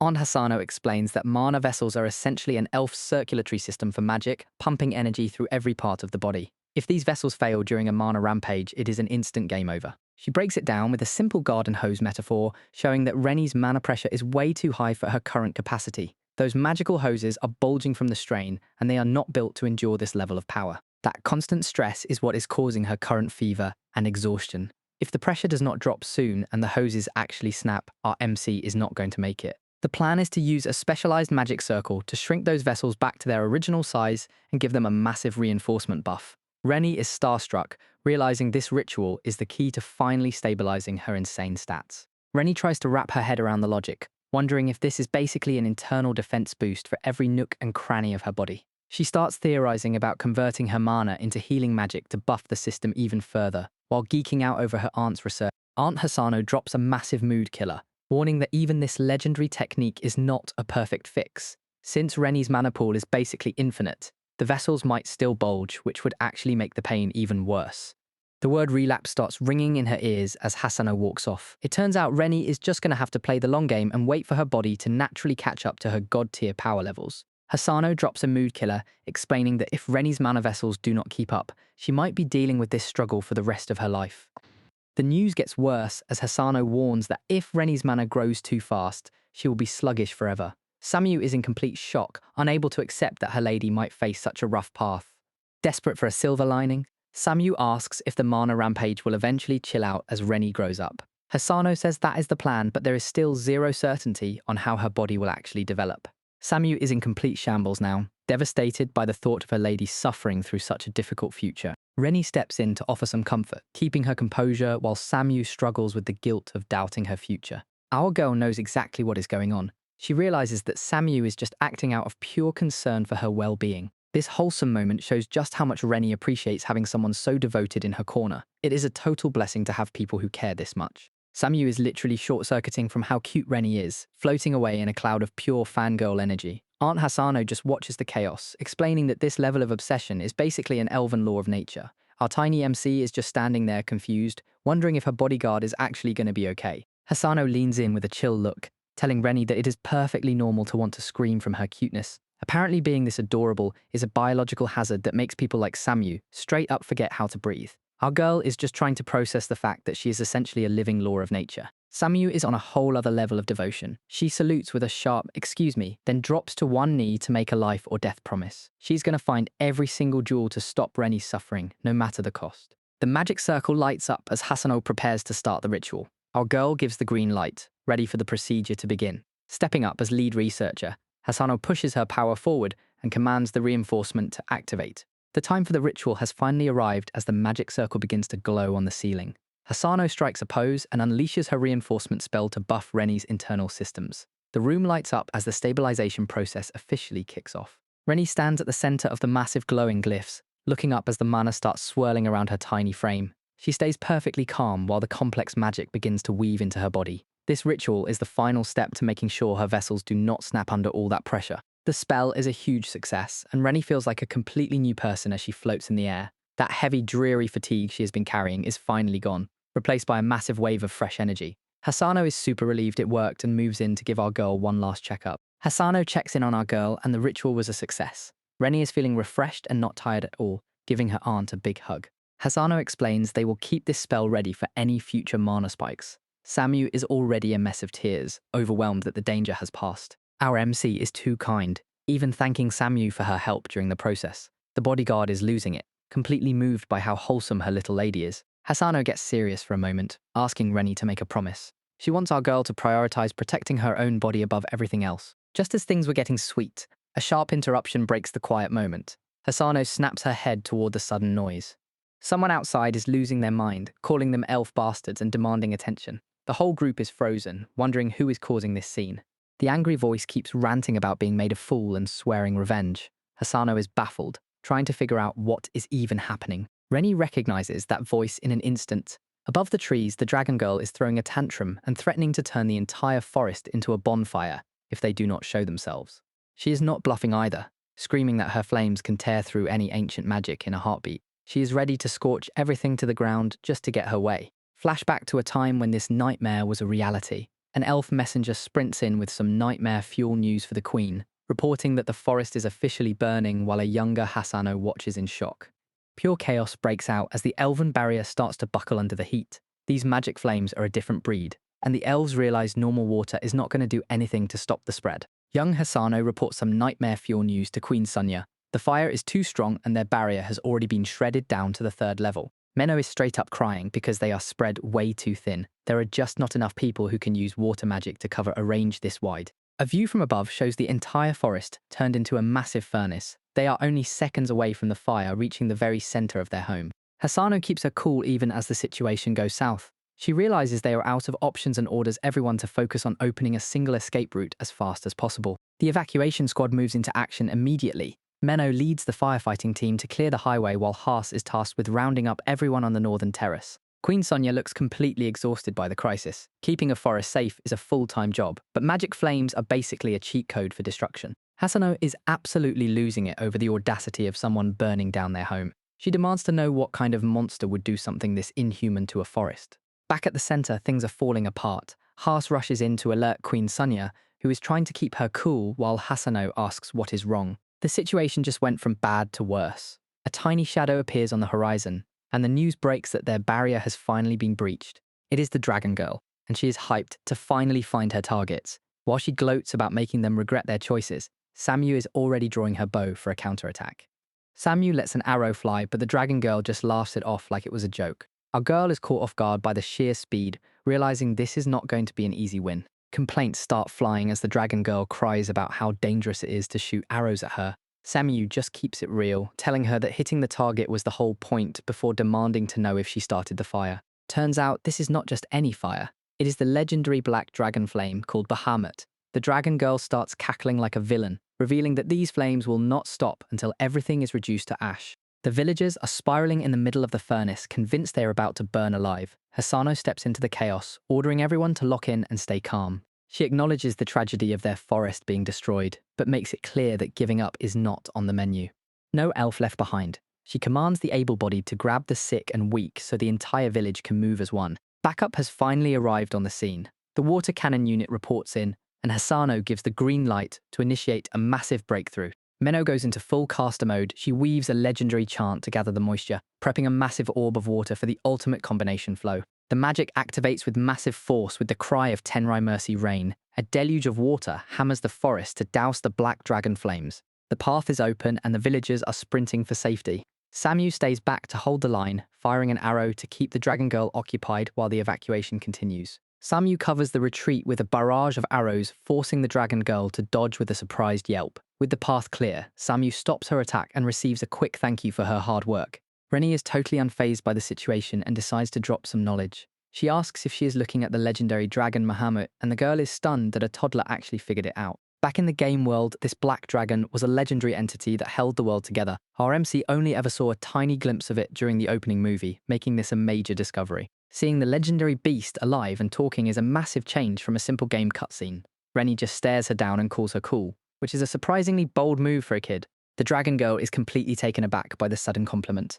She does a confused double take in midair and demands that the little elf repeat herself immediately. She seems to be fishing for more praise but gets flustered when Renie plays dumb. When the toddler asks if she wanted to hear the part about being cool again, the dragon girl just malfunctions. Finally getting the validation she wanted, the dragon girl strikes a smug pose with a satisfied grin. She starts bragging about how black is the superior color and why her flying is top tier. Renie keeps the praise coming, calling the dragon cool and making her malfunction with joy. Taking advantage of the distraction, Hasano launches a binding spell to secure the target. The magic rings slam into the dragon girl and pin her arms to her sides. She does not even have time to react before she faceplants hard into the dirt. The legendary beast is officially grounded and struggling against the Elven Queen power. Hasano celebrates the successful trap, while the other elves remind the dragon that even a god-tier entity cannot break these cuffs. The dragon girl is fuming, accusing our tiny MC of playing with her pure heart. Renie just gives her a blank stare and wonders why everyone thinks she is lying. As the dragon squirms on the ground, Renie doubles down on her initial statement. She really did think the dragon was cool, and that is just her honest opinion. Hasano bluntness is on another level, as she calls Renie an idiot for her social skills. She shifts focus back to the emergency, demanding the dragon douse the forest fires before everyone gets cooked. The dragon girl reveals a major problem. Her flames are so powerful, they will not stop until everything is gone. She drops the bombshell that she cannot put them out. The dragon girl hit peak panic as the elves casually discussed roasting her. She scrambled to convince them her survival was the only thing keeping the world together. Absolutely zero mercy on the elf side. Sonia's cold gaze made it clear she was ready to send the dragon to the afterlife for some tree therapy. Hasano wasn't buying the dragon's excuses about uncontrollable flames. It was time for our MC to step up and handle the mess. Hasano called for her secret weapon as Renie prepared for some god-tier firefighting. Our girl was confident she could delete even a magical inferno. Total logic move. If magic started the fire, magic could definitely end it. Renie officially took over the scene. The dragon girl could only stare as Renie summoned a massive wave of energy. One simple command set the forest on the path to being saved. Light poured from the sky like a mystical storm. The forest fires didn't stand a chance against Renie's holy rain. Renie is out here living her best life, waving a literal stick like it is a legendary sword. The magical rain did the heavy lifting and she is feeling like a winner. Aunt Hasano is not having it though, and she tackles our girl into a bone-crushing hug. She is practically begging Renie to stop sounding like she is about to have a mental breakdown. Samu is already on the move because she can tell the vibe just went from 0 to 100 real quick. Renie is losing her grip on reality, her eyes glazing over as she tries to process what just happened. Our MC realized she officially overcooked it this time and let out one last apology for the mess. Her body finally hit the limit, sending her straight into a deep sleep as she collapsed into her aunt's arms. Sudden scene change to a messy room with a gaming setup that looks way too familiar. A confused voice is left wondering if they just got teleported back to the real world. A human hand reaches out to touch the checkered blanket, trying to make sense of the sudden shift. This definitely is not the Elven forest, and the confusion is hitting a peak. Looking around, she spots a school uniform and a laptop sitting on a desk like they never left. It feels like a lifetime has passed, but these relics from her old life are staring her right in the face. She lay there in silence, eyes wide as she stared at the ceiling. The sudden shift back to her old life was more than she could handle. Our girl is staring at her ceiling in a dark room, trying to make sense of the glitch in her reality. She was just in the Elven forest, or at least she should have been. This is so strange. She was born as the child of the Elf Queen in a world of swords and magic, an invincible 4-year-old with all the cheat items. She sits up with a dazed look, trying to brush it off as a lovely dream. The silence of the modern world is hitting her way too hard right now. Panic mode activated, she grips her hair and begs for the world to reverse back, because this mundane life is a straight-up nightmare. It is so jarring she literally gets sick to her stomach. Just when she was having peak fun in that wonderful dream, her body rejects the real world. Suddenly, the door opens, and a voice calls her name. It is her mum standing there in the doorway, but Rena is way too overwhelmed to handle a conversation. Scrambling away, she tells her mum to stay back. She keeps apologizing while begging her not to come any closer. The knocking at the door just will not stop as a voice pleads for her to wake up. Apparently, Shiori is already there to pick her up for school. The door swings open and a girl in a school uniform steps in with a bright greeting. It is a totally normal morning, but the vibe is completely off. Rena is hunched over a bucket on the floor, looking like a total wreck. She stares up at the newcomer and can only wonder if she is actually Samu-chan. Her mom realizes what just happened and starts panicking about the mess on the floor. Shiori is not just standing there. She immediately shouts for help because Rena looks seriously unwell. Even with the chaos, Shiori insists on helping out and asks for some newspaper to handle the situation. Looking down at her friend, Shiori is completely lost as to what is going on. Shiori pulls her in for a hug, ignoring the mess. She promises Rena that she isn't dirty, trying to ground her back in reality. Checking for a fever, Shiori confirms the bad news. She shouts for the mom, realizing Rena is burning up. Seeing her mum bring in water, Rena's brain starts comparing reality to her dream world. She knows the real Samu would have folded under this pressure, but everything here is just too different. Our MC is having a breakdown, refusing to live a life where she isn't Renie. Suddenly, a booming shout for Lady Renie echoes through her head from another world. She's standing in a void, searching for where that voice came from. Wondering if it is Samu, she loses her grip on what's real. Back in the fantasy world, Samu barely manages to catch her falling master. She's screaming Renie's name, terrified of what's happening. It's an emergency as the squad gathers around the tiny hero. Hasano realizes Renie's mana is overheating and starting to wreck her physical body. Bahamut is done being trapped and demands her freedom. She warns the group that they will all disappear with the jewel if she does not step in. Leave it to me, she insists. She explains that their goals are actually the same. It is time to put their trust in the power of the Black Bahamut dragon. The intervention begins as Bahamut guides her consciousness toward a single point. Our MC drifts into a void, following the dragon's lead.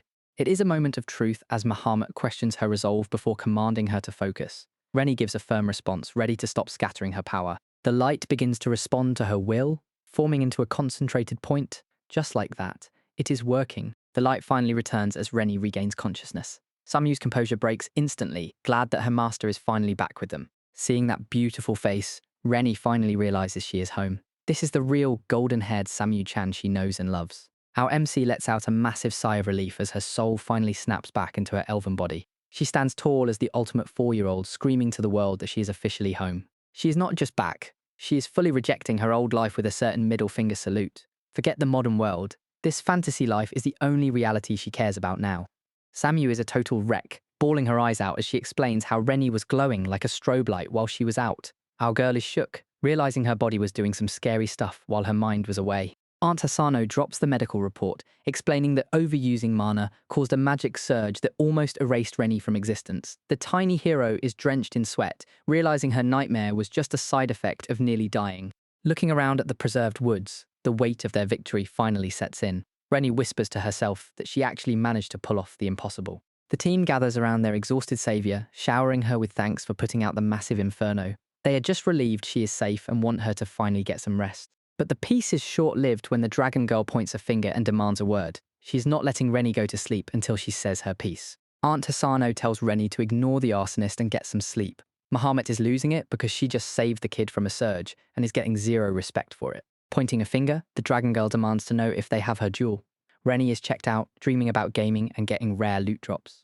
Samu tries to wrap her head around the idea of a legendary dragon. Thinking to herself, Renie wonders if the girl wants the jewel back. Our dragon girl hits them with a correction, screaming that they have the wrong beast. She starts bragging about being the creator of the Genesis jewels while trapped in glowing magic rings. Finally connecting the dots, Renie realizes she got her dragon lore mixed up. Samu notes this girl is not a constellation, which Bahamut finds incredibly rude.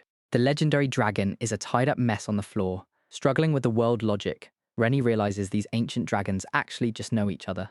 Comedy hour is over as Bahamut lets out a roar and shatters her magical binds. Samu and Hasano are stunned that their containment spell just got deleted like it was nothing. Bahamut drops the nice act and gets serious. She glares at the crowd while identifying herself as the legendary Black Bahamut dragon, ordering the elves to stay exactly where they are.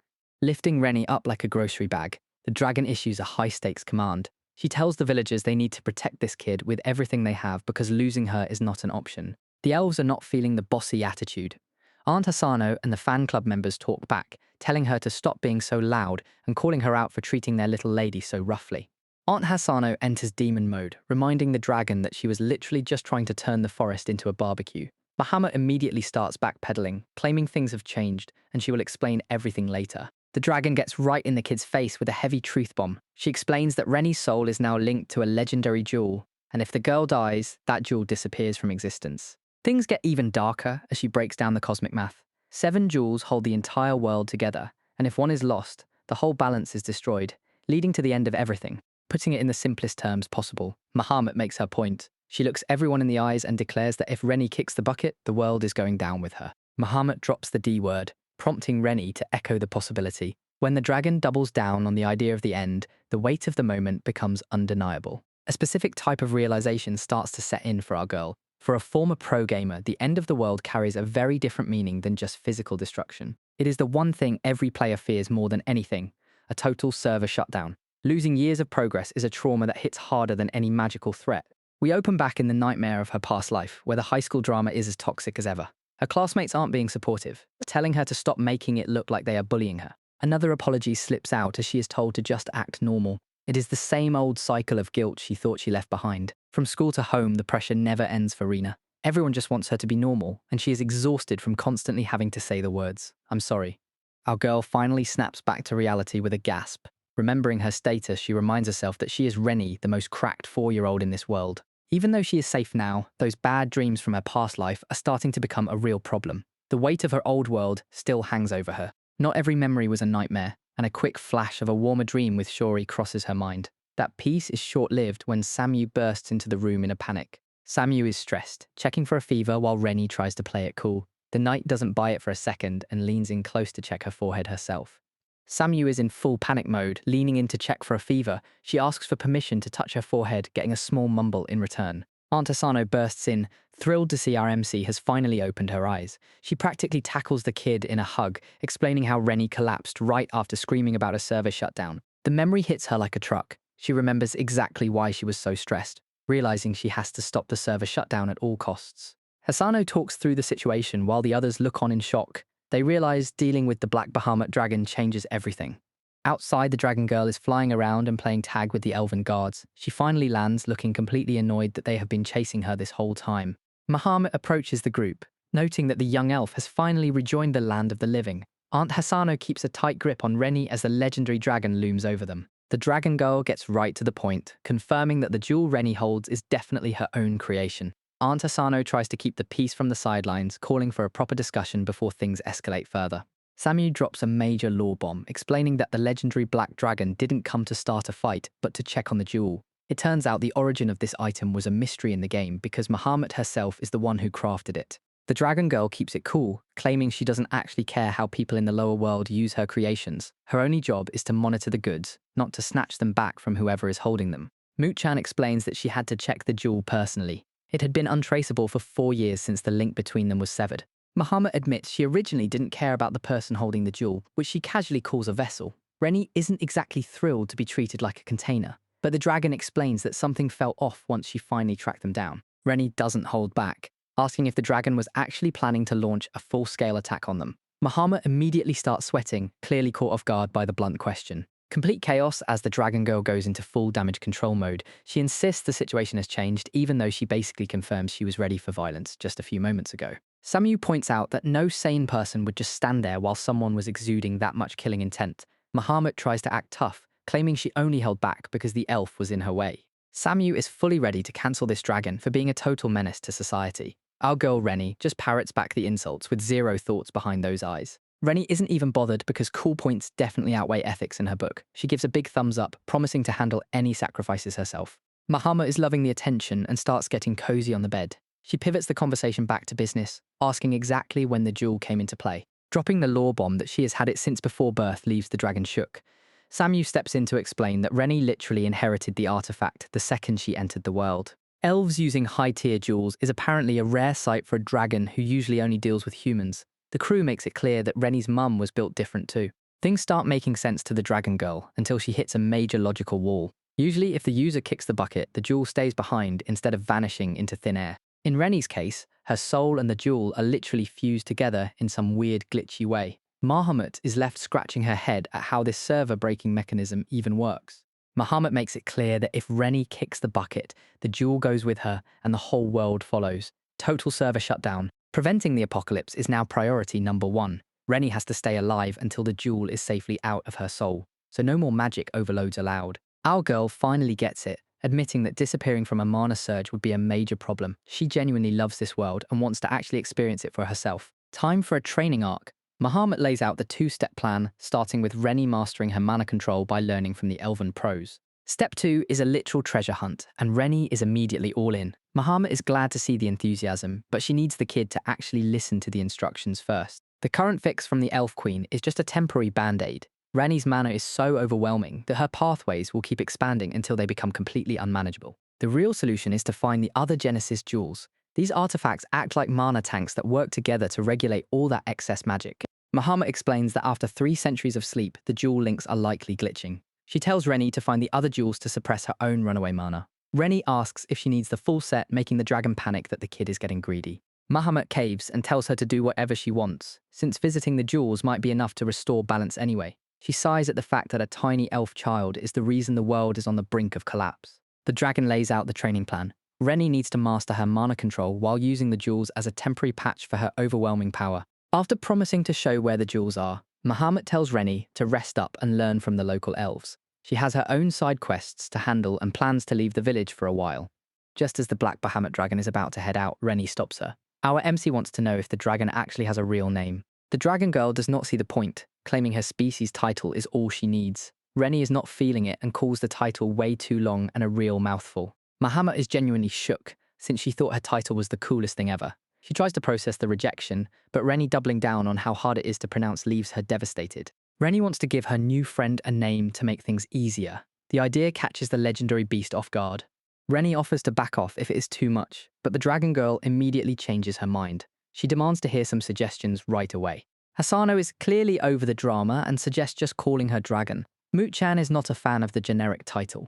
The dragon girl demands a name that reflects her grandeur. Renie takes a moment to think it over before suggesting the name Moot-chan. The dragon girl repeats the name to herself while she processes it. Her eyes light up once she decides it is actually a great fit. She claims the name is a bit simplistic but decides to allow it. She acts like she is just being generous to a child. Hasano refuses to play along and insists on using the generic title. The dragon girl is already fuming that her new name is being ignored. Moot-chan takes off after telling Renie to take care of herself. Our MC just waves her goodbye, leaving the dragon girl completely flustered by the casual treatment. The local elves start shouting from the trees that it is finally their chance to move now that the dragon is gone. Renie just stands there with a smile, feeling a strange thrill in her chest she cannot quite explain. She knows the fate of the entire world is currently at stake, and her own life is on the line. But even with all that pressure, she is focused on something much more exciting. Her eyes sparkle at the thought of finding legendary jewels she has never seen before. She is just happy to be experiencing something new in this world she loves so much. Renie snaps out of her thoughts and calls out to her favorite bodyguard. Samu is standing right there, ready to serve as always. Samu snaps to attention and suggests they start mana training tomorrow. She tells her little lady to call it a night and get some rest for now.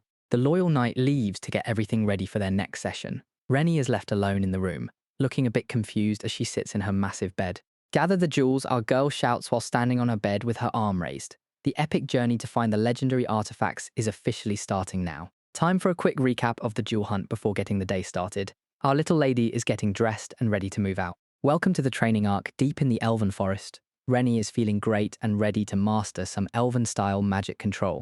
The Elven guard tells her not to push it, but Renie is all good. Aunt Asano works some serious magic to get her back to normal. Pushing magic pathways too far is a recipe for disaster. Our girl is locking in to make sure she avoids another massive outburst. Fired up and ready to go. Samu is right there with her, promising to provide all the support needed for this training session. Aunt Hasano takes the lead to start the lesson. It is time to see if Renie can actually handle the basics of magic control. The hype for this lesson is real. Aunt Hasano points to a mysterious dark object and tells Renie she is the one in charge of handling it.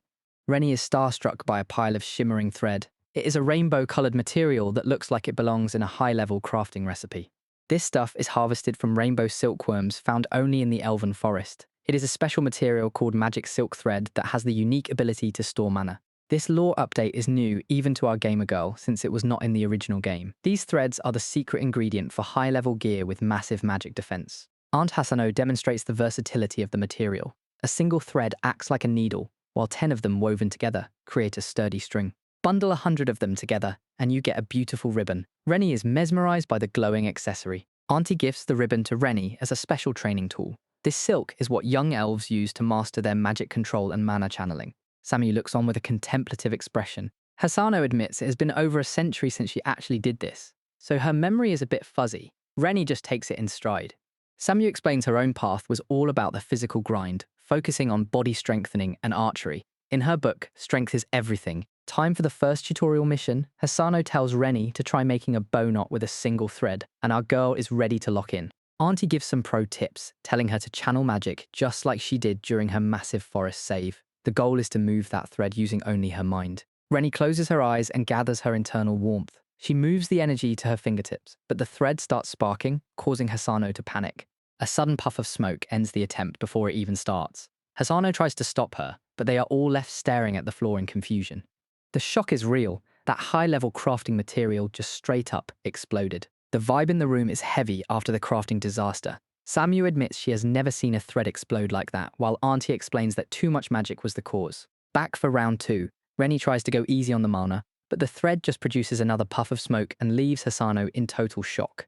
Our girl stays down on the floor after the failed attempt. This tutorial mission is proving to be a lot more difficult than any boss fight she has ever faced. She glares forward and refuses to quit. To a pro gamer like her, this is just another level that requires a few more retries to master. The training session officially gets cut short. The adults decide it is time to pack it in for the day before Renie tries anything even more dangerous. Night falls on the Elven village as Renie sits slumped in her chair. Samu brings over a pitcher and checks to see if her lady is doing all right. Samu leaves the room with a final reminder to call out if anything feels wrong. Renie watches her go and gives a simple nod. Renie pats the seat next to her, telling Samu to come over. She is ready for a serious heart-to-heart. Samu tries to play the concerned knight and tells her she needs rest, but Renie is not hearing it. She firmly insists that they talk right now. The kid admits she cannot sleep when she can clearly see that her guardian is troubled. She is locked in on Samu, worried about her constant downcast mood. Renie asks if she is feeling anxious, all while her internal monologue starts racing. Being a former shut-in, she has no idea how a normal person would handle this kind of emotional weight. Samu panics at the suggestion that Renie might be at fault for her sadness. Seeing her reaction, Renie wonders if she could have approached this mission with a bit more tact. The emotional wall finally crumbles as Samu breaks down in tears. She apologizes for making her lady sad and admits that the fear of losing Renie has been eating her alive. Renie stays quiet and listens to the raw honesty coming from her knight. Samu confesses that she secretly wished Renie would just stay safe within the Elven forest forever. Samu admits that even when the legendary dragon proposed the quest, she could not bring herself to celebrate. She was too wrapped up in her own fear. She realizes she is no better than Pio, the knight she used to look down on. Trying to protect someone by locking them in a small world is not love, it is just confinement. Standing by the tree in tears, she admits that she never thought she would revert to this kind of behavior. The guilt of her own possessive feelings is finally coming to the surface. She knows she cannot stop her lady because Renie is the type of person who will always move forward for the sake of others. She has complete faith that the girl will see this journey through to the end. Hearing these words sends a wave of joy through our MC. Knowing that her knight believes in her so deeply makes her more determined than ever to use her strength for the world. In Samu's mind, there's not even a remote possibility that Renie would fail or just stay safe in the forest. That level of absolute trust is something our girl has never experienced before. Renie reaches out and tells her knight to believe in her even more. She understands that Samu's struggle comes from the very fact that she has total faith in her lady's destiny. Samu is having a hard time processing the request for even more faith. Renie is not backing down though, insisting that she will handle this world-ending mess. The idea of overcoming a world-ending catastrophe sounds like a lot, but Renie promises she can do even more. It is enough to leave the knight in a daze, agreeing to whatever the kid says. A vow is made to stay right here and not vanish from this world. The weight of those words hits hard, making the knight struggle to keep her composure. Thinking about the future, Renie dreams of traveling the world with her favorite protector. This wholesome goal is the final straw that makes the knight break down. Suddenly the vibe shifts and the knight is screaming about how hard it is to just believe. It is a shock to the system that leaves the room feeling heavy. The mental strain finally takes over, sending Samu into a dark spiral that nobody saw coming. Reaching for a blade proves that the pressure of protecting the savior has become too much to bear. Aunt Asano steps in to end the chaos and ushers the kid off to get some sleep. The rest of the staff has to haul the knight away before things get even more out of hand. Samu gets hauled away like a sack of potatoes while yelling that she will be back in a second. Aunt Hasano just ignores the chaos and tells the kid it is time to hit the hay. Face down and completely defeated, she is actually asking to be taken out of the game for good because the shame is too much. Her co-worker is not having it and tells her to knock off the nonsense immediately. Samu is too busy spiraling, convinced that showing an ounce of weakness has ruined everything. The pity party reaches critical levels as she declares herself garbage and assumes she is being kicked out of the party. Her friend can only stand there wondering how to handle this level of drama. Breaking down into total sobs, she keeps repeating no while the other elf tries to reassure her. She is convinced her lady has already moved on without her. Deep in her own head, she reflects on the devotion she promised and the kindness she was shown. It is a moment of pure internal conflict as she tries to find a reason to keep going. She starts imagining worst-case scenarios, where her lady abandons her just to avoid the hassle. In her mind, being a burden is the ultimate sin that would tarnish her goddess image. Samu is officially in shambles, while Hasano tries to drop some truth. Turns out she was just trying way too hard to look cool, and the mask finally slipped. The spiral goes deep as she starts doubting her entire existence as a protector. If she cannot even keep up the act of being a loyal servant, she thinks she has lost her right to stay. Hisano cuts through the drama with a simple question. She asks if all this crying is just because she is scared that Renie-chan might actually reject her. Renie is just listening from bed, realizing that their wires are completely crossed, while the kid thinks it is a communication issue. The knight is out here treating a simple misunderstanding like a matter of life or death. Renie is staring at the ceiling and replaying the absolute disaster that was last night. She is realizing that her attempt to be a cool boss actually broke her loyal knight. Samu is spiraling into a dark hole of self-loathing and listing every mistake she has ever made. She feels like a total fraud for overestimating herself and relying on everyone else. Buried in her pillows, our knight is wallowing in the idea that she is completely unlovable. She thinks she finally got what she deserved for being so arrogant. The guilt is eating her alive as she calls herself conceited for even trying to stand by the savior. Back in the bedroom, Renie watches the morning light and wonders how to fix this emotional damage. Samu is literally begging other elves to take her job while crying her eyes out. She wants them to protect Renie because she thinks she has lost that right forever.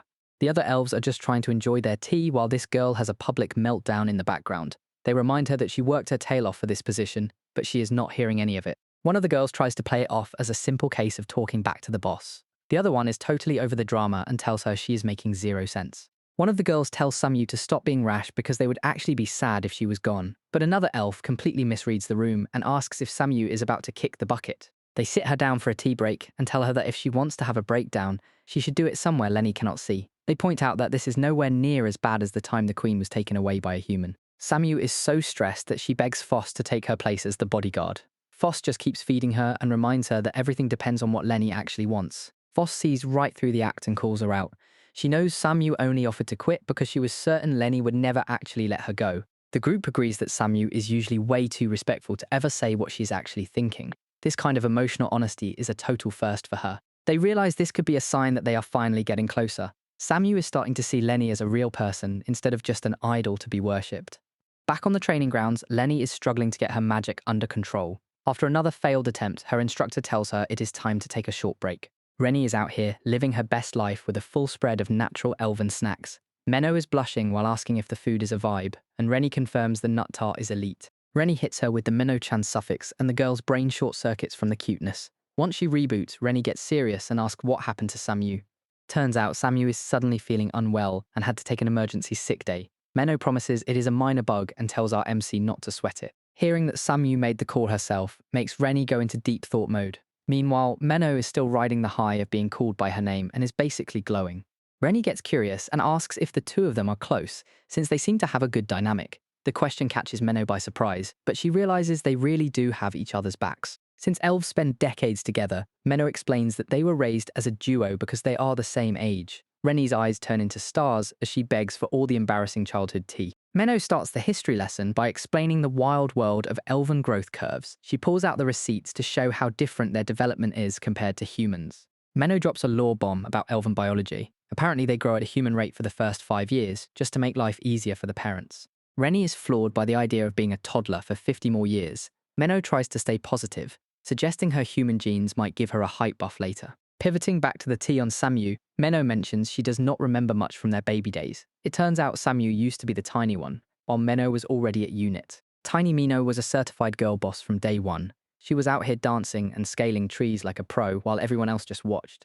She was even snagging fish with her bare hands. Little Samu could only watch from the ground while Minnow dominated every single activity. All that success came with a price. Samu ended up being pretty cold to Minnow, likely because she was frustrated by the difference in their physical stats. It seems Samu spent her whole childhood searching for where she actually fit in. She was desperate to find her purpose while living in a shadow. Menno remembers a quiet moment when Samu questioned if they would ever find true peace, only to receive a grim reality check. Disagreeing with her friend's pessimism, Menno believes Samu is secretly working hard to find a future where she can finally relax. Looking at Renie, she explains that this hidden determination is likely what drives Samu's tireless effort. The talk of stability brings back a sharp memory of Renie's past life as a human girl, slumped in her living room with a distant father. Her father's old claim that true peace does not exist still haunts Renie as she hopes Samu can find better luck. Tea time is interrupted when a formal voice calls out for Lady Renie as two elders arrive at the table. Foss and Yuno introduce themselves as village elders, but the mood shifts when they deliver a message from the missing shield.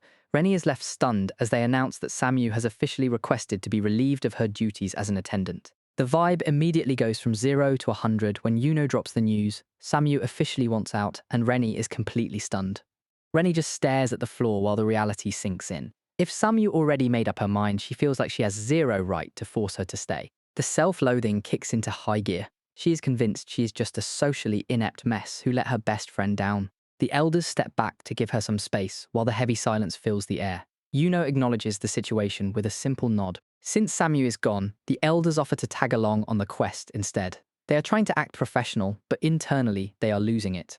Yuno admits she expected a more impulsive reaction since Renie is part human. Now the ball is in Renie's court to decide the next move. Renie is just standing there with her head down, totally overwhelmed. Seeing her struggle, Yuno gently asks if she's having a hard time making a choice. Old memories start to sting, reminding her that tears only bring disappointment to everyone around. She pushes it all down because crying never solves anything. Back in her old life, locking her heart away was a survival tactic to avoid the drain of being human. Shutting down felt like the only way to keep moving forward. She studied daily to keep those tears back, terrified that breaking down would make her a heavy burden. But the weight of it all is finally becoming too much to carry. The vibe shifts when the shield notices those tears. Samu goes into a frenzy, rushing forward in disbelief. Renie finally drops the act and admits that being without her friend is just too painful to bear. This bombshell sends Samu into a state of shock as she realizes her worth. Clumsy speech and all, the truth has to come out now. She leans in close, ready to say everything she has been hiding from the world. With a shaky voice, she begs for her shield to stay, despite all the sadness she might cause. Samu is a wreck, caught between a frantic apology and disbelief. Samu is out here promising to be the ultimate yes man just to keep the peace. She is done talking back and swears to never complain again. Renie is practically begging for some pushback, but the shield is convinced it will only cause more tears. This girl is sweating bullets just thinking about being rude. Disbelief is an understatement. The idea of her words hurting the person she respects most is completely beyond her comprehension. The master and servant vibe has to go if they are ever going to be real friends. Even the aunt is losing her mind after hearing Renie ask for more insolent energy. The contract is updated. Samu finally agrees to drop the formalities and speak casually from here on out. To Samu, every other problem in this world is basically light work. Her only real nightmare is the thought of Renie disappearing forever. That kind of logic is not going to fly. Renie stands her ground and tells her that her life matters way more than the end of the world. Samu is locking in and says she is finally prepared. Even if things get messy and the sadness hits, she is not backing down. Choosing to stay positive is the play now, and she will find a way to stay by her side no matter what. From crossing oceans to rolling through heavens and earth, she is never letting go of that hand. The goal is set. They are going on this journey together. It is an always together vibe from here on out. Renie gives the stamp of approval, calling it the best. Matching that energy, Samu claims it is the greatest thing ever. Back to the grind, they both promise to go hard in training. Auntie is watching from the balcony while the village vibes remain peaceful. Relief washes over Hasano as the drama finally settles down peacefully. She knows our MC is the only one who can actually keep Samu in check. Seeing them together makes it obvious they are destined for each other. The bond is officially unbreakable. The staff is literally grading Samu's mental breakdown like it is a failed questline. It is a relief she avoided the self-harm route, especially since 3 out of 4 outcomes were heading straight for a disaster. Back at the training grounds, Renie is locked in and staring down a piece of string. The elf squad watches with bated breath as she attempts her latest feat of control. With a sharp shout, she unleashes a sudden burst of mana that lights up the entire area. Mission accomplished. She managed to tie the knot perfectly using only her magic, and the crowd of elves is losing their minds over it. Hasano cannot help herself and swoops in for a victory hug, clearly proud of her niece and her rapid progress. Hasano notices that magic control works best when Renie keeps one eye closed. Renie admits it is a habit she developed to help her focus on the mana circulating through her body. She explains that closing both eyes releases way too much magic at once. To prevent an explosion, she came up with her signature one-eye method to keep things stable. It took a full week of practice, but she finally mastered the perfect amount of output. Hasano watches the celebration and concludes that Renie's biggest issue is simply being too cute for her own good. Samu is absolutely losing it, and even Aunt Hasano is starting to think she's reached her limit. Back at the Elven village, our girl is officially leveling up, taking a major step forward with her magic control. She plans to chill in the village until Moot-chan returns, but first, she has a very specific request. She wants to see Samu's room. Menno is totally confused and explains that the staff just rotate through shared dorms. She shows off a shared living space, pointing out where Samu crashed recently. There is zero personal touch here. Menno shows her the linen closet and an empty bed, proving there is literally nothing to see. Renie isn't impressed. Menno tries to figure out what she's really after, but the communication gap is massive.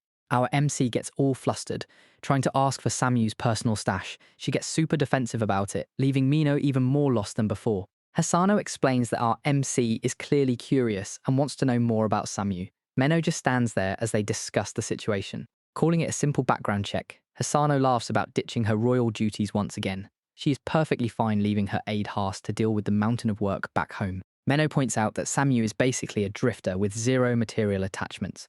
That theory dies the moment Samu admits to hoarding Lady Renie's food leftovers, which earns her a swift order to throw that junk away. Renie-chan asks to see something in Samu's life that is totally unrelated to her. Samu immediately hits a wall and starts panicking when she realizes she has zero hobbies outside of her work. Menno asks if she can even function without being completely devoted to something. Samu is left stuttering and looking for an exit strategy as she gets called out. She admits that she thought she was doing just fine, living a bare minimum life, that all changed the second she found a favourite person to follow. Meeting her favourite person was like the world finally gained colour for the first time. Now, every single memory she had before that moment has started to fade away. Samu admits she wants her entire life to be about Renie-sama. Our MC just stares back, thinking that is way too heavy for her. Hisano suddenly has a light bulb moment about a secret base. She recalls a hideout near the Moguri Great Trees, even though Samu claims she never had one. Back in the day, Samu would just disappear without a trace. She always popped up near those giant trees, making it obvious she had a secret spot. Poor Samu is a total mess when it comes to her own memories. Hisano calls her hopeless and turns to Menno, who confirms the secret base actually exists. Time for a field trip to the Moguri Great Trees. The gang arrives at the massive, decaying ruins to track down that childhood hideout. This place is basically a graveyard of giant trees from an ancient war. Menno explains the dark history as they look out over the submerged landscape. Stepping stones and lake vibes, Hisano asks why Mino even bothered coming, and Mino says she only came because Samu cannot remember a single thing. Hisano points the way, convinced the spot is just up ahead. Menno spots it immediately, while Samu mutters about everyone feeding the kid's head with nonsense. They finally reach the entrance. Hisano peers into the dark opening, wondering if this is really the place. It turns out the legendary secret base is just a small hollow in a tree. Hisano realizes they've definitely outgrown the cramped space since their childhood. Renie asks if she can take a look inside. Menno gives her the okay, and the kid finds the tiny space fits her perfectly. Exploring the interior, Renie finds the smooth walls surprisingly relaxing. She wonders if Samu used to hide out here to escape the world. The floorboards look a little loose. Renie lifts up a piece of the ground and pulls out a stone tablet, immediately getting a huge reaction from the adults. Mystery solved, this ancient artifact is actually just an embarrassing poem Samu wrote and ditched 100 years ago. Renie pulls a wooden comb out of the secret stash and Samu immediately loses it. This is apparently a replica of a gift from the Queen, but the original is locked up safe in the castle. The walls are covered in some pretty aggressive fan art. Bold text and drawings of the Queen show just how obsessed someone was back in the day. Hisano is actually impressed by the artistic dedication. Samu just stands there looking like she wants the ground to swallow her whole. Major cringe moment for our warrior as she complains that the art does not capture the Queen's true grace.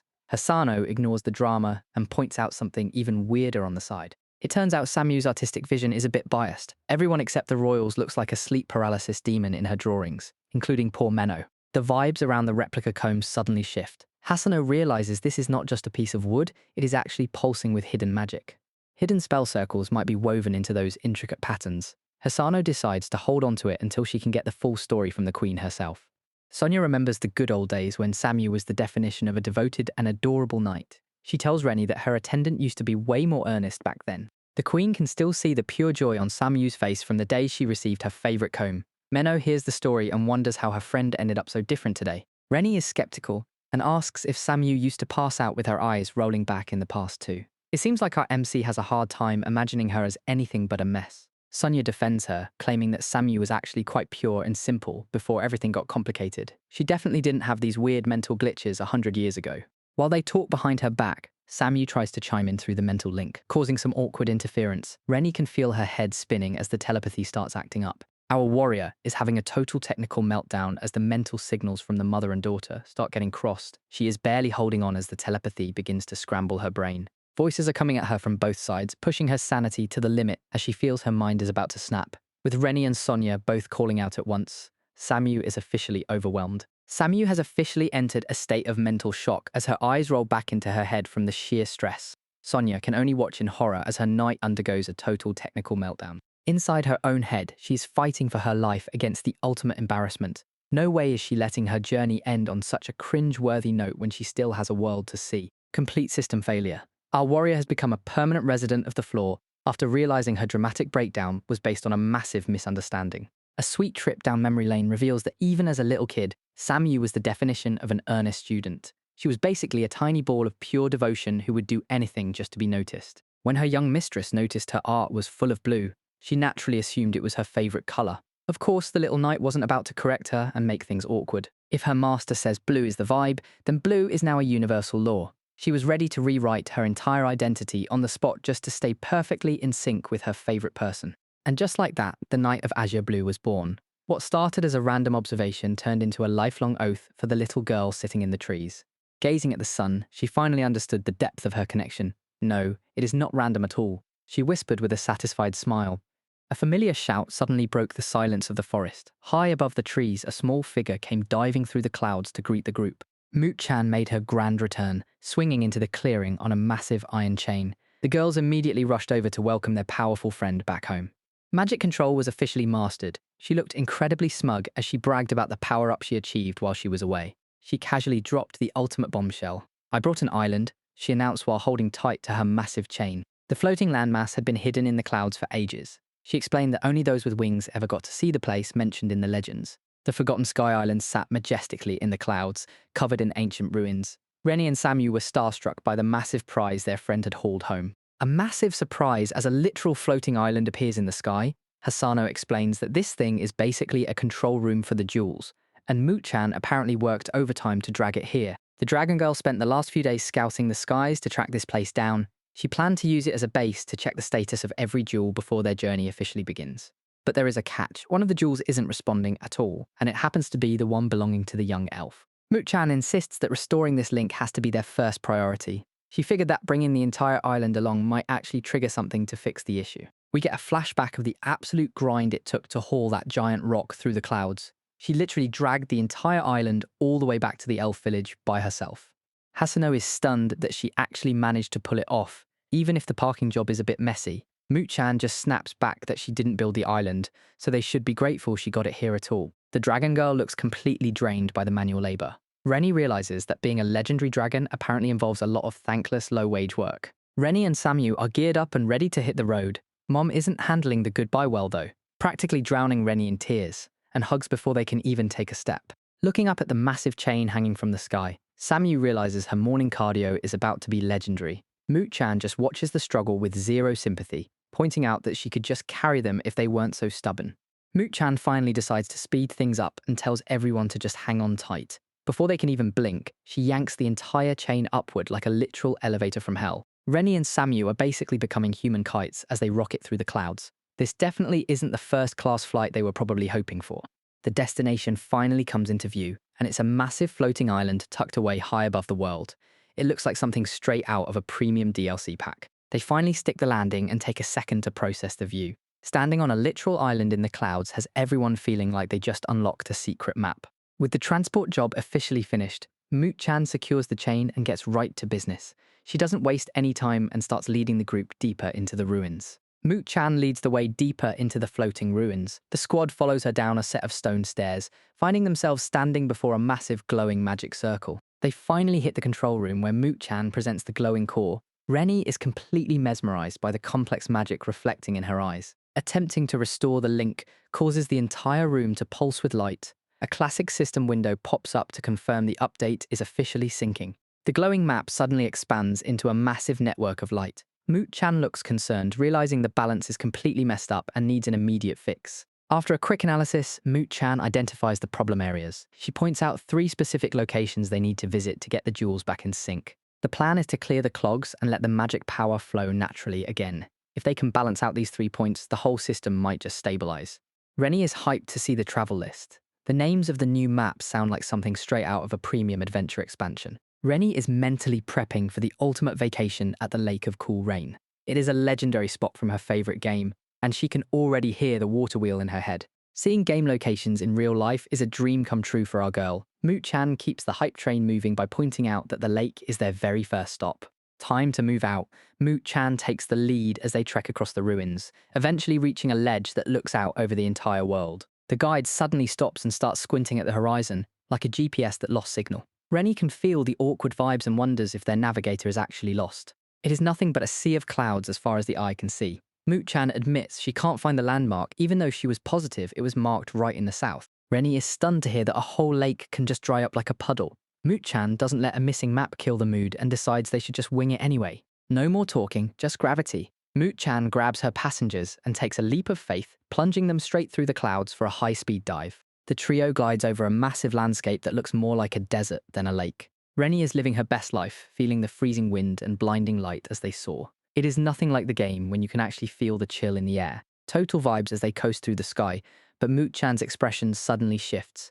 Something doesn't look right from up here. According to the map, they should be right over the lake, even though Samu is skeptical. Moot-chan gives the green light for Renie to drop down using her special feathered rabbit boots. Looking down, the reality is a major buzzkill. The legendary lake is nothing but a dry, dusty crater. Moot-chan realizes why her GPS was failing, noting that the terrain has totally morphed. Renie is absolutely floored that her favorite vacation spot is a total bust. Our girl is beyond crushed by the sight of the wasteland. Samu panics and demands the dragon start yapping to distract Renie from the disappointment. Moot-chan explains that a water serpent is currently guarding the jewel at the Lake of Cool Rain. Hearing they have to scrap with a monster just to get the prize, Renie is a little taken aback. This beast is no joke. Apparently it can fire high-pressure water blades and build liquid shields. While the dragon warns about the difficulty, our little battle maniac thinks it sounds like a blast until she spots something in the distance. They find a small serpent curled up in the rocks and decide to move in for a closer look. Renie takes a massive leap from the ledge, tracking her target with a sharp eye as she drops through the air. Sticking the landing perfectly, she gears up with her cat paw gloves just in case things get messy. Minnow crashes the party with a loud apology for being late, but Renie isn't exactly feeling the hype. She tells the fangirl to hold her horses before things get even messier. They finally spot the serpent curled up in the dark, but it is not looking like a legendary boss. The beast seems drained and weakened, leaving the squad wondering what actually happened to it. That's it for today, guys. If you made it to the end, comment, leave it to Renie, so I know you're real ones. Don't forget to like and subscribe, it really helps the channel grow. Until then, keep on cooking.